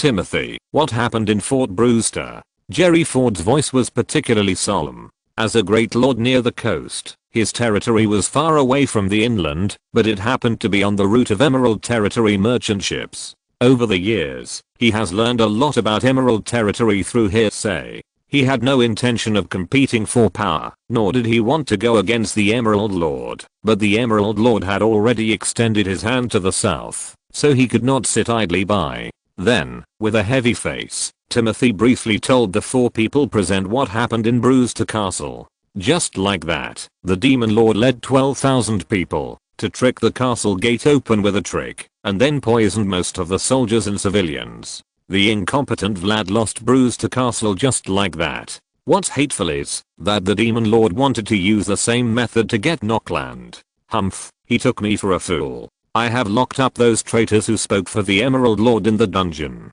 It seems that some brainwashing spell was used. Those people have always firmly believed that the attack on the castle was some demon from the underworld, not the army of the Emerald Lord. This alone cannot be ignored. I'm looking for more powerful wizards and potion masters, and I believe I can pry their mouths open. After speaking, the 4 people present were silent, secretly thinking about the interests involved. Strictly speaking, the 5 of them were on the same boat. From the time they decided to disobey the Supreme Command, and no longer report to the Supreme Command, and sent the old, weak, sick and disabled to participate in the Demacia conquest, they jointly controlled the southern border of the empire. The 5 of them had been in the same boat for decades. Even when competing for the power of the King of the South, the 5 of them stopped at a certain point, always maintaining a bottom line that everyone could accept, and maintaining an unbreakable alliance relationship. In this case, even the supreme command of the empire, which controlled elite soldiers and generals, could not do anything to them. Although they were not as good as the Imperial Legion in terms of weapon technology and legion types, the alliance of 5 people could also pull out an army of 200,000 people, which could split the Noxus Empire at any time and drag the entire Valoran Plain into the flames of war. But now the enemy is not the supreme command of the empire, but the Emerald Lord, who has always been very low-key. This is a bit of a headache. That is a monster that the headquarters of the empire finds troublesome. No matter what, we can't let outsiders interfere in the southern border of the empire, not even the Emerald Territory. That's right, we should unite and jointly deal with the threat posed by the Emerald Territory. I have no objection. Seeing that the other 3 agreed to fight against the Emerald Territory, Glinton could only nod. Timothy had already expected this result and smiled calmly. It seems that everyone knows very well who our enemy is. The most urgent task is to uncover the conspiracy of the Emerald Territory and expose its vicious deeds to the world. In this way, we will occupy the righteous position. After that, I will send troops to retake Fort Brewster. I hope that everyone can unite and form a coalition to put pressure on the Imperial headquarters. At least let the people of the Empire know what kind of cruel and inhumane evil things the Emerald Territory has done. It would be even better if the Imperial headquarters could declare war on the Emerald Territory. It's not impossible. Don't forget that the Emerald Territory is also a headache for the Commander-in-Chief. If we can use our hands to get rid of the Demon Lord, our Lord Brown will probably wake up laughing in his dreams. It's just that at that time we will probably face the military pressure of the Emerald Territory. I don't believe that the Commander-in-Chief will stop the Emerald Territory's army for us. Greenton's analysis made the momentum of everyone present stagnate. The military pressure of the Emerald Territory is not something that everyone can bear. Even a strong country like Demacia can only swallow its anger and hand over top trophies like General Scene. Since the Emerald Territory became famous, the history of the Valoran continent seems to have seen few cases where the Emerald Territory was defeated. The only few times were by supernatural beings such as God or Ghost Demon. Thinking of going to war with the Emerald Territory, even Timothy was a little scared. At this time, Lord Acheson whispered, "What do you think? Let's persuade Brown to join us to fight against the Emerald Territory together. I believe he should be more interested in the wealth of Fidlet. It is not a place that our poor and remote areas can compare to. The Empire headquarters will form an alliance with us, and it can at least mobilize 400,000 troops. If we count the vassal troops who serve as cannon fodder, there will be more troops. No matter how powerful the Emerald Territory is, it can't be our opponent, right? When the time comes, we will flatten the Emerald Territory in one fell swoop, and we will be the king of our southern border, and Brown will continue to be his commander-in-chief of Darkwell. It's better to keep our distance than to be defeated one by the Emerald Territory? Lord Ignity Woods nodded. I have no objection. Everyone's thoughts gradually merged and collided, and after brainstorming, Timothy gained more confidence in defeating the Emerald Lord. Atchison, you are right, and we should not limit ourselves to the Empire headquarters. Demacia should also be our potential ally. The Emerald Territory has been high profile and domineering for too long. Although it seems to be so prosperous on the surface, there are probably many people who want to see the Emerald Territory die. A superpower like the Emerald Territory should not exist in this world. Perhaps as long as we make some efforts, the Emerald Territory will become an existence that everyone in the world will hate. You say, is the Emerald Territory so powerful because there are some ancient relics in the Nokmachi Plain? The Emerald Territory happened to discover and take them for itself. It is very likely that the products of the Emerald Territory have always been at the forefront of the continent, whether it is muskets or cold weapon forging technology, and many things cannot be copied at all. No matter how hard you think, it is impossible that the Emerald Territory has researched them by itself. Damn, no wonder the Demon Lord can rise so quickly. I'm afraid this is the truth. Timothy took a deep breath. Although he could not see the facial expressions of several old friends from the mage hosts, he could hear the irrepressible greed from the slightly rapid breathing. Facing such a huge treasure trove of the Emerald Territory, no one would not be tempted. Thinking of the current rumors in Nockland, Timothy sneered. So, the Demon Face Lord is just a lucky tomb robber. Obviously, the Emerald Territory has so many advanced technologies, but the Emerald Territory is unwilling to share them. I'm afraid it has a wolfish ambition. And you think, such a powerful force may really have an ulterior motive. This time, the Emerald Territory seized Brewster Castle. Is it because the Emerald Territory really has a deal with the devil? Hearing what Timothy said, several people couldn't help but be stunned. Didn't you just swear that the fall of Brewster Castle was because the Emerald Territory poisoned and attacked, and now it has become a joint effort between the Emerald Territory and the devil? Do you still have any shame? Thinking so in their hearts, several people spoke. It's very likely. Otherwise, how could 60,000 people die in 3 days? Even if you raise 60,000 stupid pigs, it will take a month to kill them, right? Timothy, who looked unhappy, lowered his head and wanted to punch Green 10 through the magic hub. I think the Emerald Territory has probably become a den of demons. Think about it, the Demon Lord of the Emerald Territory has been immortal for 1,000 years. What else could he be but a demon? He wears a mask to hide his identity. I'm afraid his face under the mask is so ugly that it cannot be seen by others. I heard that the Emerald Territory, which prohibits the slave trade, often buys slaves from other forces. I'm afraid those poor slaves have become delicacies in the stomachs of demons. The Emerald Territory is really an evil place. It looks bright and beautiful, but who knows how much filth is hidden in secret. I originally thought that the rumor that the Demon Lord had sex with those beasts and Vastaya orcs was fabricated by third-rate writers. Now it seems that the Emerald Territory banged the book One Day and 1,000 Nights, the biography of King Lester, the ancestor of the Vastaya, in order to cover up the demonic nature of the Demon Lord Lester.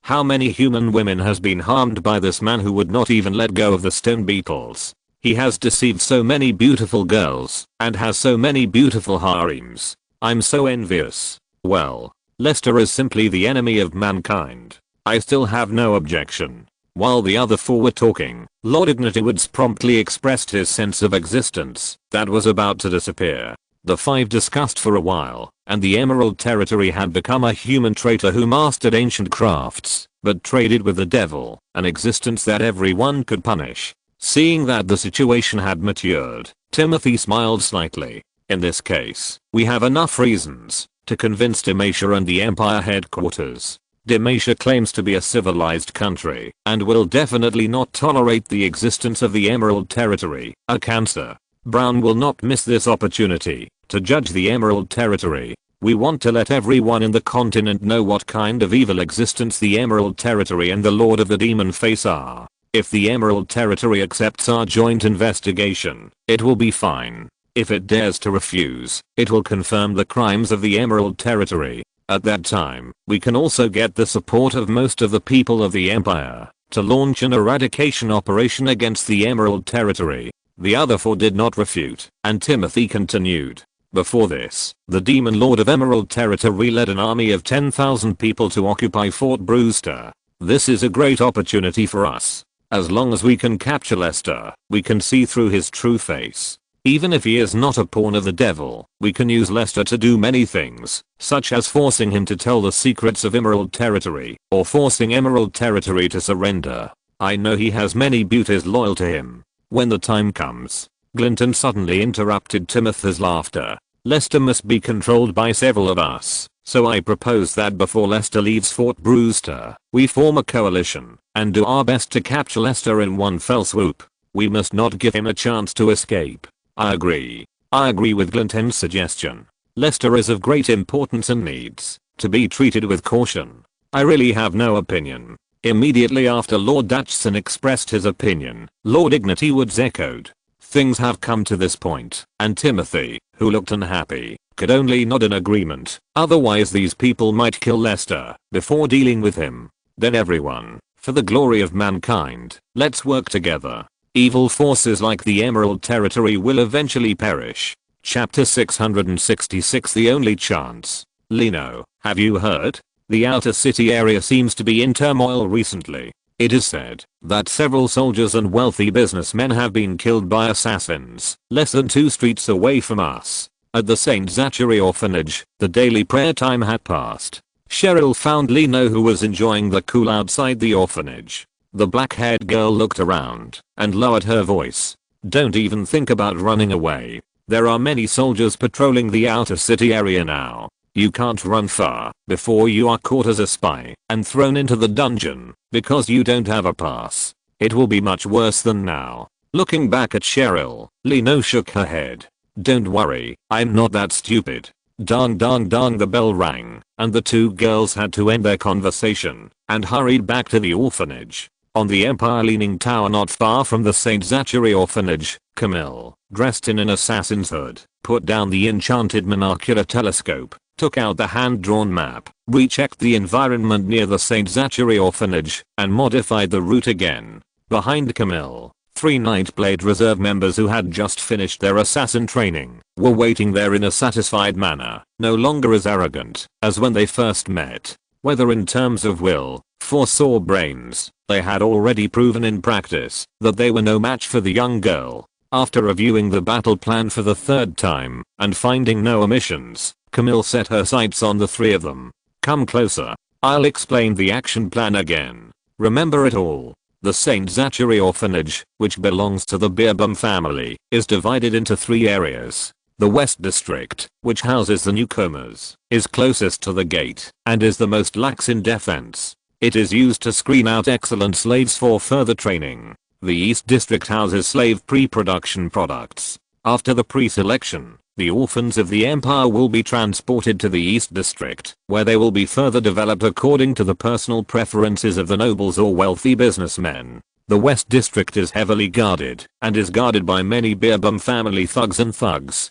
Most of the slaves there have been brainwashed, so there is no need to spend too much energy to save them during the operation. They can be freed earlier when necessary. The most critical action area is the dark area underground in the West District. The dark area is connected in all directions and has many secret passages leading to hidden points. The dark area is also the key channel for the Beerbum family to transport slaves. Our mission is to completely destroy the Beerbum family's slave training base and the underground passages in the dark area within 2 hours. All blockers encountered along the way are enemies and can be killed directly. Daphne, Warren, you two are responsible for sneaking in from the entrance of Dark Zone number 1 in disguise and placing sufficient all-chemical bombs in these 3 areas. Milne, you are responsible for using magic to coordinate, guarding exit number 3, and guarding everyone's retreat. This is a top secret operation hidden in the dark. If you die in the battle, because of your poor skills, you will not obtain any public identity, and you will have nothing to do with the Emerald Territory. Do you understand? I understand, Miss Camille. If you understand, go and prepare. Watching the three people leave, Camille took a deep breath and drew the blue steel shadow magic crystal longsword at her waist. The dark blue sword edge was like a shadow in the twilight, reflecting Camille's captivating eyes. It's time to clean this dirty city. The moonlight sprinkled on the earth, adding a layer of hazy silver mist to the outer city. At curfew time, several Imperial soldiers yawned and patrolled the empty streets, and sometimes went to the corner to relieve themselves while cursing.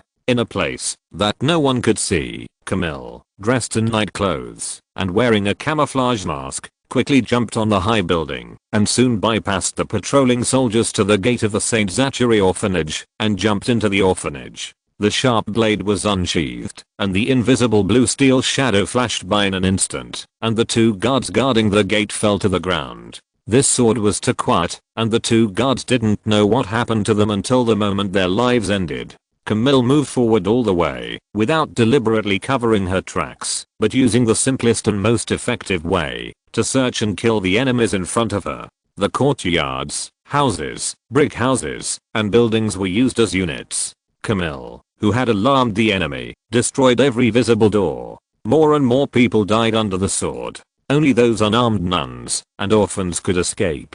The smell of blood spread, screams came one after another, and soon a large-scale riot broke out in the courtyard of the East District. One torch after another lit up, illuminating the dark orphanage. In the chaos, someone finally realized his situation. There are intruders. Damn it. Douglas and Randall are dead. Someone killed them. Go and sound the alarm.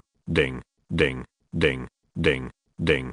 The heavy bells were struck by the hammers one after another. The rapid bells awakened the sleeping orphanage and the orphans who were not asleep. What happened? Lino got up from the bed and found that it was very noisy outside the room. The girl was stunned and felt that something big was going to happen. I heard Sister Avel say that continuous and short bells mean alarms. If I'm not wrong, there should be intruders here. Lino, hold me up. I will listen to the movement outside. Vera, don't sleep. Come and help. Lino knew Cheryl's ability, so she would naturally not refuse Cheryl's proposal. The timid Vera overcame her fear and helped the big sister Cheryl to step on Lino's shoulders.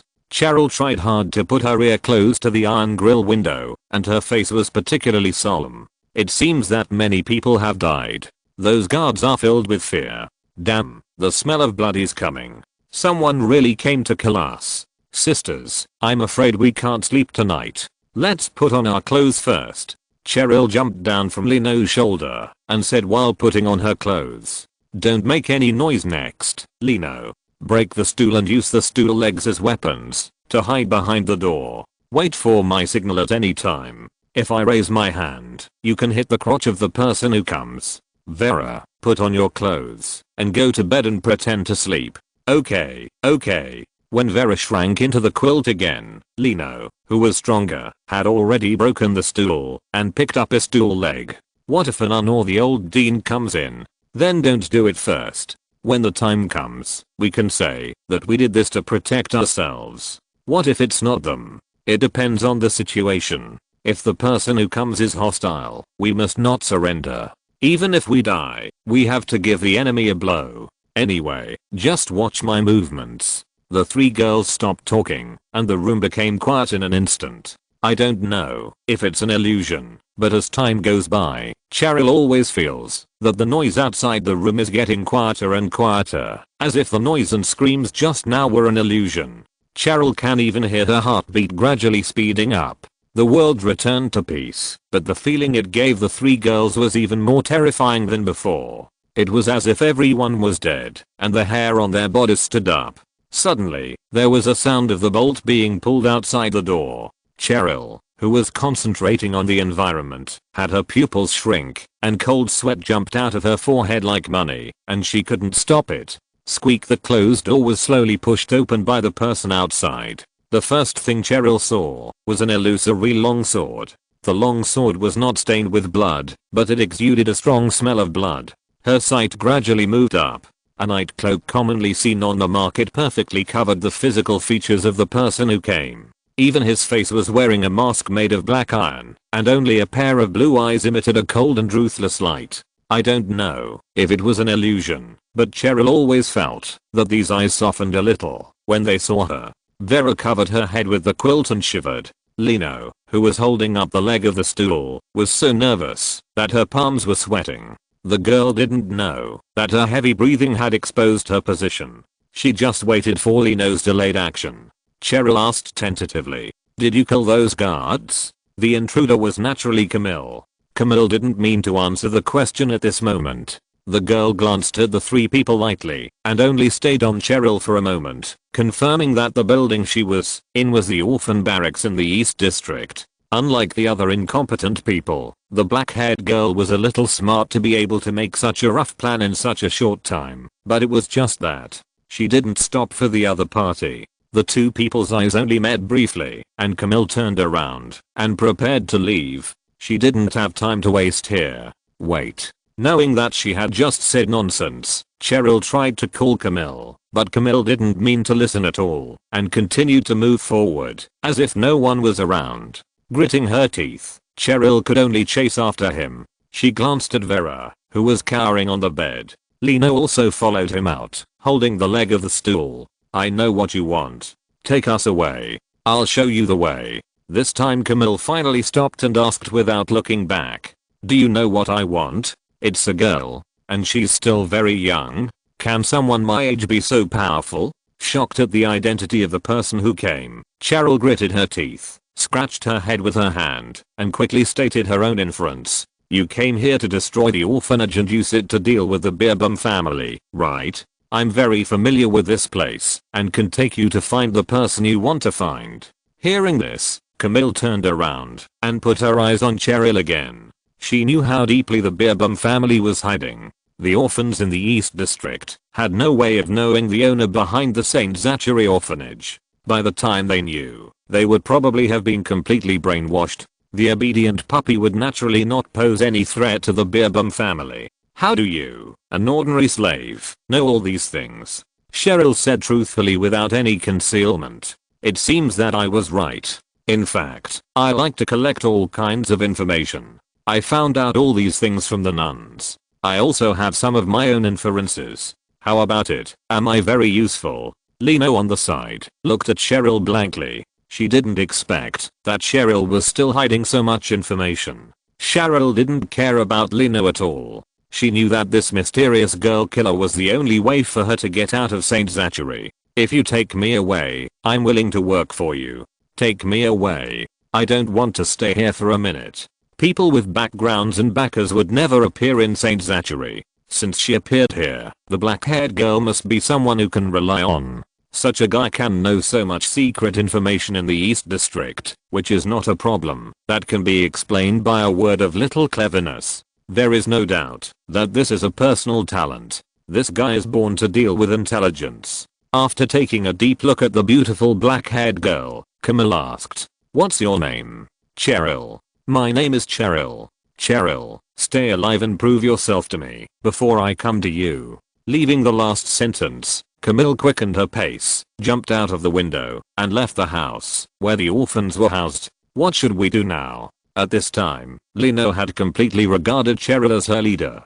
Cheryl was also a little happy when she realized this. If she could really escape from St. Zachary and follow the mysterious girl, Lino would be her most reliable team. Nothing is easier to control than a guy with strong limbs and a simple mind.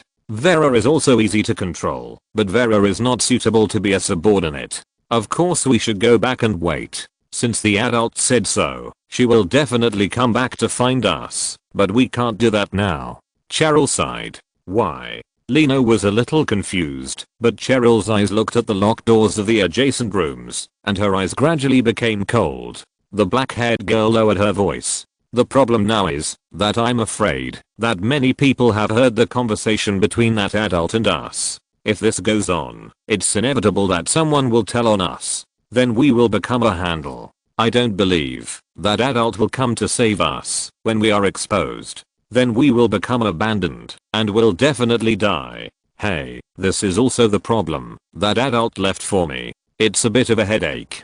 After thinking about this clearly, Lino's face turned pale. What should we do then? Thinking back to the orphan companions who entered St. Zachary with her, Cheryl said lightly, I remember that during the days when you were beaten every day, you told many people about your escape plan. Let's not talk about how many people believed in your crappy plan. I just want to know how many people showed the desire to escape. Lino lowered her head with a gloomy face and did not speak. Unlike her, most of her companions had already surrendered under the nun's persuasion and the whip of the dean, ready to become servants and slaves of the nobles, and fantasized about being adopted by the nobles all day long. Those who abandoned their dignity were eager to enjoy the upper class life, even if they suffered humiliation. In their eyes, St. Zachary's orphanage was a rare opportunity to enter the upper class, so how could they escape?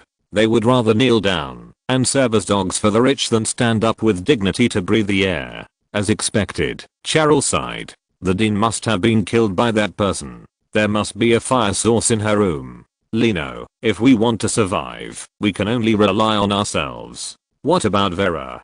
Do you know that every escape plan of yours was leaked by Vera? Lino's body trembled, and after struggling for a moment, she lowered her head. I'll go to the dean's room to look for it. Cheryl didn't say anything, but just silently closed the door and locked it again. Chapter 667 The Turmoil in the Outer City. In the dead of night, when everything was quiet, a sudden earthquake awakened the sleeping outer city. Countless people sat up in panic and looked out the window amid the noise. At some point, a dazzling fire had risen from the horizon, illuminating half of the night sky, and the sound of firefighting could be vaguely heard. In the distance, accompanied by the sad moonlight, countless armored and armed Imperial soldiers swarmed forward and surrounded the entire outer city. The slightly impatient soldiers knocked on the doors and checked the identities one by one, but they still found nothing. This sudden disaster finally alarmed the big shots. Sitting in a carriage with aristocratic emblems, Raoun Beerbohm, who had just climbed out of the slave girl's bed, lowered the curtains and looked extremely ugly. The carriage of the Beerbohm family was not checked at all along the way. Under the protection of the Beerbohm family's private army, Raoun successfully arrived at the St. Zachary orphanage. When he got off the carriage, more than half of the eastern part of the orphanage had been burned. When it was built, in order to consider the land application area, the buildings of St. Zachary were continuous and dense, but now it became the main reason for the fire. It was as if he was in hell. The smell of barbecue mixed with ashes blew towards him. He retched a few times and hurriedly took out the sachet he carried with him and put it in front of his nose to avoid vomiting and losing his dignity. Ella, take people to put out the fire. After saying something to his close female subordinate with difficulty, Raoun hurriedly turned back to the carriage and ordered the coachman to drive the carriage a little away from the range of the flames. Less than 10 minutes later, the Imperial garrison in the outer city also arrived at the fire scene. Under Raoun's scolding, the captain of the garrison led the garrison to participate in the firefighting operation. As more and more people came to put out the fire gradually became smaller. At dawn, the blaze finally subsided. Lord Raoun, the fire has been put out. The dusty captain of the garrison came to Raoun's carriage in a flattering manner. Does your lord have any other instructions? Go away. We will investigate this matter thoroughly. Catching the bag of money that flew out of the window, the captain of the garrison weighed it casually. He felt the sincerity in the bag and smiled with satisfaction. Since the eldest son of the Beerbohm family said so, the responsibility for this fire incident naturally did not fall on him. However, it can be seen from this that the Beerbohm family is really angry. I don't know how many people will suffer after today. Then Lord Raoun, I will take my leave. After the garrison left, Raoun walked out of the carriage. Looking around, the East District had become a ruin, and many places in the West District were also affected. The losses were heavy. St. Zachary is the common asset of many nobles. Now that he has encountered such a big problem, he can't handle it by himself. Ella, count the property and personnel losses, investigate the cause of the accident, and torture them severely if necessary. Don't let any suspicious element go. I understand. The only dozen survivors in the East District of St. Zachary were temporarily placed in a warehouse outside the orphanage. Shirley pinched her thigh flesh hard, and she was curled up in the arms of Sister Alyssa. Her eyes were suddenly blurred with tears. Tears flowed down, like they were free, and the girl's black face quickly turned into a mass of paste that her mother couldn't recognize. The girl's performance quickly won the sympathy of most of the survivors, and many people who were still frightened were secretly wiping tears. Sister Alyssa, so many people died, and there was blood everywhere. It's terrible. The gentle nun hugged the dusty Shirley and comforted her softly. Don't be afraid, don't be afraid. Sister Alyssa is here, don't be afraid, Cheryl.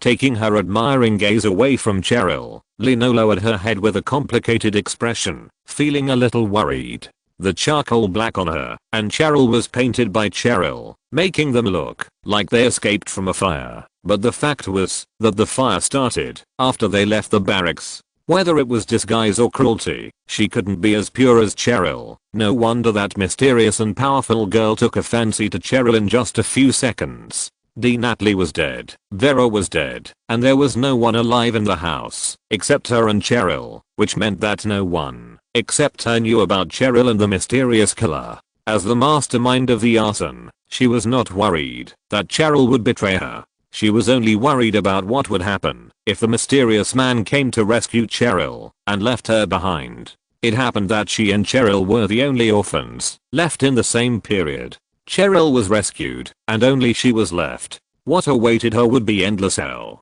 Cheryl promised to take her with her. Would the mysterious killer girl agree? Would she abandon her? Lino, didn't Vera escape with you? Sister Avril noticed Alina's expression and took the initiative to talk to her. Cheryl's face changed slightly, and she pricked up her ears. Looking up at Sister Avril's beautiful face, Lino recalled what Cheryl had said to her. Don't trust anyone, and don't try to explain anything to anyone. If someone asks you a question, you have to be alert. Whether we can survive depends on you. Lino came back to her senses and shook her head. Vera fainted. We can't take her away. Where are the others? Didn't you take others with you when you escaped?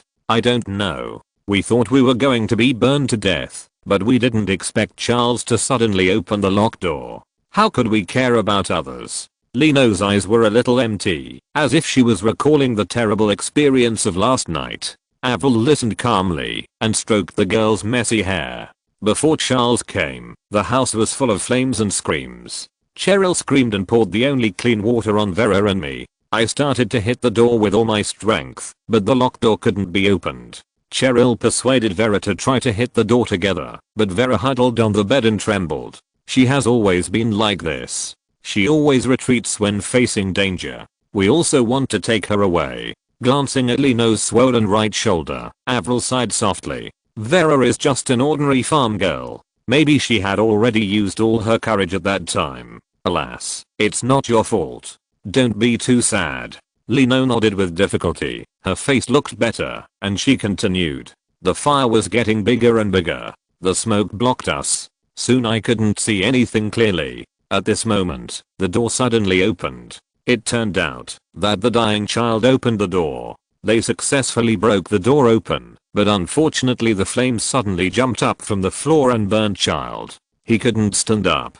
Vera screamed and stood up from the bed. She inhaled a breath of smoke and fainted directly. The fire wave rushed from the corridor. There was no time to hesitate. Cheryl and I could only leave Vera and child and jump from the corridor window to the tree. We almost couldn't get out. Recalling Vera's miserable plea for mercy, Lino shuddered with fear on her face. Avril sometimes observed Lino and sometimes observed Cheryl.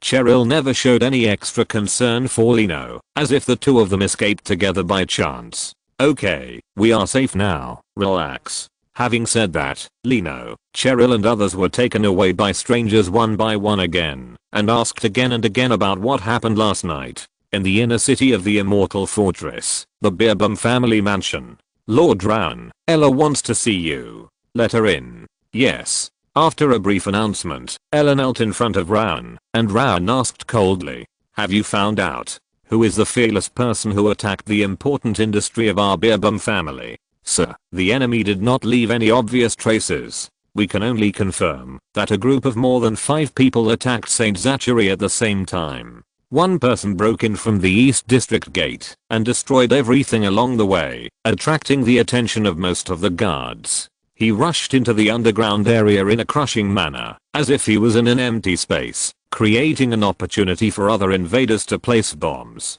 The other invaders seemed to know the situation in the underground area very well. At present, the key nodes of the underground area have been completely destroyed. It will take at least 3 years to dig and reinforce the passages without alerting others. I didn't expect that the always capable Ella would be defeated here. Raun also realized the difficulty of the enemy. The thugs in the West District were okay. The guards in the underground area were all elite soldiers drawn from the Imperial Legion. What kind of terrible existence was the enemy? What were our losses? All the finished products died in the explosion. 25 semi-finished products survived. Only 2 first-time products survived, and more than 90% of the guards were injured. Only a small number of lazy and absent guys survived, and most of the guards died in the chaos. Raun frowned. The losses were too ugly. I arranged more than 300 guards, but they were killed by 5 people on the opposite side? Ella nodded.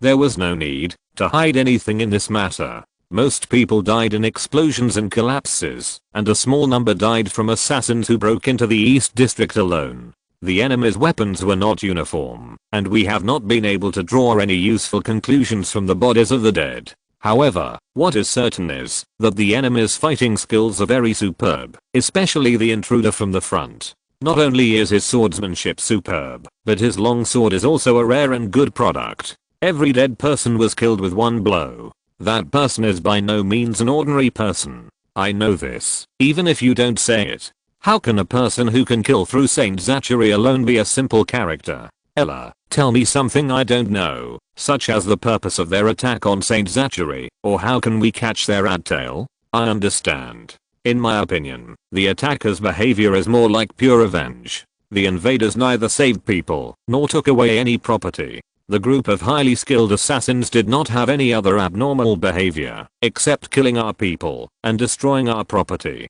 I wonder if there is a possibility that Saint Zachary has captured someone who should not be captured, thereby offending a hidden major force, and the other party is waiting for an opportunity to retaliate. Hearing Ella say this, Raun also felt a sense of sudden enlightenment. It's not impossible. If this is the case, things will be difficult to deal with. The dead guys are either corpses that can't be put together, or they have become pieces of meat buried in the ground. We can't even be sure whether any slaves have been rescued. The enemy is in the dark, and we are in the light. It's too passive. So I suggest that you reduce the number of trips recently, increase the number of guards, and avoid danger. Raun nodded with a smile, sighed, stood up, and hugged Ella in his arms. I didn't rest for a whole night. You've worked hard. Ella blushed and didn't say anything, just looking at the young and handsome male host expectantly. In this case, Raun would naturally not refuse the affection of his female subordinate. Don't leave, rest here today. It's enough to have you protect me. If it was Ella, you could also destroy Saint Zachary alone, right? After all, you are a magic swordsman who is 1 in a million. Unexpectedly, Ella suddenly pushed the stunned Raun away and suddenly became serious. Lord Raun, I hope you can take it seriously. I'm not kidding. If I use the magic sword, Radiance, I can indeed kill every living person in Saint Zachary, but I can't act so quickly and efficiently. From the attack to the activation of the bomb, the invaders only took 2 hours, especially the killer who broke into the underground area from the East District alone. It was too fast. I can't understand how he did it. So please don't be careless, Master. The necessary guards should be increased. You can't blindly trust your subordinates. Infected by the serious Ella, Raun quickly calmed down and no longer paid attention to the charming body of his female subordinate. The enemy's strength is not something that can be laughed off for making the arrogant and powerful Ella so cautious. In this case, letting the small head control the big head is not an act that can be described as stupid. That is a way to death. Being targeted by such a terrible enemy, if he can't get rid of it early, I'm afraid he won't be able to sleep peacefully. Since they are targeting the Beerbum family, they will definitely continue to attack. We can't keep getting beaten. We have to report this attack to Grand Duke Light tomorrow. Given Grand Duke Light's personality, he will definitely not ignore the destruction of an important source of slaves. As long as the Grand Duke sends 2 blood trackers, I will be sure to catch the little mouse that attacks again. So what if it is a top killer hiding? The Empire has been developing in the fortress for so many years and has encountered countless attacks. We have plenty of ways to deal with those mice hiding in the dark. If they want to deal with the Beerbum family, I will give them this opportunity. It depends on whether they have the courage. Happy New Year, everyone. I wish you all a happy family, happiness and health in the new year. If you're listening to this novel on a channel other than Fanfic World, it means they downloaded and uploaded it without effort. We cordially invite you to visit our channel, Mundo Fanfic Novelos. There you'll find the original version of this story and you can explore many other novels of various genres. We're waiting for you to immerse yourself in a world of incredible novels. Chapter 668. You can't keep the person I want. They think that we, who just launched an attack, will not launch a second attack immediately. This is our first mover advantage. This time we have 2 goals. The first goal is to kill Ran Beerbum, and the second goal is to rescue new members. I will personally go to the inner city to complete the task of killing Ran. You are responsible for rescuing the 2 girls. In a secret base in the outer city of the Immortal Fortress, the windproof lanterns were bright, reflecting 4 pairs of sparkling eyes. After a secret and successful raid, the 3 fledgling Nightblade apprentice assassins became more aggressive and confident, which was exactly what Camille wanted. Now that the 3 young wolves have seen blood and bared their fangs, their strength will become even stronger. As his superior said, only the wolf cubs who have drunk blood can become hunters who survive in the wilderness. It is not easy to complete a series of difficult tasks with the 3 novice supporters assigned by the superior. The support of the Emerald Territory will not be maintained without a bottom line. Therefore, she not only needs to consider the difficulties faced by the task itself, but also to raise funds to maintain the operation of the secret organization and try her best to tap the potential of subordinates as soon as possible. Promote the rapid growth of subordinates, and become talents who can stand on their own. Before planning the explosion of Saint Zachary, Camille considered all aspects. Only Camille knew how much she had suffered to successfully carry out the plan until now. This is the appearance of the rescue target. The black-haired girl Cheryl is the main target, and the other blonde girl is the secondary target. The main target cannot be wrong, and the secondary target can be relieved when it is known that it is impossible.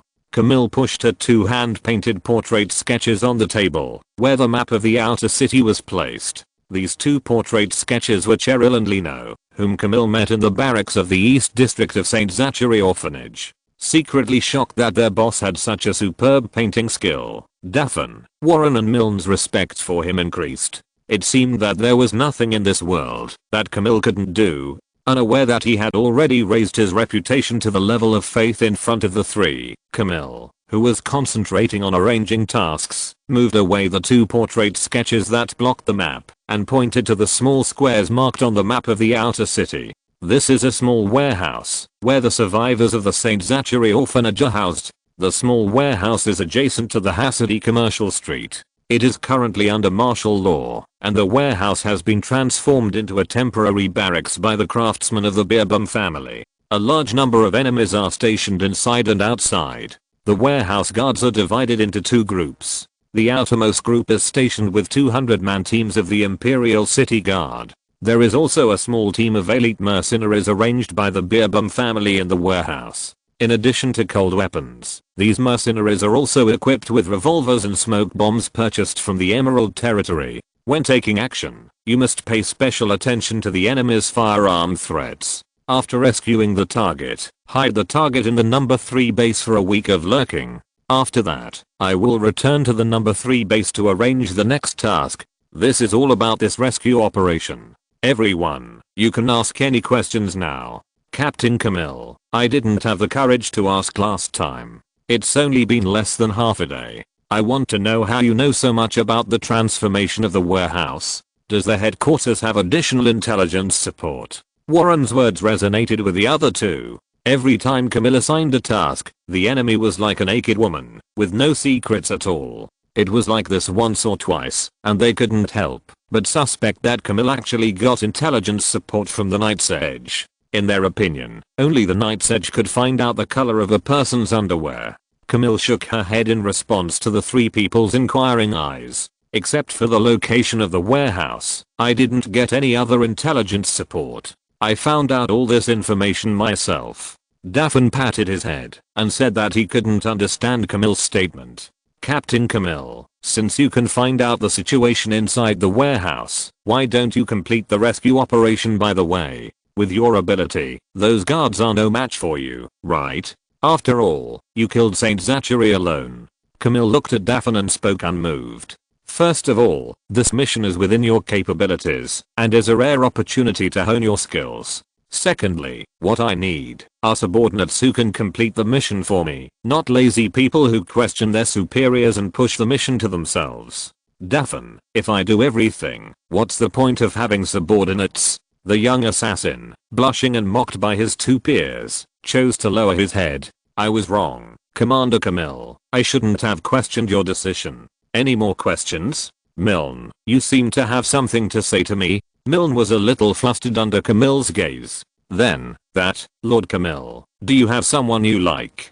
Somewhat surprised Milne to ask such an insignificant question, Camille thought about it and decided to cut off the thoughts that his peers and subordinates shouldn't have as soon as possible. I have completely dedicated my body and soul to a great existence.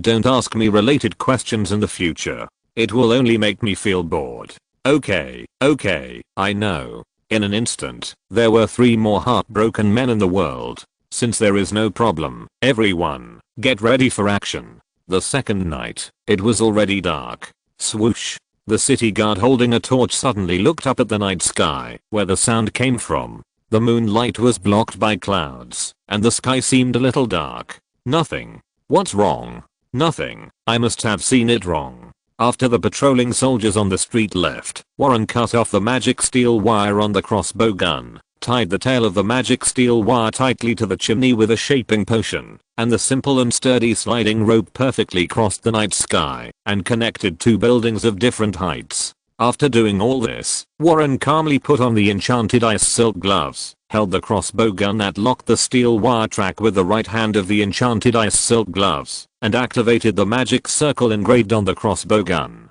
The hex crystal poured out a large amount of magic power, activating the magic circle. In an instant, the magic steel wire and the crossbow gun produced a disordered and powerful repulsive force. Before the surging magic power had time to run wild, it was perfectly controlled by the ice silk gloves to flow to the high end of the steel wire. The power brought by magic formed a thrust that was enough to pull a grown man. In less than 5 seconds, Warren followed the magic steel wire across the night sky for 100 meters and successfully arrived at the roof of the shop next to the warehouse. After releasing the lock, Warren rolled and stood still on the roof. After confirming that no one had discovered him, Warren removed the crossbow arrow wrapped with the magic steel wire and switched the crossbow gun to the energy crossbow arrow firing mode. At the same time, the other 2 also arrived at the predetermined position, jumped down directly, knocked down the mercenary, and pierced the mercenary's heart with the hidden blade.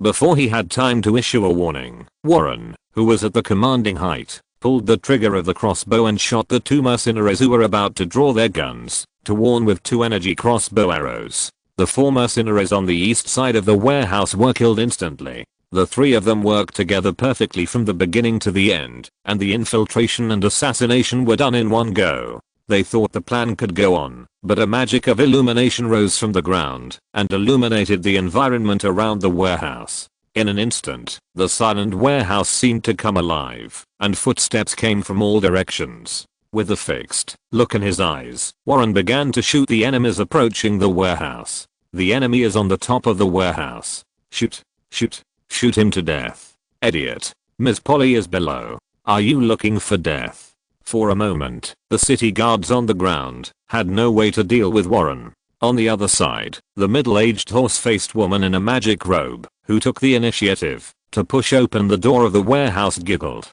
Dear little mice, I have waited for you for too long.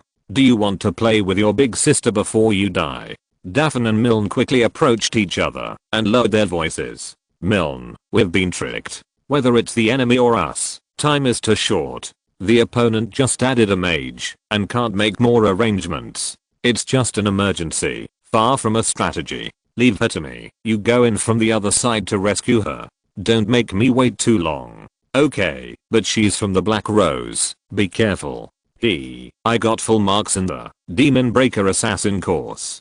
Daphne quickly retreated to the other side, placed the alchemical bomb on the outer wall of the warehouse, and ignited the fuse. Milne raised the enchanted crossbow gun to attack the female mage, and pulled out the mithril hand dagger with his right hand, turning into a residual shadow, and rushing towards the middle-aged female mage. Feeling the power of the energy crossbow, the female mage couldn't help but change her face, and raised her staff without hesitation. Holy light barrier, the milky white shining shield quickly condensed and blocked the energy crossbow at the critical moment. Bang, bang, bang. 3 crossbow arrows suddenly exploded, and a large piece of the holy light barrier that was enough to resist low-level magic was directly shattered. What kind of magic equipment is this? The female mage with a look of shock did not dare to be arrogant, and quickly cast several defensive magics on herself. In 2 breaths, Milne rushed to the front of the female mage, and the sharp edge of the magic-breaking silver thorn condensed into a point, and pierced the female mage's heart. The two looked at each other, and the horse-faced female mage felt cold all over. Shock. There was no time to take any countermeasures. The female mage could only use defensive magic to repel Milne. The 3 protective shields suddenly exploded. Milne, who was hit, lost his balance and flew backwards, spitting out blood, and falling to the ground. The horse-faced female mage was not feeling well either. The magic backlash caused by the self-destruction array instantly unbalanced the elemental level in the female mage's body, and temporarily lost the ability to cast spells. Boom. The wall of the warehouse was blown up by the alchemical bomb. Daphne threw a smoke bomb that released paralyzing gas, lowered his body in the smoke, and rushed into the warehouse. He successfully avoided the first batch of musket fire with the help of the smoke. When he rushed out of the smoke, Daphne had already killed his way into the defensive circle, formed by the mercenaries. The sound of fighting came from behind. The female mage turned her head and looked, and soon frowned. The black-clad assassin who entered the barracks from the other side was fighting with the 8 elite mercenaries in the warehouse, and had an absolute upper hand. The revolver could not hit the agile black-clad man at all. In order to avoid accidental injuries at close range, the mercenaries could only passively choose close combat, but they were no match for the silver longsword held by the black-clad man. Whether outside or inside the warehouse, the combatants of both sides showed a huge gap in all aspects. The situation was rapidly deteriorating, and defeat was only a matter of time. Originally, she said that she could deal with the guy that the Beerbum family was afraid of, but the fact was that the guy did not come. Only 3 guys who dared not show their faces came, and made her flustered. Damn it, not only do they have advanced magic equipment, but they also have such amazing skills.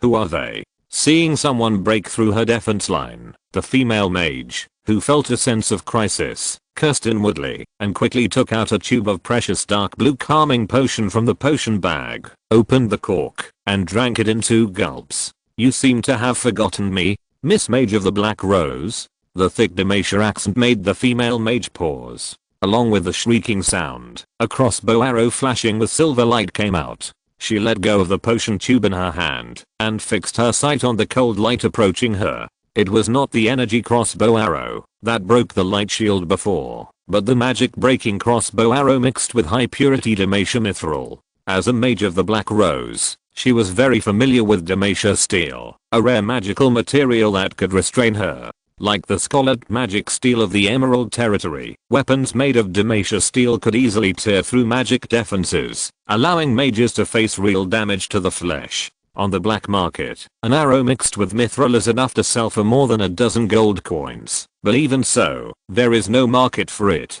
No force would sell the anti-magic weapon, because of lack of money. It is a magic-breaking arrow made of Demacia steel. At this moment, magic defense is completely useless, and it is not realistic to use the body to dodge because of the short-term stiffness. The female mage only had time to tear open the flickering scroll that had been prepared long ago. The torn scroll released a powerful magical power, and the starlight woven into an airtight cross-shaped star curtain in the blink of an eye. The female mage was wrapped in the star curtain and disappeared from the spot. Ding-ling-ling-ling. The magic breaking crossbow arrow passed through the magic starlight that was about to dissipate, biting deeply into the wooden door of the warehouse, and the arrow feathers vibrated unsteadily. You escaped pretty fast. Milne, who had relaxed, took a sip of recovery potion, and walked a few steps to the door of the warehouse to retrieve the mithril crossbow arrow. Solved. Solved. How are you?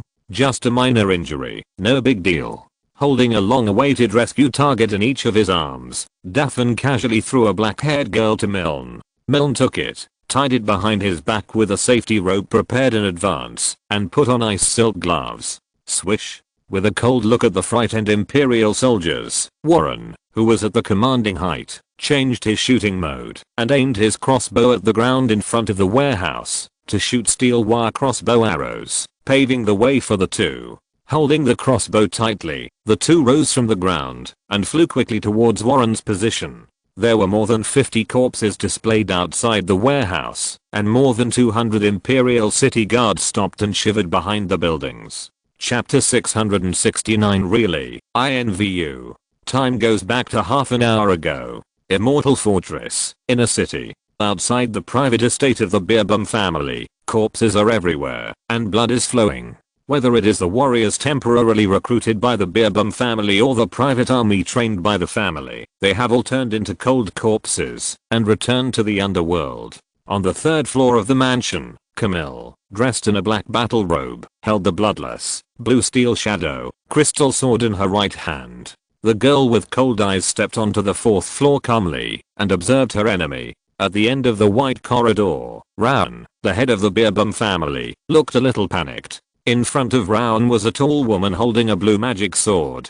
Camille felt a tangible pressure from the tall woman who had never worn armor. Not only was the long sword flashing with blue magic light a deadly threat, but the woman herself was also a top swordsman, and it seemed that she could use a special energy similar to cursed power. Camille knew that she had met a real opponent. Ella, are you sure you can defeat him? When he was stared at by blue-gray eyes, Rowan finally understood what a terrible enemy he was facing. At this moment, Rowan could only hope that the alien magic swordsman he had worked so hard to get could protect him. Lord Rowan, I will entangle him in a while. Please leave here as soon as possible. What disappointed Rowan was that the magic swordsman he relied on made a statement that could be said to be inferior to him. Okay, hold on, I'll call someone to support you. Abandoning the last bit of luck, Rowan no longer hesitated and turned to rush into a room, preparing to escape from the secret passage on the fourth floor. Camille just watched Rowan's actions indifferently and did not stop him. Her eyes remained calm from beginning to end, as if everything was under control. Boom. Just a few breaths later, the unexpected explosion overturned the entire mansion. Fire shot up from under his feet, the floor collapsed, the walls broke, and the entire attic instantly turned into a sea of fire while shaking. Only the stone corridor on the fourth floor was still supported by strong stone pillars, leaving Camille with room to stand. On the stone corridor with a width of only 3 meters, Ella's face turned pale, and the light in her hand showed signs of being unstable. Camille, who had been silent, seemed to have some sympathy for her opponent, and seemed to be dissatisfied with the enemy she valued. For the first time, she spoke. Don't be lucky. Lord Rowan is dead. I had already considered that Lord Rowan would escape through the secret passage, so I placed all chemical bombs throughout the mansion. Only the fourth floor of the mansion will not be affected by the all chemical bombs. It is quietly waiting behind you to witness the victory between you and me. This is Lord Rowan's only chance to survive, but unfortunately he chose to escape. Staring at the female swordsman in front of her, Camille said coldly, now is the time for the battle between you and me. Maybe you can kill me here to avenge Lord Rowan, or I can kill you and completely eliminate the last trouble of the Beerbum family. If you are a qualified warrior, you should not be sad about losing your followers now. How to kill your enemies is what you should consider. Gripping the glow again, Ella whispered. This is where I'm inferior to you. You always know what decision you should make, but I'm easily affected by emotions, which makes me become unlike myself. I know that he is using me, and his tenderness is all deception. I know that, in order to get my body and loyalty, he secretly used all kinds of despicable drugs to control my body, but I still fell in love with him hopelessly. My will has long been shattered by his erosion. Sadly, I know that he should be my enemy, but I feel sad after he dies, and even want to kill you, my benefactor, for him. Tell me, am I stupid? Obviously, they are enemies who will be determined to live and die when they meet for the first time, but Ella feels that the girl in front of her is the same as herself. To Ella's surprise, the girl killer actually chose to respond to her. Like you, I have a man I can't let go of. He is also using me, but he let me know that his use of me is not just use, but a two-way promotion that benefits both me and him. Rather than use, it is better to say that he guided me, and I chose him. In addition, he did not deceive me in any way. Whether it is good or bad, he always tells me openly. From this point alone, I know that he is worth following with my life. For me, I actually don't want to do these things. Whether it is the slave dungeon of the St. Zachary orphanage, the Beerbum family, or the darkness and corruption of the Narxis Empire, it has nothing to do with me, but this is his order. He wants the city to be cleaner, so I have to do these things desperately that I don't like to do. You kill for Lord Raun, and I kill for my teacher. From this point of view, we are the same. In my opinion, you are not stupid, but a model of loyalty. Your mistake is that you met the wrong person. You are too cowardly, so cowardly that you can't protect yourself, and you can't distinguish between the beautified malice and your true feelings. You were deceived by a despicable man and you are unlucky, that's all. After listening to Camille's self-narration in a daze, Ella smiled bitterly. Luck, something unpredictable. But then again, there are such good men in this world. If you say so, I would like to meet your teacher. Thank you. I'm also proud of my teacher, but it's a pity that you probably won't have the chance to meet my teacher. Although you are beautiful, he will definitely not like you as you are now. Taking off the mask, Camille pulled out the blue steel shadow and showed her true face in front of Ella. Staring at Camille's beautiful face, Ella sighed. The girl in front of her is somewhat similar to her, but also very different. However, she always subconsciously compares the girl to herself in another life. What a defeat. You are also a beautiful girl. Judging from your feelings for your teacher, he must love you very much, right? He grew up with me like an omnipotent angel, gave me a warm childhood, and gave me the opportunity to break my fate. I was able to gain the courage to choose another life path thanks to his encouragement. I think this should be a manifestation of love. Biting her lips enviously, Ella recalled her experience of meeting Raun, and lowered her head in disappointment. Since she obeyed Raun has always asked for things from her, and has never taken the initiative to care and love her. After all, she is just a tool through and through, and all her feelings are wishful thinking. It must be very happy to leave the most perfect self to the person you love the most. I haven't experienced it, but I can be sure that if my teacher hugged me gently, it must be the happiest time for me to laugh. After being silent for a while, because of the sudden dog food, Ella raised Yao Guang and gently stroked the blade of the magic sword. The sadness faded, and her eyes became more fierce like a swordsman. This is my beloved sword Glory. My father passed it to me, so that I could become an outstanding Imperial warrior in the light of Imperial glory. However, I happened to meet Raun in the fortress, and was tricked by him into handing me over. I then fell and became an accomplice of darkness. I'm not worthy of this sword, and I'm even more sorry to my father.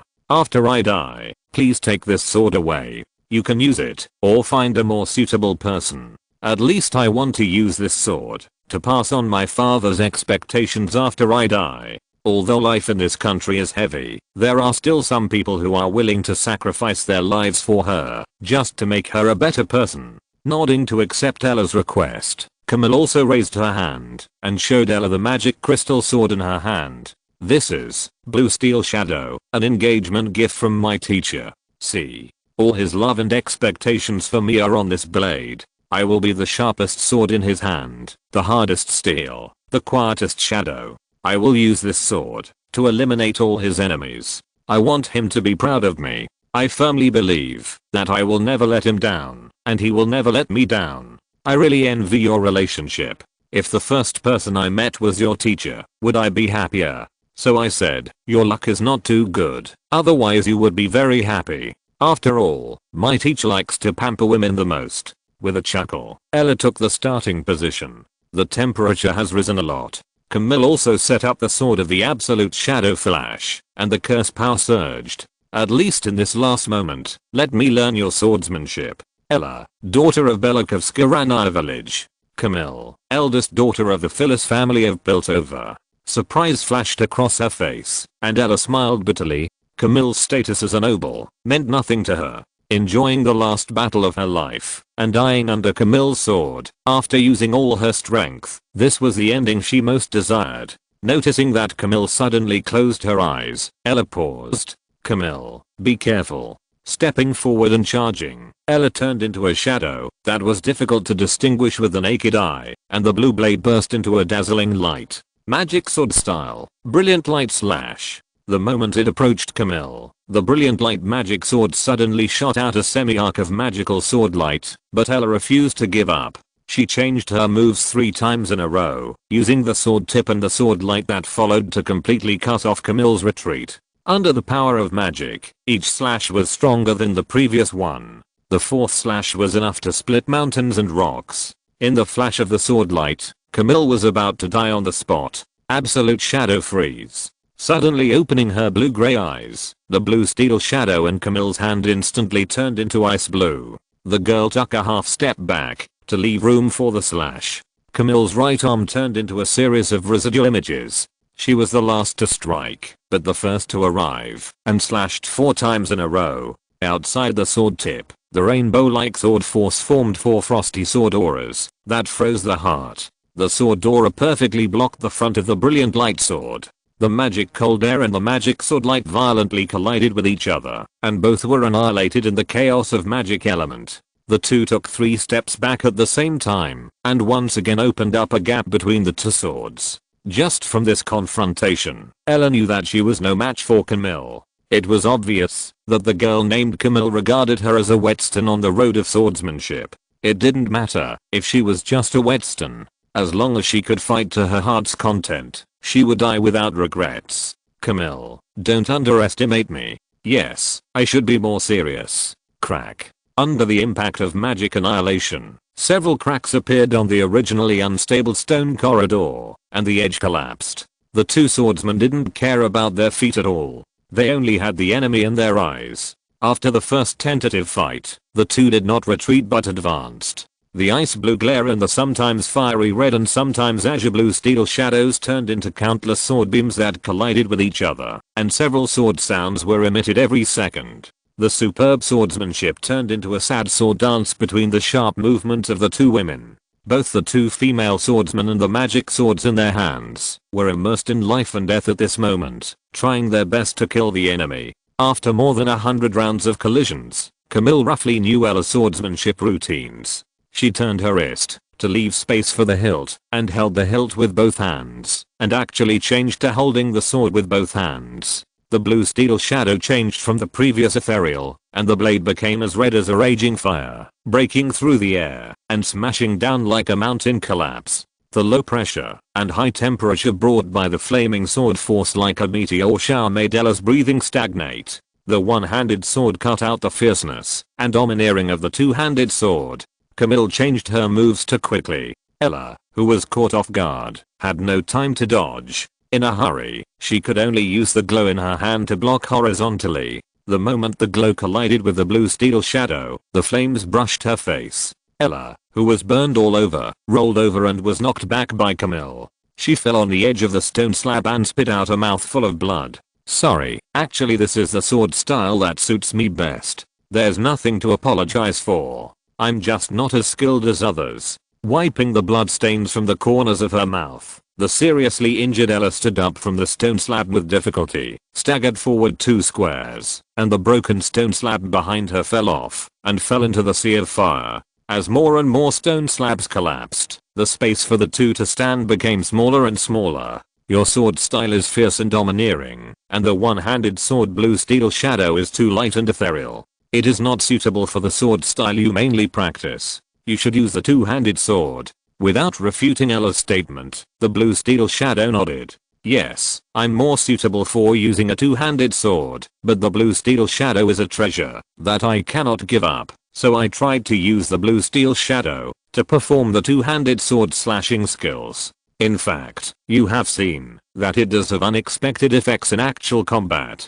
Coming back to Camille, Ella smiled with a burnt face and raised the radiance again with trembling. I have used all the sword skills I can perform. Camille, can you let me see your most powerful move before I die? Nodding silently, Camille looked at Ella deeply, then closed her eyes and made a sword drawing gesture. The sword came out and fell, without a shadow or form. Ella blinked in confusion, and then was surprised to find that she could no longer control her body below the neck. Camille, am I dead? Opening her eyes, Camille nodded, but Ella smiled happily. What's the name of this move? Absolute Shadow Flash. This is also what my teacher taught me. Haha. Because of the excessive shaking of her lips, Ella's head finally rolled off her neck and fell to the ground. Really, I envy you so much. Thanks to Reader 13551021133359800032 for the 500 points reward, and thanks to Bookfriend 202208142216490078 for the reward to Zyozia. Chapter 670 The Sudden Turmoil in Valoran. Narxan Calendar, 8930. Led by Grand Duke Timothy, the 5 southern warlords formed the Southern Narxan Empire Alliance. In the protest of the Supreme Command, the Southern Empire Alliance disclosed the whole story of the demon invasion of Fort Brewster, and claimed that the undead demon Lord Lester made a despicable deal with the demons, using the souls of the people of the Empire in exchange for the help of the demons, to allow the Emerald Territory to develop to this day. At the same time, the Southern Empire Alliance called on the forces and countries of the entire continent to send joint envoys to jointly examine the evidence of Fidlet's collusion with the demons. Although no one responded to the whole process due to the great power of the Emerald Territory, it successfully aroused the ambitions of other forces, including the Supreme Command of the Northern Empire. There is no doubt that this is an excellent reason to unite the forces of the entire continent to fight against or even destroy the Emerald Territory. After all, if the Emerald Territory really had the strength to fight against the enemy of the world, the Emerald Territory would never hide for so long. With a common goal, the countries strengthened their ties. In order to conceal their identities, secret talks were held in the shadows. Suddenly, the Emerald Territory, the top power that had suppressed everyone for more than 900 years, seemed to have become everyone's enemy without anyone noticing. The capital of Demacia, the royal palace of the kingdom. Javan II, who had already entered middle age, put down the urgent military intelligence in his hand and thought of the humiliation that the Emerald Territory had brought to Demacia and the Emperor sighed. Finally, has it finally aroused public outrage? I didn't expect to see such a day before I die, but that is the Emerald Territory, a country that even the previous king was afraid of. Can these ordinary people really win the battle? Under the throne, 8 noble ministers looked at their noses and hearts, staring at the tips of their shoes unwaveringly, as if there were little red flowers on the tips of their shoes. They didn't care what the emperor thought. They only needed to veto the emperor's decision when he made a wrong decision. After all, only by ensuring the interests of the kingdom can the interests of the family be guaranteed. Unlike 50 years ago, Demacia now does not belong to Javan II alone. A complex expression flashed across his face, and Javan II looked down at the 8 noble ministers who were gradually encroaching on the royal power, and his face returned to solemnity. These ministers were more respectful than each other, but their actions were more inhumane than each other. He hated that he had just taken over the power of the kingdom at that time, and was also humiliated by the envoys from the Emerald Territory, who came to ask for the body of the Hand of Narxus. In order to keep the throne, he could only choose to compromise. In the final analysis, the Emerald Territory was closely related to his current situation. My dear ministers, if this emperor sends envoys to join this inspection mission, Your Majesty, absolutely not. The inspection mission is of great importance. If the Emerald Territory settles scores later, how many brave and loyal warriors of the kingdom will die in an unjust war? This move is both costly and self-defeating. It is better to sit back and let the barbarians of the empire fight each other. Regardless of whether the Emerald Territory wins or loses, the kingdom will be the winner. Yes, the reason why the kingdom is rich and strong is because the previous king followed the ancestral teachings and achieved the Demacia justice of never invading other countries and starting a war lightly. Your Majesty, the teachings of our ancestors cannot be violated. Your Majesty, in my opinion, it is better to take this opportunity to strengthen cooperation with the Emerald Territory. If the Emerald Territory can be won over, the kingdom will be able to rest easy in the future. What? Do you want your Majesty to succumb to those villains in the Emerald Territory? Is your Majesty such a weak person? All kinds of suggestions came one after another, and the 8 ministers who were there to make up the numbers soon quarreled with each other. Javan II rubbed his brows with a headache. He really wanted to send these noisy and incompetent guys to the guillotine, but it was really impossible. The main reason was that the kingdom was not a monolithic entity. The royal family and the nobles were alienated, the ministers and the families were loyal to their own masters, and the noble forces were intertwined like a crisscrossing spider web. One move could affect the whole body. Unless they were really at the end of their rope, there was no possibility that the nobles would give up their power. Besides, the kingdom army has a total of 150,000 soldiers, and the Light Shield family only controls 20,000 royal guards and more than 1,000 fearless vanguards. The rest of the military power, including the control of the Demacia Illuminati, is in the hands of the great nobles. The only ones who stand for the Light Shield family are the Crown Guard family, which controls the Fearless Vanguard, and the Chrisman family, which controls the Demon Seekers. The Crown Guard family is suppressed by the great nobles who are afraid of the Crown Guard. At present, the Crown Guard family can only wait to fight with the wooden men in the training ground of the Fearless Vanguard, and there is no day to get ahead. The Demon Seekers also led to the stability and well-being of the country, because of the excessive hunting of mages, which led to the large-scale reduction of the Demon Seekers. In a sense, it can be regarded as cutting off one's own arm. There are too few chess pieces, and it is difficult to take back the military power and take over the royal power under the gaze of a group of old foxes staring at him. Originally, he had expected the breakthrough point to be the Demon Seekers. As long as he allowed some Illuminati mages to leave their bloodline among the people and staged a few terrorist attacks, Demacia would become the world of the Demon Seekers within 10 years. At that time, he would be able to regain control of the kingship with the help of the Chrisman family. But now, it seems that there is a better choice. The Emerald Territory is very powerful, but after all, there are so many forces charging in the front. What if? Seeing that the ministers were still arguing, Javan II became a little annoyed. Enough. What's the point of arguing? Have you forgotten the humiliation brought to us by the Emerald Nect?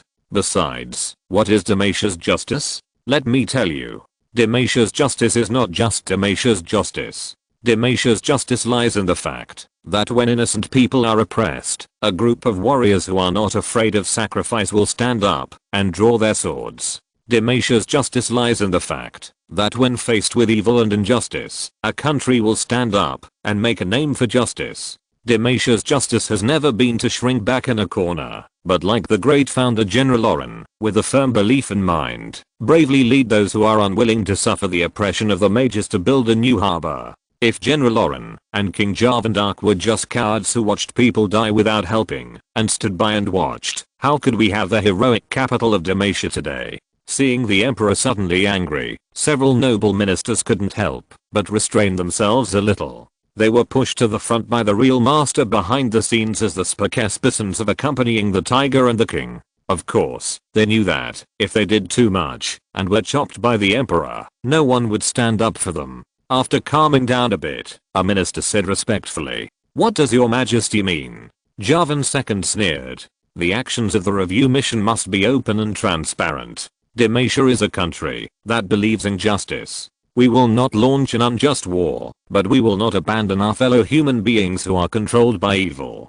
If the Emerald Territory really has nothing to do with the devil, it's fine. If the Emerald Territory colludes with the devil to harm our fellow human beings, Demacia will definitely stand on the side of justice. I would like to send an envoy to join the review mission. My dear ministers, who is in favor and who is against?" Surprisingly, the final result was that the resolution to send an envoy was successfully passed with 4 votes from the ministers and 1 vote from the emperor. In the late summer of the same year, the Immortal Fortress. Under the introduction of the Swain family, the Imperial Commander Brown Darkwill brought his staff member Jennings to the underground part of the fortress. After passing through several magic mazes, Brown saw the ancient and mysterious Bloodlord in a secret magic manor. The noble blood ancestor is named Vladimir. He is the master of the Scarlet Society, an immortal blood wizard, and an existence that competes with the legendary Pale Witch. At this moment, Vladimir is like a melancholy prince, controlling the blood in the cup, to fly into the air and slowly soaking the white rose in his hand. Silently, the white rose turned into a blood rose. Unlike the white rose that was destined to die, the long stem of the blood rose grew thorny vines that slowly wrapped around the right arm of the blood ancestor. The bright flowers pressed against the smooth forehead of the blood ancestor, and they were revived in a few seconds. Witnessing the extraordinary blood magic, even as the commander-in-chief of the empire, Brown could not suppress the fear and desire brought by his body's instincts, and knelt on his knees to express his obedience. This is the power controlled by his father Burnham, an immortal power that can avoid time and break the cycle of life and death. And he is about to obtain this immortal power and establish his own great achievements. Darkwill family. Bron Darkwill greets Lord Blood Ancestor. Jennings greets Lord Blood Ancestor. As if he had just seen the two people talking, Vladimir picked up the blooming blood rose, tore off the petals one by one, and threw them into the wine glass. After taking a sip of blood wine, the pale silver-haired man half squinted his eyes, his narrow eyes fixed on Bron's face, and a trace of doubt flashed across his face.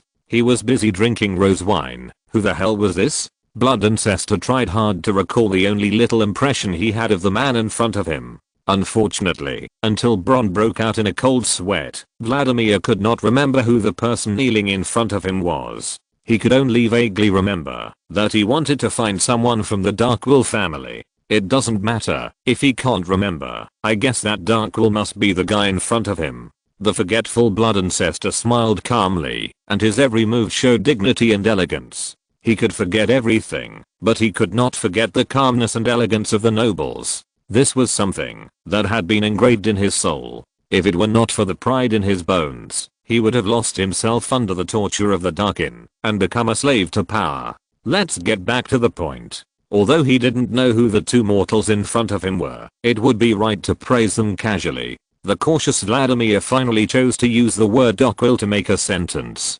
Darkwill, an ancient and powerful surname. Hearing this, Brown was overjoyed. His family was so valued by the blood ancestor. Sure enough, only Darkwill was qualified to hold the imperial power. It is an honor for the Darkwill family to be appreciated by the blood ancestor. Vladimir nodded, calmly took out a gorgeous little notebook, lazily leaned on the back of the chair, held his chin with his palm, and calmly turned to the latest page. He quickly took a look at the little notebook. It turned out that after he broke up with the Pale Witch, he had a deal with Mordekaiser of the underworld. This Darkwill was the most suitable tool. Brown, who didn't know that Vladimir was recalling the plan he had made before, saw that Vladimir did not respond to his compliments, but started reading alone. He didn't know whether he had offended the blood ancestor. Brown didn't dare to ask, and could only turn his head helplessly to look at Jennings beside him, but saw that the wise Jennings also had a confused look on his face, as if he couldn't tell the directions.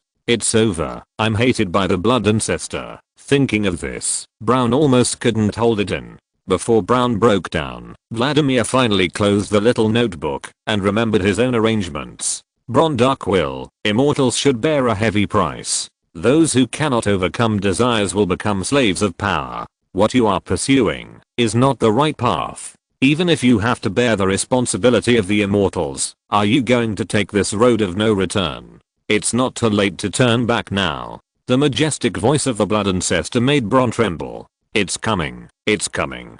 The time and power he longed for are just around the corner. Compared with the power to transcend life and death, any pain and burden are not worth mentioning. His father Burnham could resist the erosion of power and rule the empire for 100 years, so he might not be able to do it. Lord Blood Ancestor, no matter what heavy price I have to bear, I'm willing to receive your gift and become your most loyal follower. It was not surprising that Bron would take this road of no return.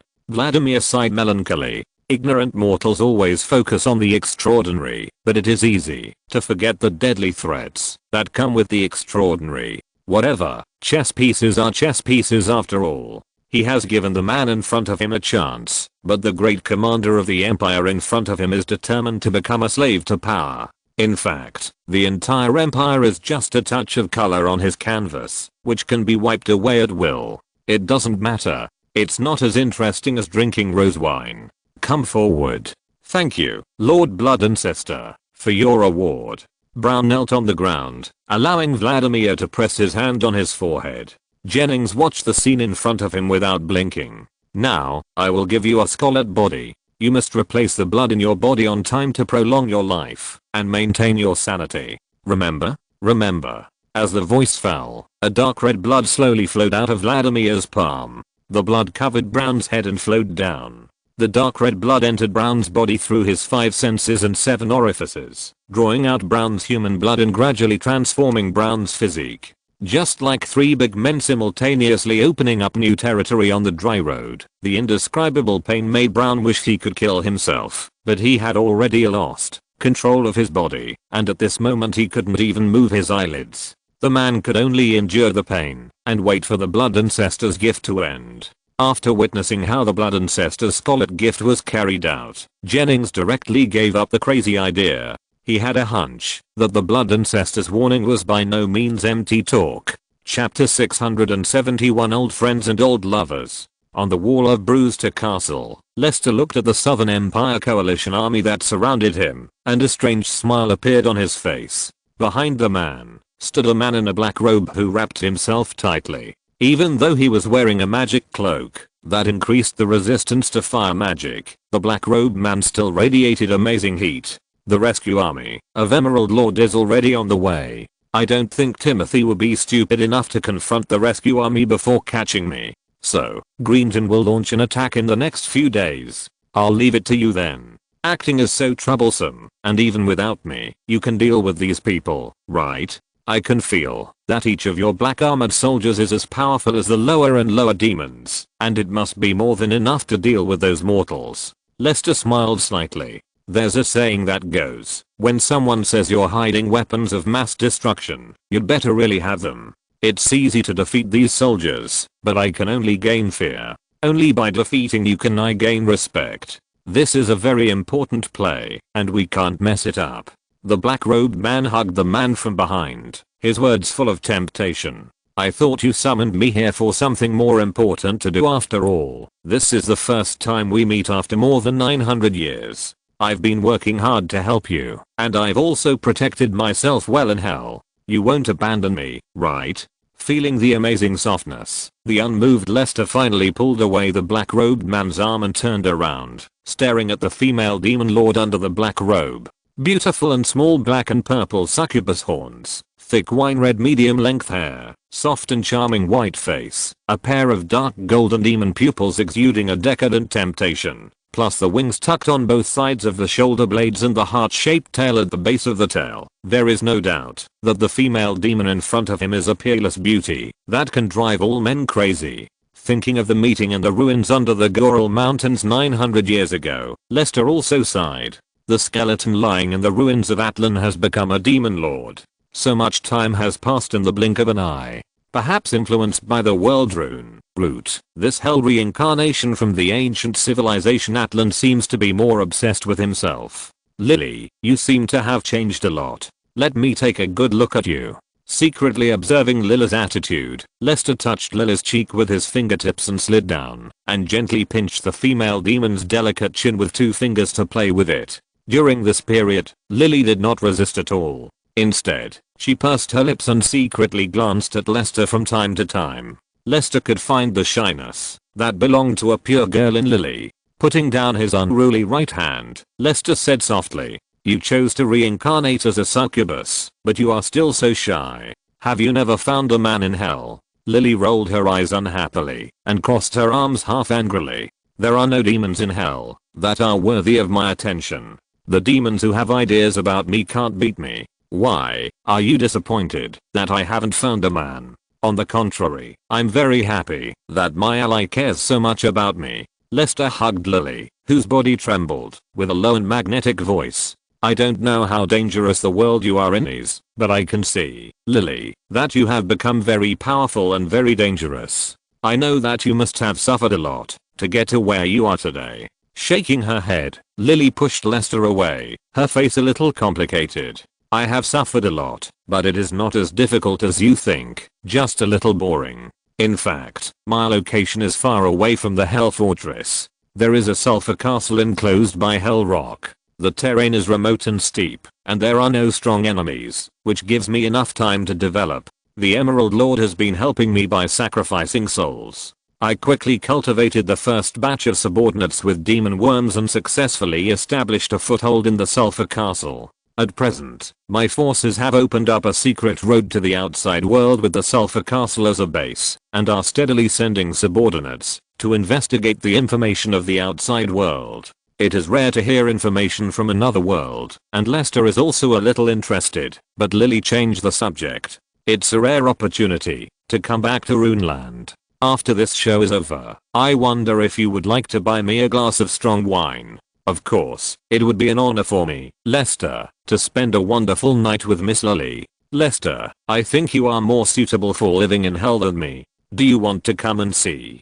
Baby, be patient. There will be opportunities in the future. As the sun sets in the west, 3 kilometers away from Brass Castle, the flags of the Southern Empire Coalition stand in a row. Led by Grand Duke Grinton's Tacnus Corps, 80,000 Southern Empire soldiers are cooking. The curling smoke dissipates in the other half of the night sky along the last rays of light in the sky. Outside the military tent, Kelvin carefully placed the dead Imperial soldiers in an empty wooden box, and began to remove the armor and weapons of the Imperial soldiers with a slightly clumsy, but obviously effective method, and equipped himself. After about a year of military training, Kelvin has learned a lot of useful combat skills in addition to controlling his power. Infiltration and camouflage are one of the most important courses. Before the Southern Empire surrounded Fort Brewster, Megan had been secretly sent out of the southern border of the Empire by the Emerald Lord to the Immortal Fortress for treatment. For Kelvin, Megan's departure was also a way to cut off his worries, and working for the Emerald Lord became his only way out. After reconfirming that there was no obvious problem with his disguise, Kelvin covered the face of the dead soldier with a special human mask, and temporarily made a human skin mask to wear on his face. It was not very detailed, but there was no way to make people see the flaws at a glance. After doing all this, Kelvin took out 2 items. The first item was an obsidian skull that exuded an evil aura. The forehead of the skull was engraved with blasphemous language and symbols. Long-term contact with the ear would produce maddening whispers. There was no doubt that this was an evil thing that did not belong to this world. Kelvin, who did not know the specific function of the skull, only took a glance and quickly looked away. The order he received was to hide the obsidian skull in the center of the Southern Empire Army camp so that it would not be discovered by anyone. He could not control other things. The second item was a bottle of dark red alchemical potion. With the skull in place, he only needed to put the alchemical potion into the water source to complete the task. After making preparations, Kelvin left the tent and blended in with the soldiers of the Southern Empire Army. The bright moon slid from the sky, and time entered the second half of the night. Grand Duke. Grand Duke. There is an urgent military situation. Awakened by the sound outside, Greenton suddenly opened his eyes and climbed up from the soft bed. Senior, the Deputy General of the Tacnus Legion, did not care about being rude and directly pushed the guards into the commander's tent. The 4 guards who were ready to enter the tent to capture Senior were directly driven away by the irritable Greenton. Grand Duke. Crazy. The soldiers are all crazy. Grand Duke. We need to send someone to suppress them immediately. Seeing that Senior, the usually mature and steady Deputy General, was on the verge of collapse, Greenton's heart couldn't help but tremble. Senior. Speak clearly. What madness. The soldiers of the West Camp drew their weapons and attacked others as if they were possessed. They have become irrational beasts. General Lives is blocking the West Camp to deal with the mad and rioting soldiers himself. Grand Duke. We must immediately gather a large number of soldiers to curb this chaos. Otherwise, the consequences will be disastrous. Damn it, what is going on?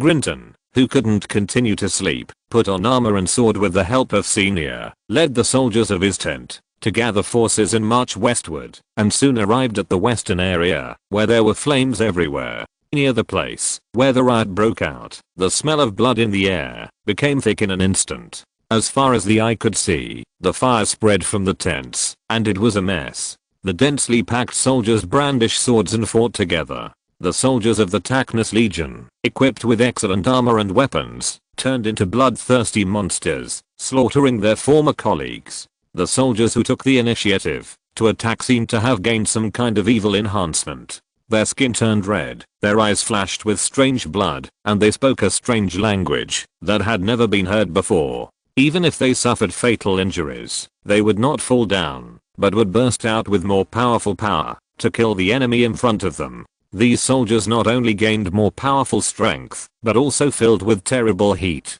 In just a dozen seconds, they caused huge casualties to those normal soldiers. Grinton opened his eyes wide and looked at everything in front of him, his heart bleeding. There were a total of 20,000 people in the Tacnus Legion. Every soldier was carefully selected and trained by him since childhood. These soldiers were loyal to the ancient honor of the Lockheed clan, fearless in battle, and willing to sacrifice their lives for him. He dug up minerals in the territory at all costs, built pure steel weapons and excellent armor to equip the entire legion in order to make the soldiers of the Tacnus Legion reach the terrible combat effectiveness of 1 against 10. In fact, the Tacnus Legion did not disappoint him. As the strongest legion in the southern border of the empire, if it were not for the competition for the king of the southern border, it was not based on force. Otherwise Timothy would not have had anything to do. He spent decades to build the Tacnus Legion, which was the foundation of his survival in the southern border of the empire.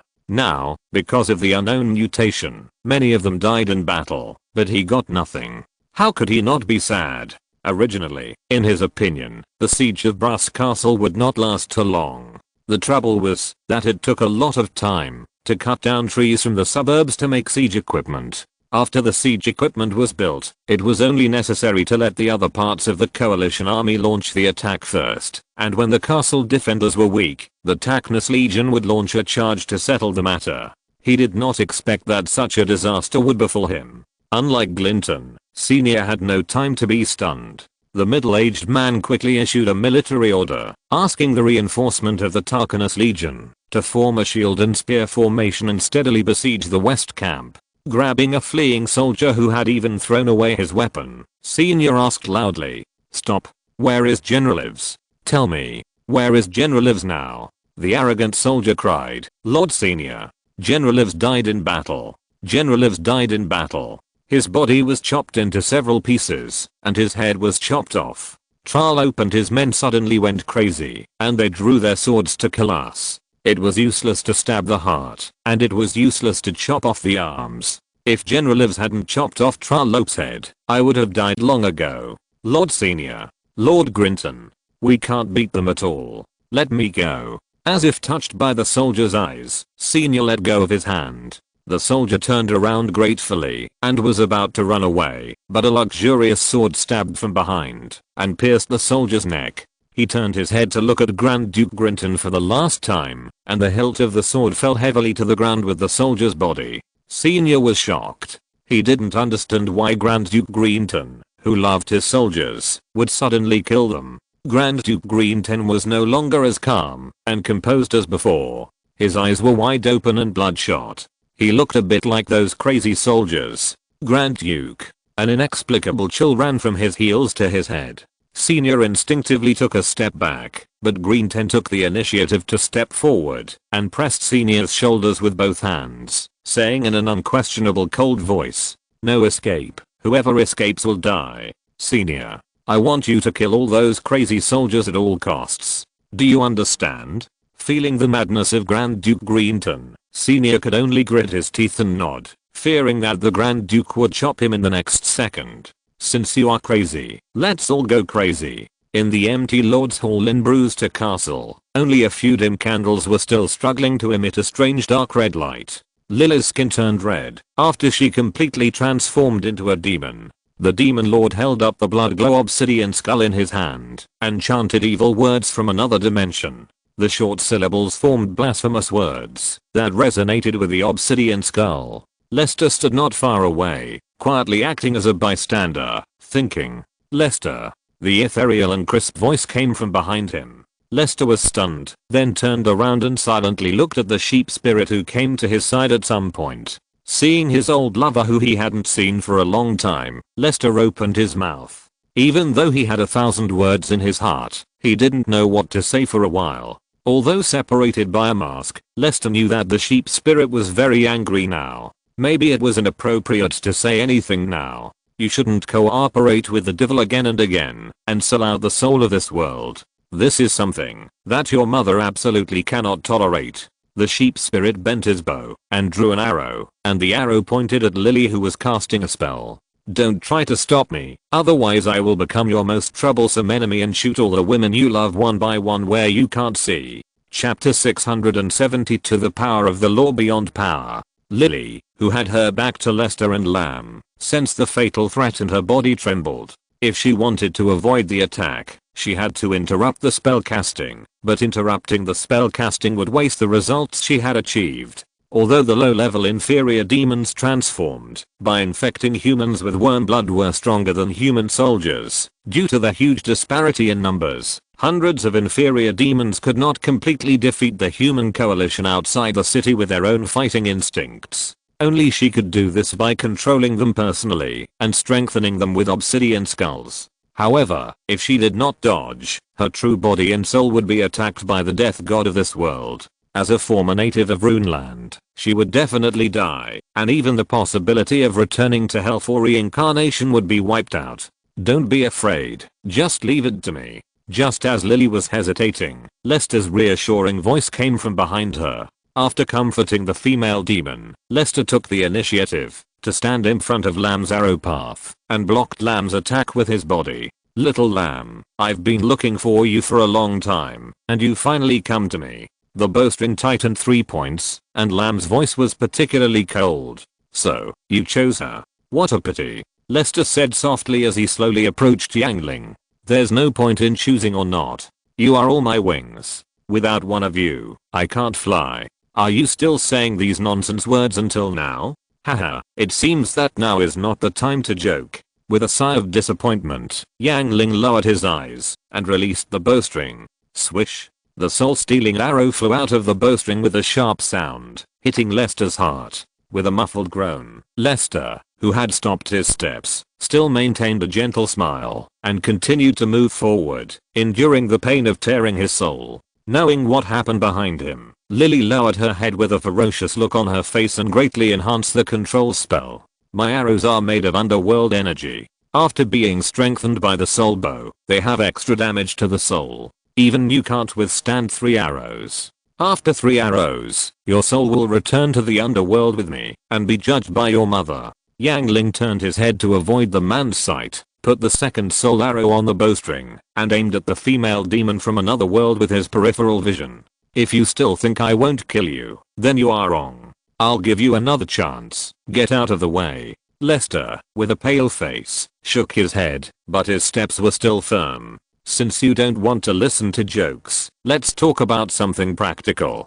Little Lamb, you also know that this broken world can no longer be maintained by repairing it. Even a powerful person like the Mother of Masks cannot expel Mordekaiser who invaded the underworld. In order to quell the disputes in this world as soon as possible, what's the harm in selling a few souls? Instead of letting this world continue to rot, it is better to overthrow and rebuild it directly, and build an Eden, where there is no interference from gods and demons, and mortals can live happily. I have the ability and determination to do all this, and nothing can stop me. Little Lamb, work hard with me. You know that the Mother of Masks and the masks she made will sooner or later die at the hands of the evil owl, including herself. I know that the rules of the underworld are not perfect. Repairing the sunken ship is a road destined to have no future. Otherwise, Mordekaiser would not have the opportunity to take root in the underworld.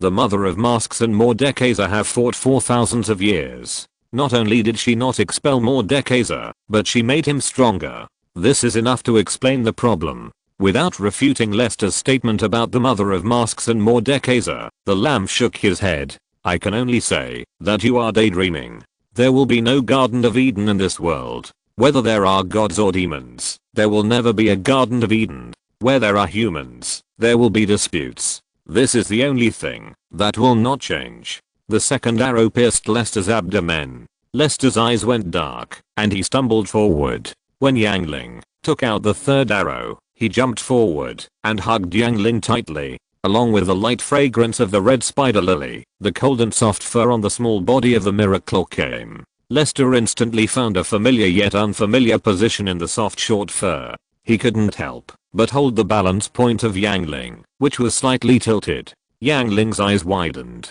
The spirit body without any feeling instantly lost all strength and could only lean his body completely in the man's arms. Little lamb, you are so cruel. Are you trying to murder your husband? Lester, who was in great pain due to the severe damage to his soul, took the initiative to use his skills, as if to transfer the pain to the palm of his hand. I don't know if it's an illusion, but the lamb's touch seems to be better than before, tight and elastic, and it can be held in the open palm, and I can't let it go. For Lester at this moment, having a point to exert force is also a little comfort in the heart-wrenching pain. I don't know what Lester is thinking at this moment, as if he has regained his human body and returned to the material world. The sudden warm touch makes Yang Ling's mind stagnate. The soul-stealing arrow in his right hand turns into the purest underworld energy and dissipates in the air. Yang Ling can no longer use any strength, and the soul-stealing bow slips from his hand and falls to the ground.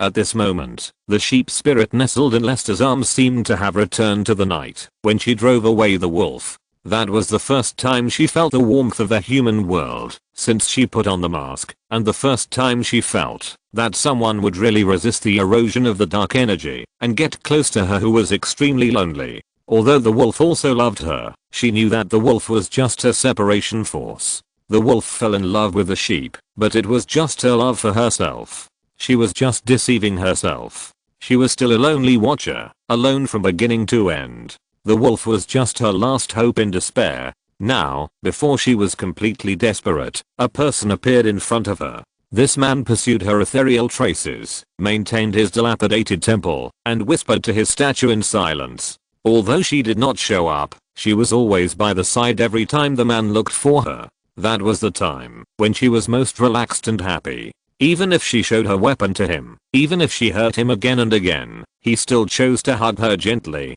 Now, she hurt the only man who cared about her in the world, because of her duty as the god of death. What should she do? Pushing the defenseless Lester away. After Lester fell to the ground, Yang Ling took one last look at the man, then retreated without looking back. His figure dissipated in the dark air. The soul-destroying Yang Ling even forgot the soul-stealing bow that he never let go of. Watching Yang Ling escape from him, Lester endured the severe pain and picked up the white short bow on the ground and stood up, took a look, and closed his eyes. The moment he picked up the short bow, Lester heard the mourning of countless souls, which disappeared in the blink of an eye. Only the cold death energy continued to enter his body from his right hand endlessly, trying to turn the body full of vitality into a skeleton. Even if it is a warrior who has been tempered for thousands of times, if the body has no means of recovery, it will probably die in less than a second. The life energy that was originally saturated surged again.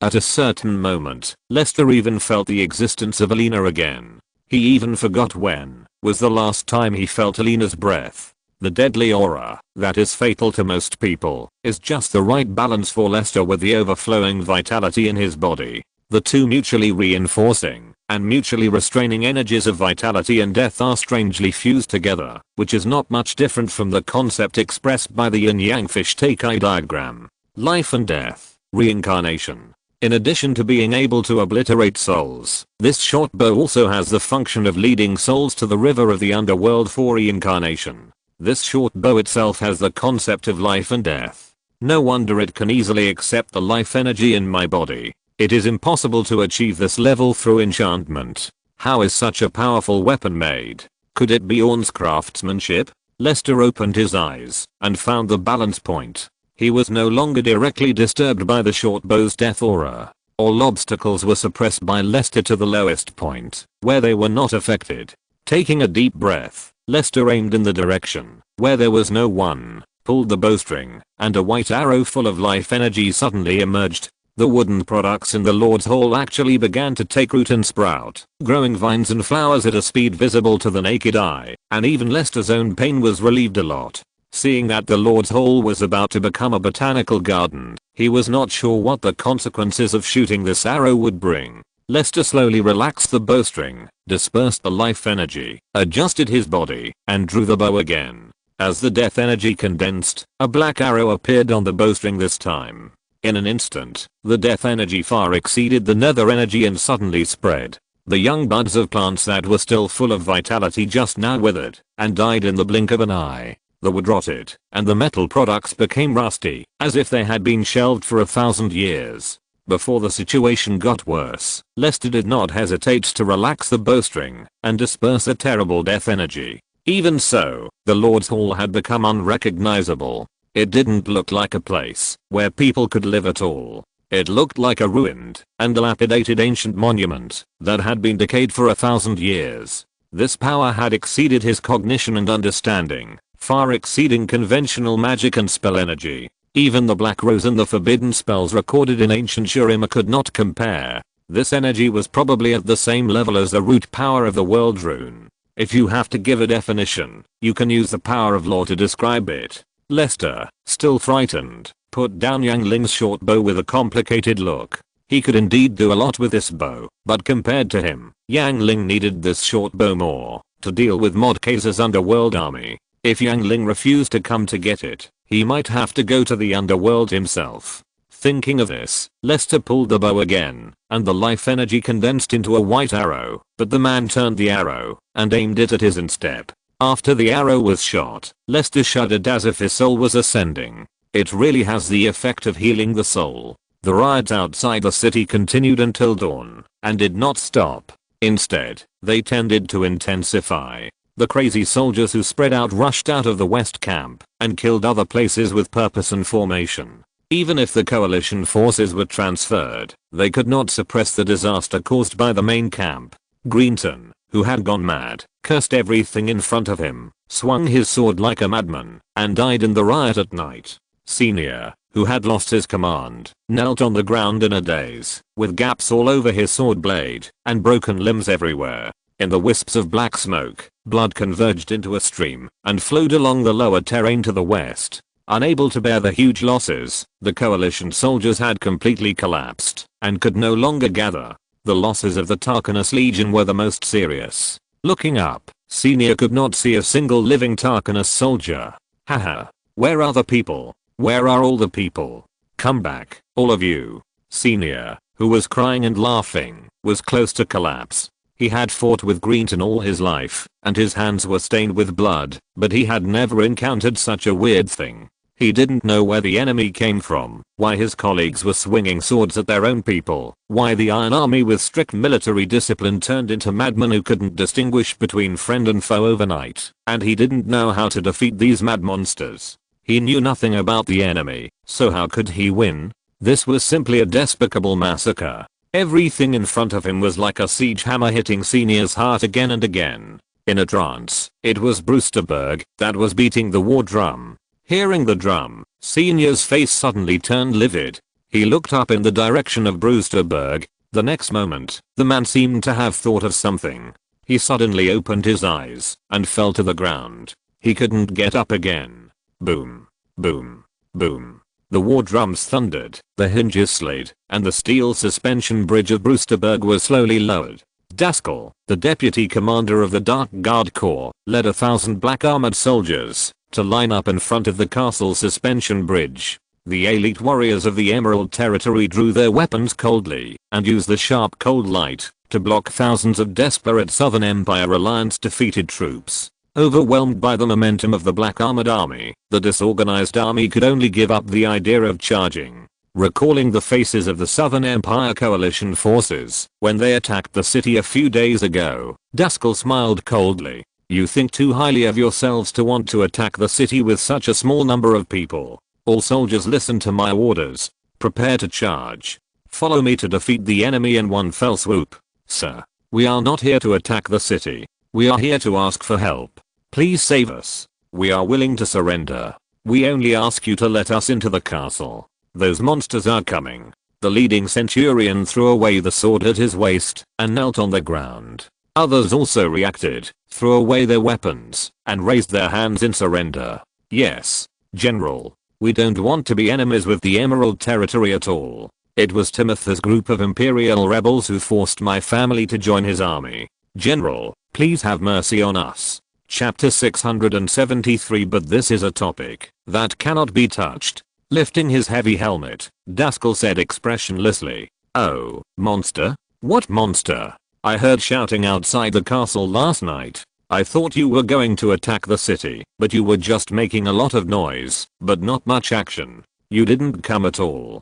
I waited all night. Haha, do you really think I would believe your lies? You just want to trick me into letting you into the city to sabotage it? We are here for peace talks, and we kindly helped you eliminate the underworld demons hidden in the castle, but you slandered us again and again. That's fine, but you even want to hurt Lord Lester. Do you really think that we, the Emerald Lord, are easy to bully? If you want to fight, just fight. Don't try to play any tricks." Daskal's words chilled the hearts of the defeated soldiers. Thinking that those crazy soldiers were behind them, and they were stuck in the middle, unable to advance or retreat, many people began to make a fuss. But if they really charged, the defeated soldiers did not have enough courage. Not to mention the other black armored soldiers. The tall Daskal standing in front of them was enough to make most people give up the idea of fighting. Roar. Just when the two groups were deadlocked, a low roar that was not like a human voice came from behind the defeated soldiers. The roar sounded as strange as someone holding back a mouthful of Volt phlegm, pinching his nose, and lowering his voice to shout. The black armored soldiers were fine, but the defeated soldiers were terrified the moment they heard the roar, and there were cries one after another. Glancing indifferently at the soldiers of the Southern Empire, Daskal sighed in his heart. These soldiers were completely useless. Even if they survived, they would never go to the battlefield again. But he couldn't let these young and strong men of the Southern Empire die here. They had to be saved. In order to deal with the Emerald Territory, the 5 warlords of the Southern Empire recruited soldiers without restraint. The southern border of the empire was already depleted due to the warlords' extortion and extortion. The withdrawal of able-bodied men has seriously damaged the vitality of the southern border. It can be said that the southern border is now a barren land with 9 out of 10 houses empty. Although the secondary strategic goal of the Emerald Territory is to reduce the manpower of the warlords in the local area of the Southern Empire, so that the population of the Emerald Territory, which has a rapid increase, can be relocated to the south. If there are too many casualties, even with the supplement of immigrants from the Emerald Territory, it will not be possible to restore the population of the southern border of the empire as soon as possible. Here they come. They come. Those monsters are coming. Help, Mother. General, look. We are telling the truth, not a single lie. Please show mercy, General. Perfectly expressing a hint of hesitation, Daskal looked into the dusty distance, his face as gloomy as water, like a general who was ordered to take charge in a critical situation. Everyone lay down your weapons and enter the fortress in an orderly manner. Anyone who pushes or crowds will be killed without mercy. Dark Guard Corps, listen to the order. With the castle drawbridge as a center, form a butterfly defense formation. Block the enemy's attack. Aaron, bring your men, and follow me to charge. I'm willing to fight to the death with Lord Daskal. The blonde officer named Aaron gathered the 100-man team he commanded, and 100 heavy sword infantry followed behind Daskal, ready to launch a counterattack at any time. At the same time, the long snake formation in front of the castle split apart, and the Dark Guard made way for the fleeing soldiers to lead to the castle. When the fleeing soldiers fled into the castle without looking back, one after another alloy heavy shields hit the mud and connected into an indestructible wall. The heavy shields were held up by the heavy spearmen with their body armor, and the pure metal 2-meter heavy spears in their right hands were perfectly placed in the gap of the shield wall, reflecting the cold light. In the Lord's Hall, Perram controlled the projection magic and used the magic crystal to show Lester the battle outside the castle. Lily took the initiative to open her eyes and looked at Lester and asked, "Lester, the inferior demon soldiers I control are about to reach the castle gate. These inferior demon soldiers have absorbed enough blood and energy, and their hellish weapons have gained armor-piercing damage. To be honest, they are not easy to deal with. How about I keep a hand and cancel the enhancement of the inferior demon soldiers? Lester shook his head, his tone solemn. Only soldiers who have experienced bloody battles can be considered elite. There is no need to worry about casualties. Lily, use all your strength to control the inferior demon soldiers, to fight against the Dark Guards. This confrontation is a once-in-a-lifetime opportunity. The Dark Guards are not afraid of death, but they are only afraid of enemies who do not have enough strength. It would be good to let them experience the power of another world. What's more, I also want to see the strength level of the cutting-edge cold weapon combat force that I have spent a lot of money to cultivate. If I can't even beat the inferior demons, I should reconsider the future development direction of the Emerald Territory. As you wish. On the battlefield outside Fort Brewster, Daskal put down his helmet, his eyes fixed on the more than 100 monsters 500 meters away, and his breathing gradually became heavy.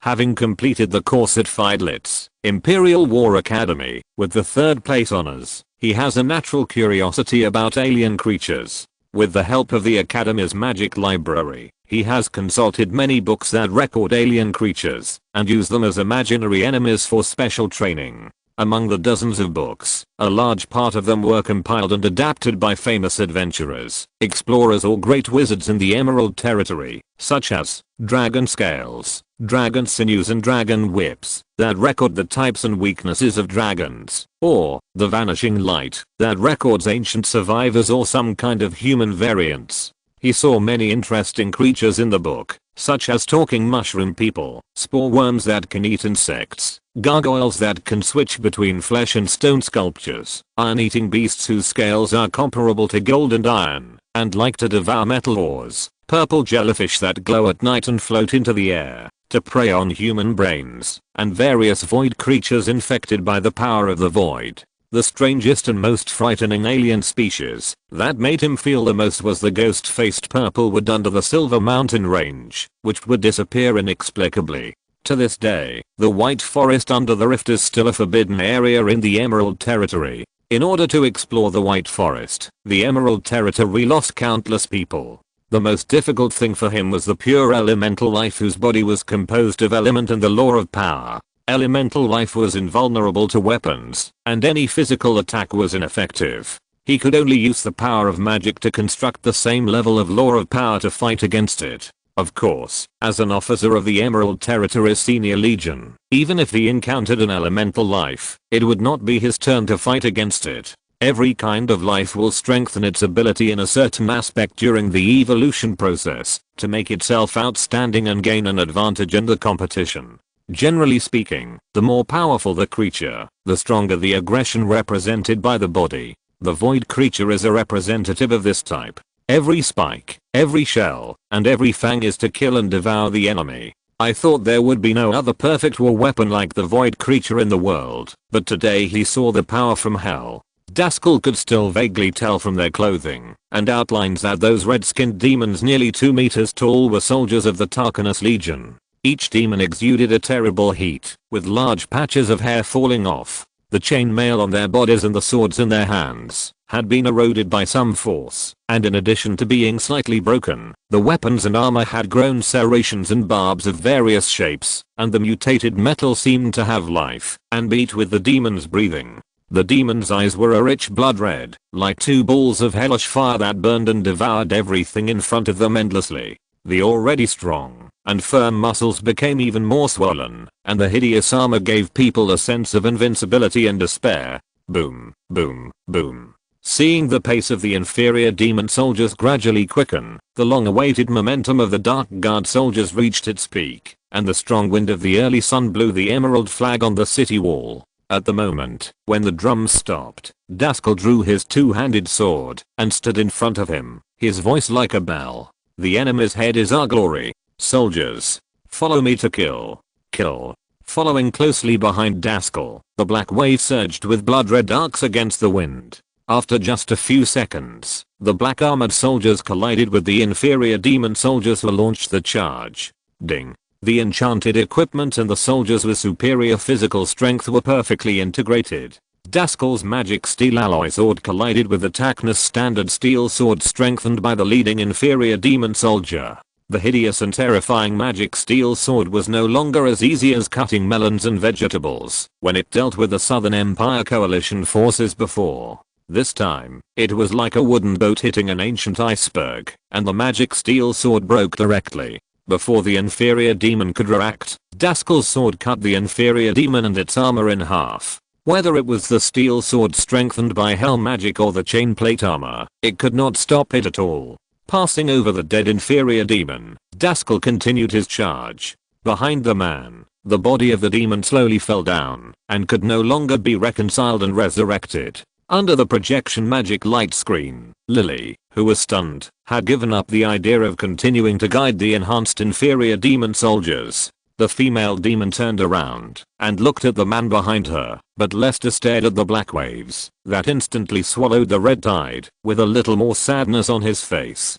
Noticing Lester's expression, Param lowered his head, his expression inexplicably gloomy. Are you not going to control them anymore? No need. No matter how much you strengthen them, these inferior demons will not be their opponents. Excuse me, each of your black armored soldiers is comparable to the middle level demons in hell. Whether in terms of combat skills or weapons and equipment, they are all elite warriors. I really don't know how you created such a group of warriors. She wanted to say freaks, but thinking that such an expression was a bit impolite, Lily could only replace it with a completely inappropriate word. Lester nodded without comment and continued to tell the story. As for the source of soldiers, it is probably to spend 900 years deliberately purifying the blood of warriors, allowing the strong to combine with the strong, inheriting the best traits, and then supplemented with harmless alchemical potions and medicinal baths, and finally to cultivate from a young age, train hard, and survive dangerous trials and battles. If you can do all of the above, you will probably be qualified to join the Dark Guard, and then you will further hone your combat skills and accumulate experience until you pass the assessment of your predecessors and officially become a member of the Dark Guard. Lily was shocked. How could training a Legion soldier be more complicated than selecting a demon lord in hell? Smiling at Lily, Lester no longer looked at the one-sided battle situation, and there was a lot of reminiscence in his eyes. Then there is the issue of equipment. Since the establishment of the Narkson Black Guard 900 years ago, the Emerald Territory has had an indissoluble bond with the two-handed greatsword. This is the tone I set from the beginning. Rax's warrior bloodline is enough to dominate the greatsword, an armor-piercing weapon that is invincible on the battlefield. Of course, the most important thing is that it is handsome enough. In addition, the Emerald Territory has continuously optimized the casting method and constituent materials of the greatsword over the years, which has led to today's results. At first, it was pure magic steel smelted in an earthen furnace. Because the greatsword made of pure magic steel was too heavy to use, it was tried to fuse steel, tungsten and other minerals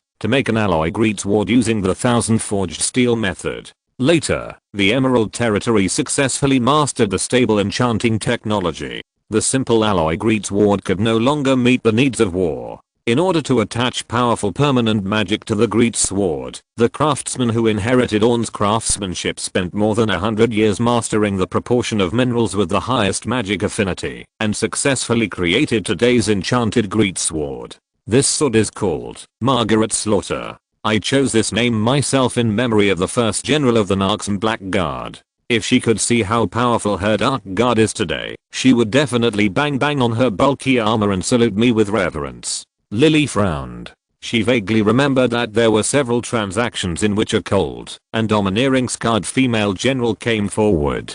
The murderous aura on her body was no less than that of middle-level war demon in hell. She didn't know how many people that woman had killed in her lifetime.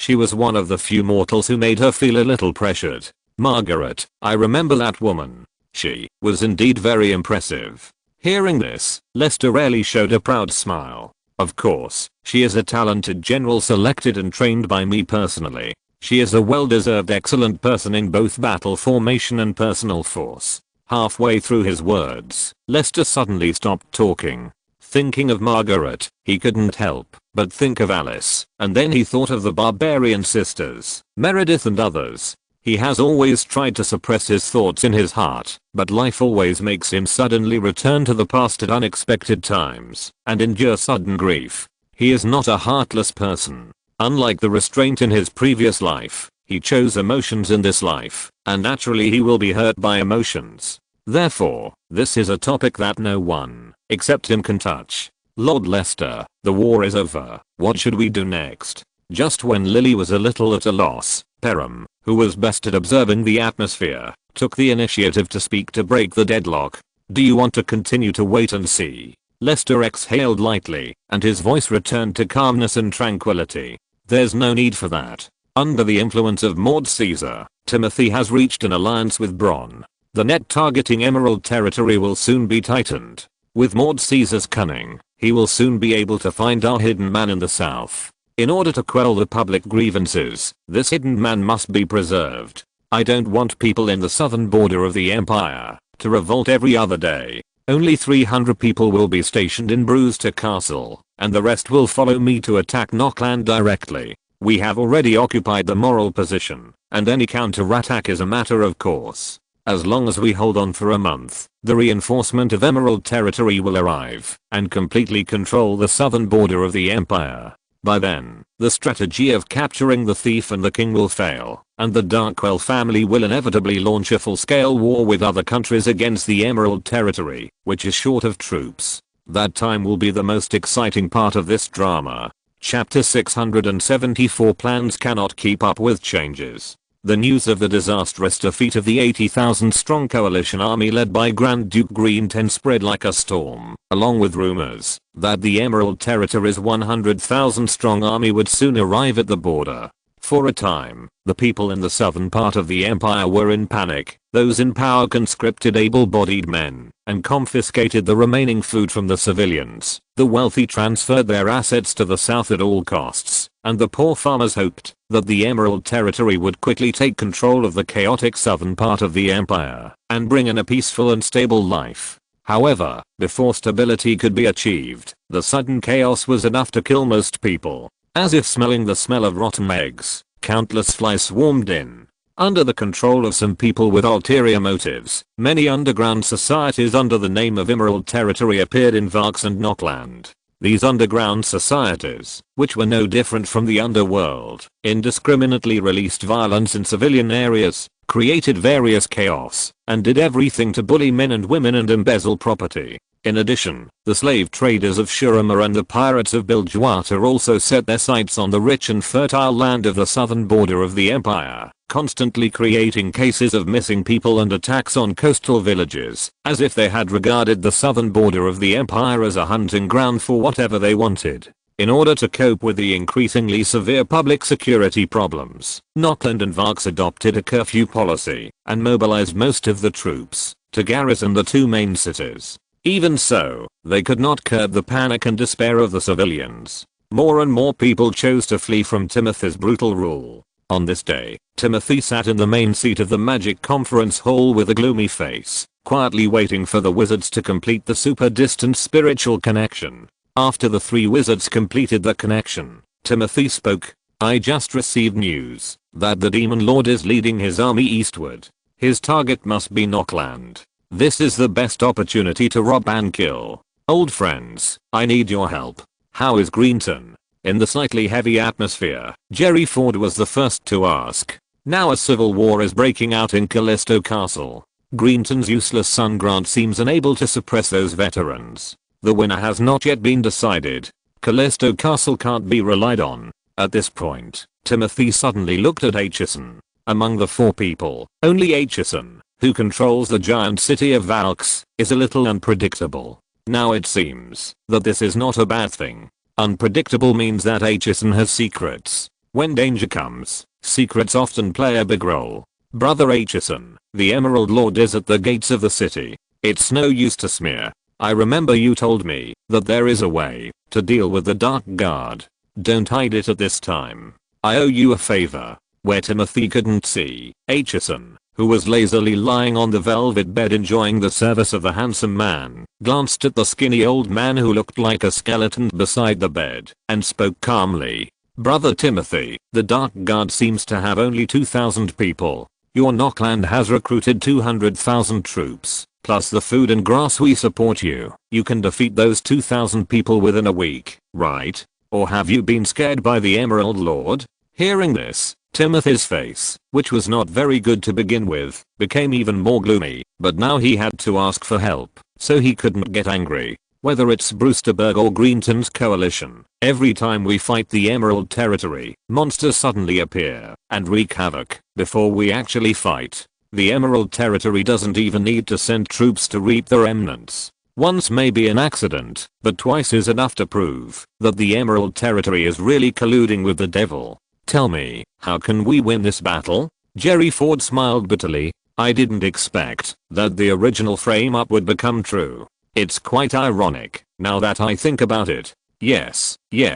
Ignity Woods nodded in agreement. Anyway, no matter what decision they made, Ignity Woods would nod in agreement. The others were no longer surprised by Ignity Woods, who had no opinion but was decisive. Except for some inexplicable dissatisfaction, they didn't have any extra thoughts. It's not impossible to win, but it depends on how far Brother Timothy is willing to go. Staring with red eyes, Timothy stared at the wizard representing Acheson. If the Demon Lord doesn't die, then I will die. How far do you think I'm willing to go? Do you want me to chop off my head to prove it to you? Even though they were thousands of miles apart, Acheson was frightened by Timothy's eyes. The heroic Xiangbai withered like an eggplant hit by frost. He had tried to revive several times but failed. If it were an ordinary man, he would probably be furious. However, Acheson sighed, patted the manservant's shoulder, and motioned the manservant in front of him to go behind him. For him, the palms and backs of his hands were all flesh, and he could eat them in any way he wanted.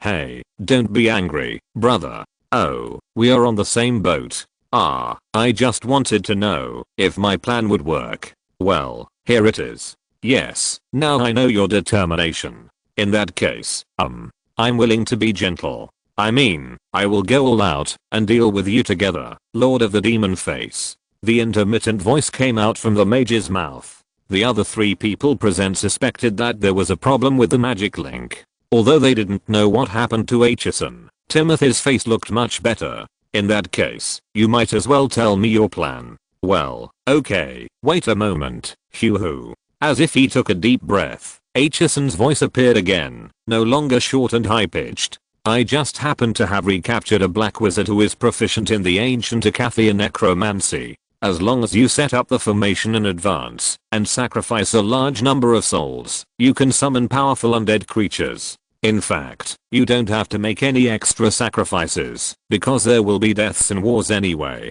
When my necromancer comes over, you only need to prepare some materials and cooperate with him to complete the formation in the city. After the formation is completed, I will send the soldiers of the Emerald Territory into the city to fight. There is no need to worry about casualties among the soldiers and civilians. If you defeat the army of the demon-faced lord, the formation will naturally lose its effect, which is the best thing. But if you are defeated, don't worry, the more people die, the stronger the undead creatures summoned will be. When the time comes, if you evacuate Nockland in advance, my necromancer will naturally activate the formation, and the demon-faced lord will be trapped in the city. At that time, the necromancer will summon all kinds of powerful undead creatures to eliminate the demon-faced lord and his soldiers. After I defeat the demon lord, I can just push all the casualties onto the Emerald Lord who colluded with the devil. Then the crisis will naturally be resolved. Once the demon lord dies, Commander Brown, who is angry because the Emerald Lord refuses to examine the delegation, will definitely declare war on the Emerald Lord.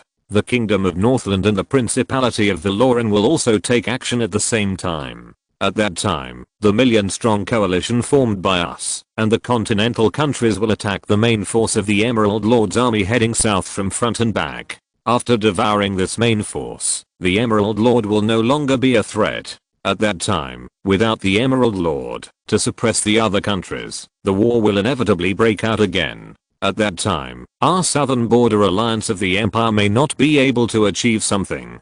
I wonder what I think of this plan, brother? Attracted by the future described by Acheson, the elderly Timothy did not recover for a while, until Jerry Ford coughed. Timothy nodded. Is the plan feasible? What kind of necromancer can do such a thing? Acheson looked at the hideous and terrifying skeleton old man again and whispered, Lobito, this is his name. He has a bad temper, but his strength is unquestionable. Brother Timothy, don't worry too much. The magic link was interrupted. Acheson lingered with his male favorite for a while before getting up from the bed and kneeling in front of the skeleton old man. Lord Lobito, the matter has been completed as you ordered. What should we do next? The old man who had maintained the magic link without speaking finally opened his mouth. The old man was not angry at Acheson's neglect, but uttered a hoarse and ancient Narxan language. Little guy, who do you think is the traitor planted by the Emerald Territory?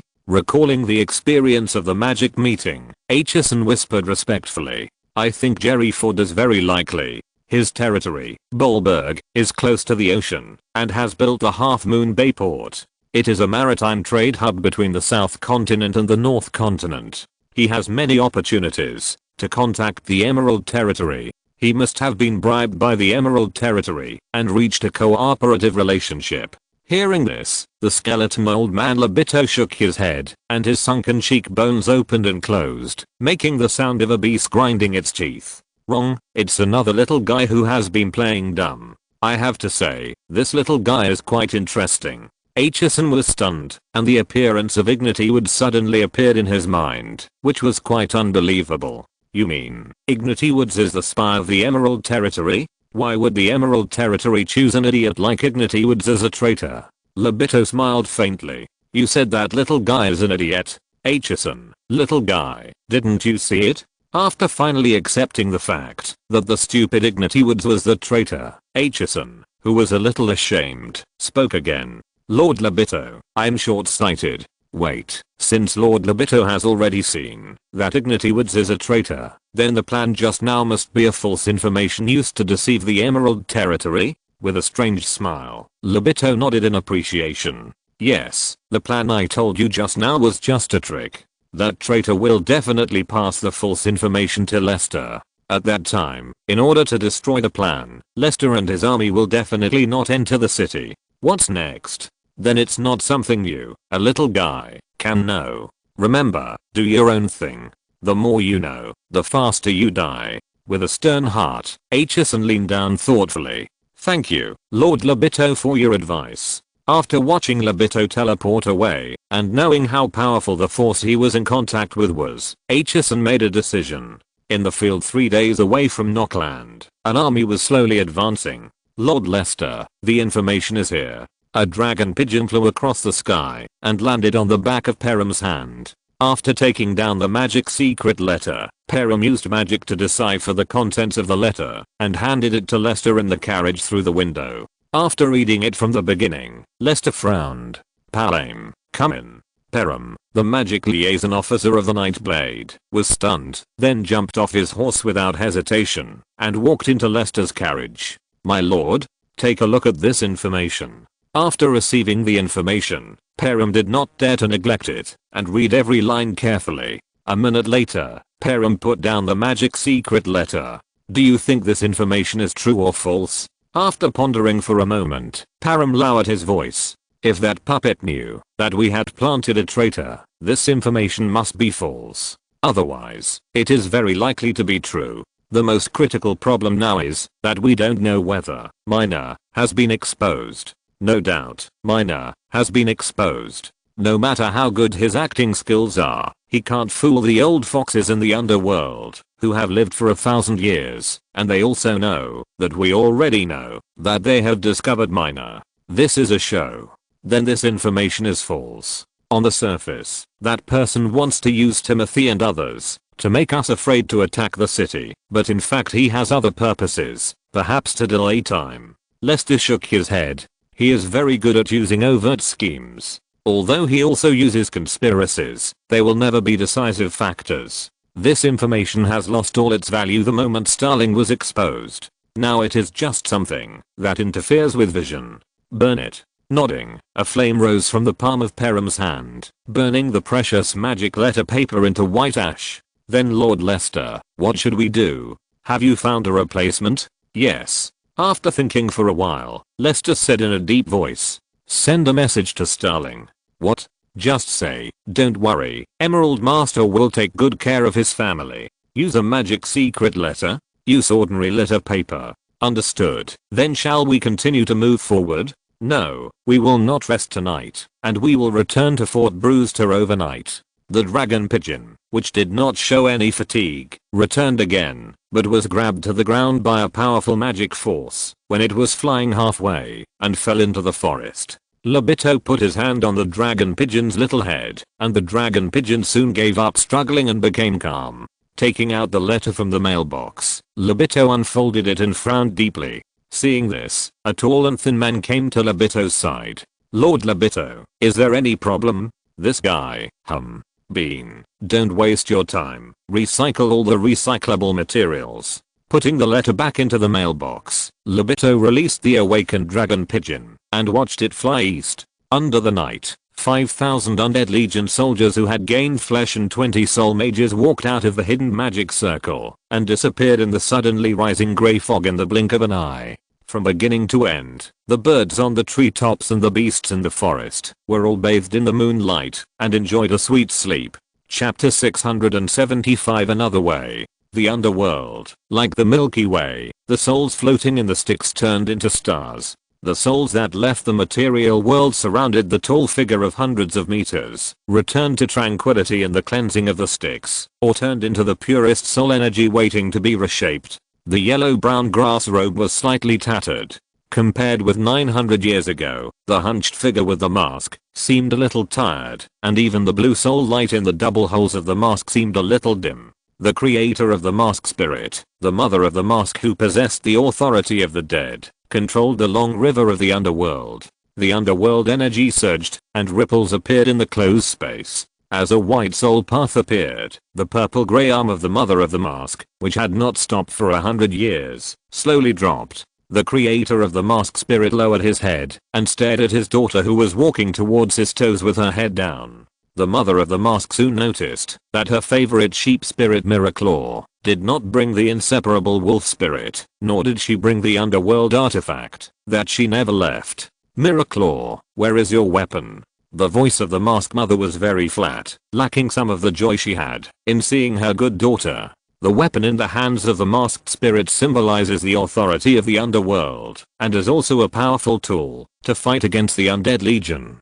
It would be fine if she didn't make progress, but losing the weapon is the most unforgivable sin. Looking up at the masked mother who looked like a titan, feeling the severity of the masked mother, the lamb spirit's mask was shaken a little. "I'm confused now, mother. Before I respond, I want to ask you a few questions, okay?" Staring at the lamb spirit who was as small as dust, the masked mother put down her palm, let the lamb spirit jump in her palm, and slowly raised it to her eyes. Standing by the masked mother's eye socket, the lamb spirit was not even as big as the masked mother's fluff. "Speak, my child, what do you want to know?" Putting his hand on his lamb spirit mask, Miraclaw's trembling body gradually calmed down. "We have been fighting with Modkaiser for more than 1,000 years. Why do I have fewer and fewer brothers and sisters, but more and more enemies, with victory after victory? Today, the soul obelisk of Mitnalachin has encompassed nearly half of the underworld. The number of souls falling into the Styx has decreased by a quarter, and the quality is getting worse. Mother, was this battle doomed to fail from the beginning? In that case, are our sacrifices and our determination to maintain the stability of the Styx meaningless?" The masked mother rarely spoke, but just lowered her head and sighed.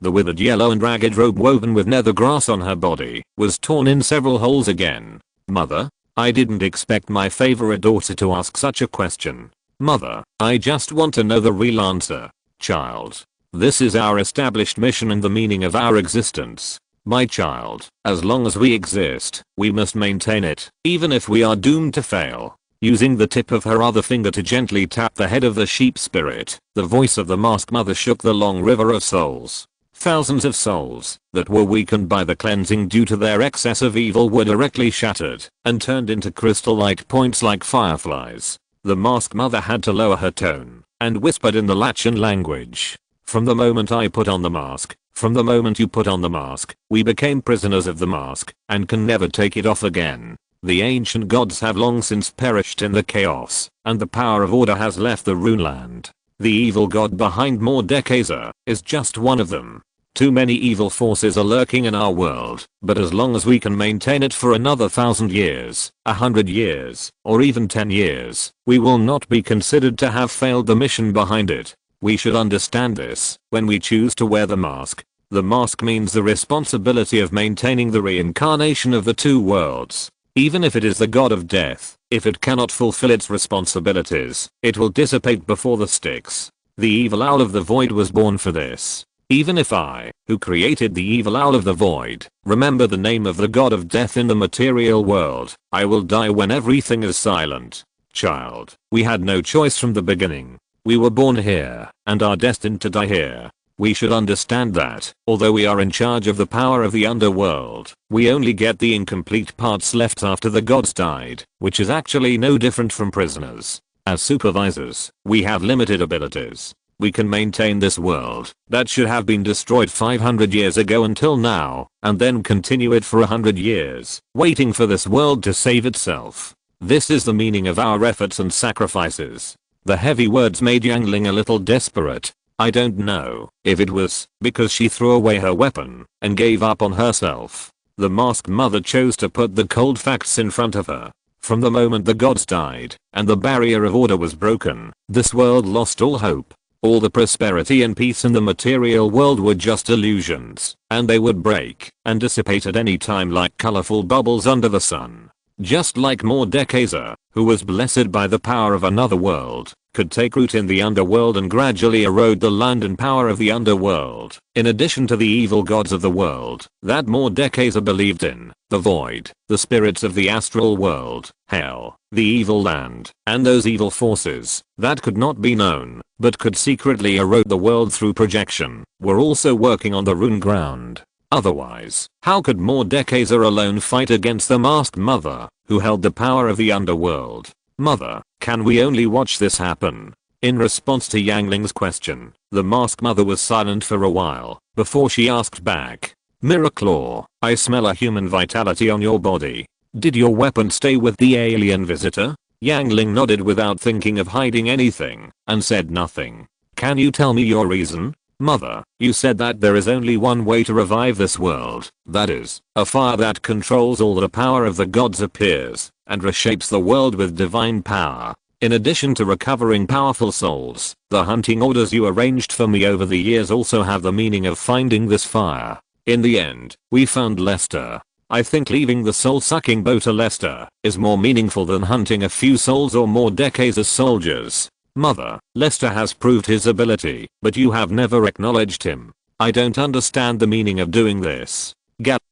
Hearing the name Lester, the evil owl appeared out of thin air, grasping the shoulders of the masked mother with both feet, and looking at Yangling with a pair of indifferent soul eyes. The masked mother gently stroked the wings of the evil owl and patiently explained. Child, we don't know whether Lester is the spark or not, but what he did is equivalent to betrayal. He used his soul to raise demons, and sold his soul to the evil demons from another world. For this reason alone, I will not recognize his identity. If he is the spark, how could he do such a despicable thing? After glancing at the evil owl staring at him, Yangling turned his head and stared at the masked spirit intently. If all this is to save the world that you, Mother, say has no hope, Mother, you will not admit it? Before the masked mother, whose eyes were gradually getting colder, could speak, the evil owl opened his mouth, a red light flashed in his eyes, and he made a hoarse and cold voice. Kainju, you are so disrespectful to the masked mother. Have you forgotten your identity? Yangling ignored the evil owl. Mother, are you protecting the doctrine of the masked spirit or this world? Gap. Sensing the emotional fluctuations of the masked mother, the void evil owl fluttered its wings and made a threatening cry, like a crow announcing its death. Under the gaze of Lamb Spirit, the masked mother took a last look at the mask on Lamb Spirit's face, slowly put down her palm, and let Lamb Spirit return to the ground. Mitnalachan has established a temporary portal. Kindred, take back your weapons, and take the wolves, to find out what Mordekaiser wants to do. Lamb Spirit stepped back in disappointment, lowered his head, and turned away silently. Masked Mother, can I go and supervise? After Lamb Spirit left, the Void Evil Owl turned his head and looked at the Masked Mother without showing too much awe. But the Masked Mother spoke. No need, after Kindred leaves, you will take over the area she is responsible for. Get. The Void Evil Owl responded and flapped its wings and left. As the last insurance, to prevent the Masked Spirit from falling, he was born with the impulse and desire to hunt Masked Spirits, and he could naturally suppress, or even kill the Mother of Masks. Therefore, he would not be afraid of the Mask Maker who created himself, but now was not the time to act. Although he was a little unhappy, the Evil Owl could only accept the order. When the Lamb Spirit left the Styx space, a short but fierce hunting battle ended quickly in a jungle in Ionia. The Wolf Spirit, who had bitten a blood flower, finally let go of his mouth. The Black Rose Mage, who had been dead for a long time, fell in a pool of blood. The soul that was marked flew to the Styx under the traction of the mark, perfectly avoiding the soul obelisk of the city of the underworld, Mitnalachen. The Wolf Spirit who had completed the hunt was not happy. Looking at the empty forest, the Wolf Spirit lay beside the corpse and stared at the tree trunk blankly, looking a little lonely. He missed the sheep, but the sheep never came to him. With a sigh, the wolf closed his eyes a little lonely. His life was not easy. In the past 100 years, due to the active plundering of Mordekaiser and a series of other factors, although the population of Runeland is gradually increasing, the total mass of souls is rapidly decreasing. In order to cope with the decreasing mass of souls and to prevent powerful souls from falling into the hands of Mordekaiser, the Masked Spirits began to actively hunt down mages with strong souls, to make up for the loss of souls, and allow the Styx to function normally. The quality of the soul is related to personal talent and personal lifespan. Those with strong souls not only have a long lifespan, but also have a strong affinity for magic. They can achieve twice the result with half the effort in the process of meditation. The Arcane Mage is one of the best. Syndra, who has the talent of dark elemental magic, is a very extreme example. In the past, many groups of mages walking around the world could be seen in Runeland. Under the active hunting of the Masked Spirits, it is now difficult to see people with magic talents. The surviving mages either hide their whereabouts, or live in a corner, and live a Buddhist life. Newborns are getting weaker and weaker, and the average life expectancy of humans is getting shorter and shorter. There are fewer and fewer children who can master strange talents and magical talents from birth. The magic power of other continents is declining rapidly. Only the first land blessed by the spirit of Ionia still retains the most primitive magical environment. Therefore, Ionia is also the main hunting ground for wolf spirits. As if sensing something, the wolf suddenly opened his eyes, climbed up vigilantly, and stared at the middle-aged man who appeared in front of him, baring his fangs. The middle-aged man was wearing a simple green robe, his long hair was tied behind his head, and he wore a light green gemstone headband. He exuded a terrible oppressive force. He was Karma, the reincarnation of the contemporary spirit of Ionia.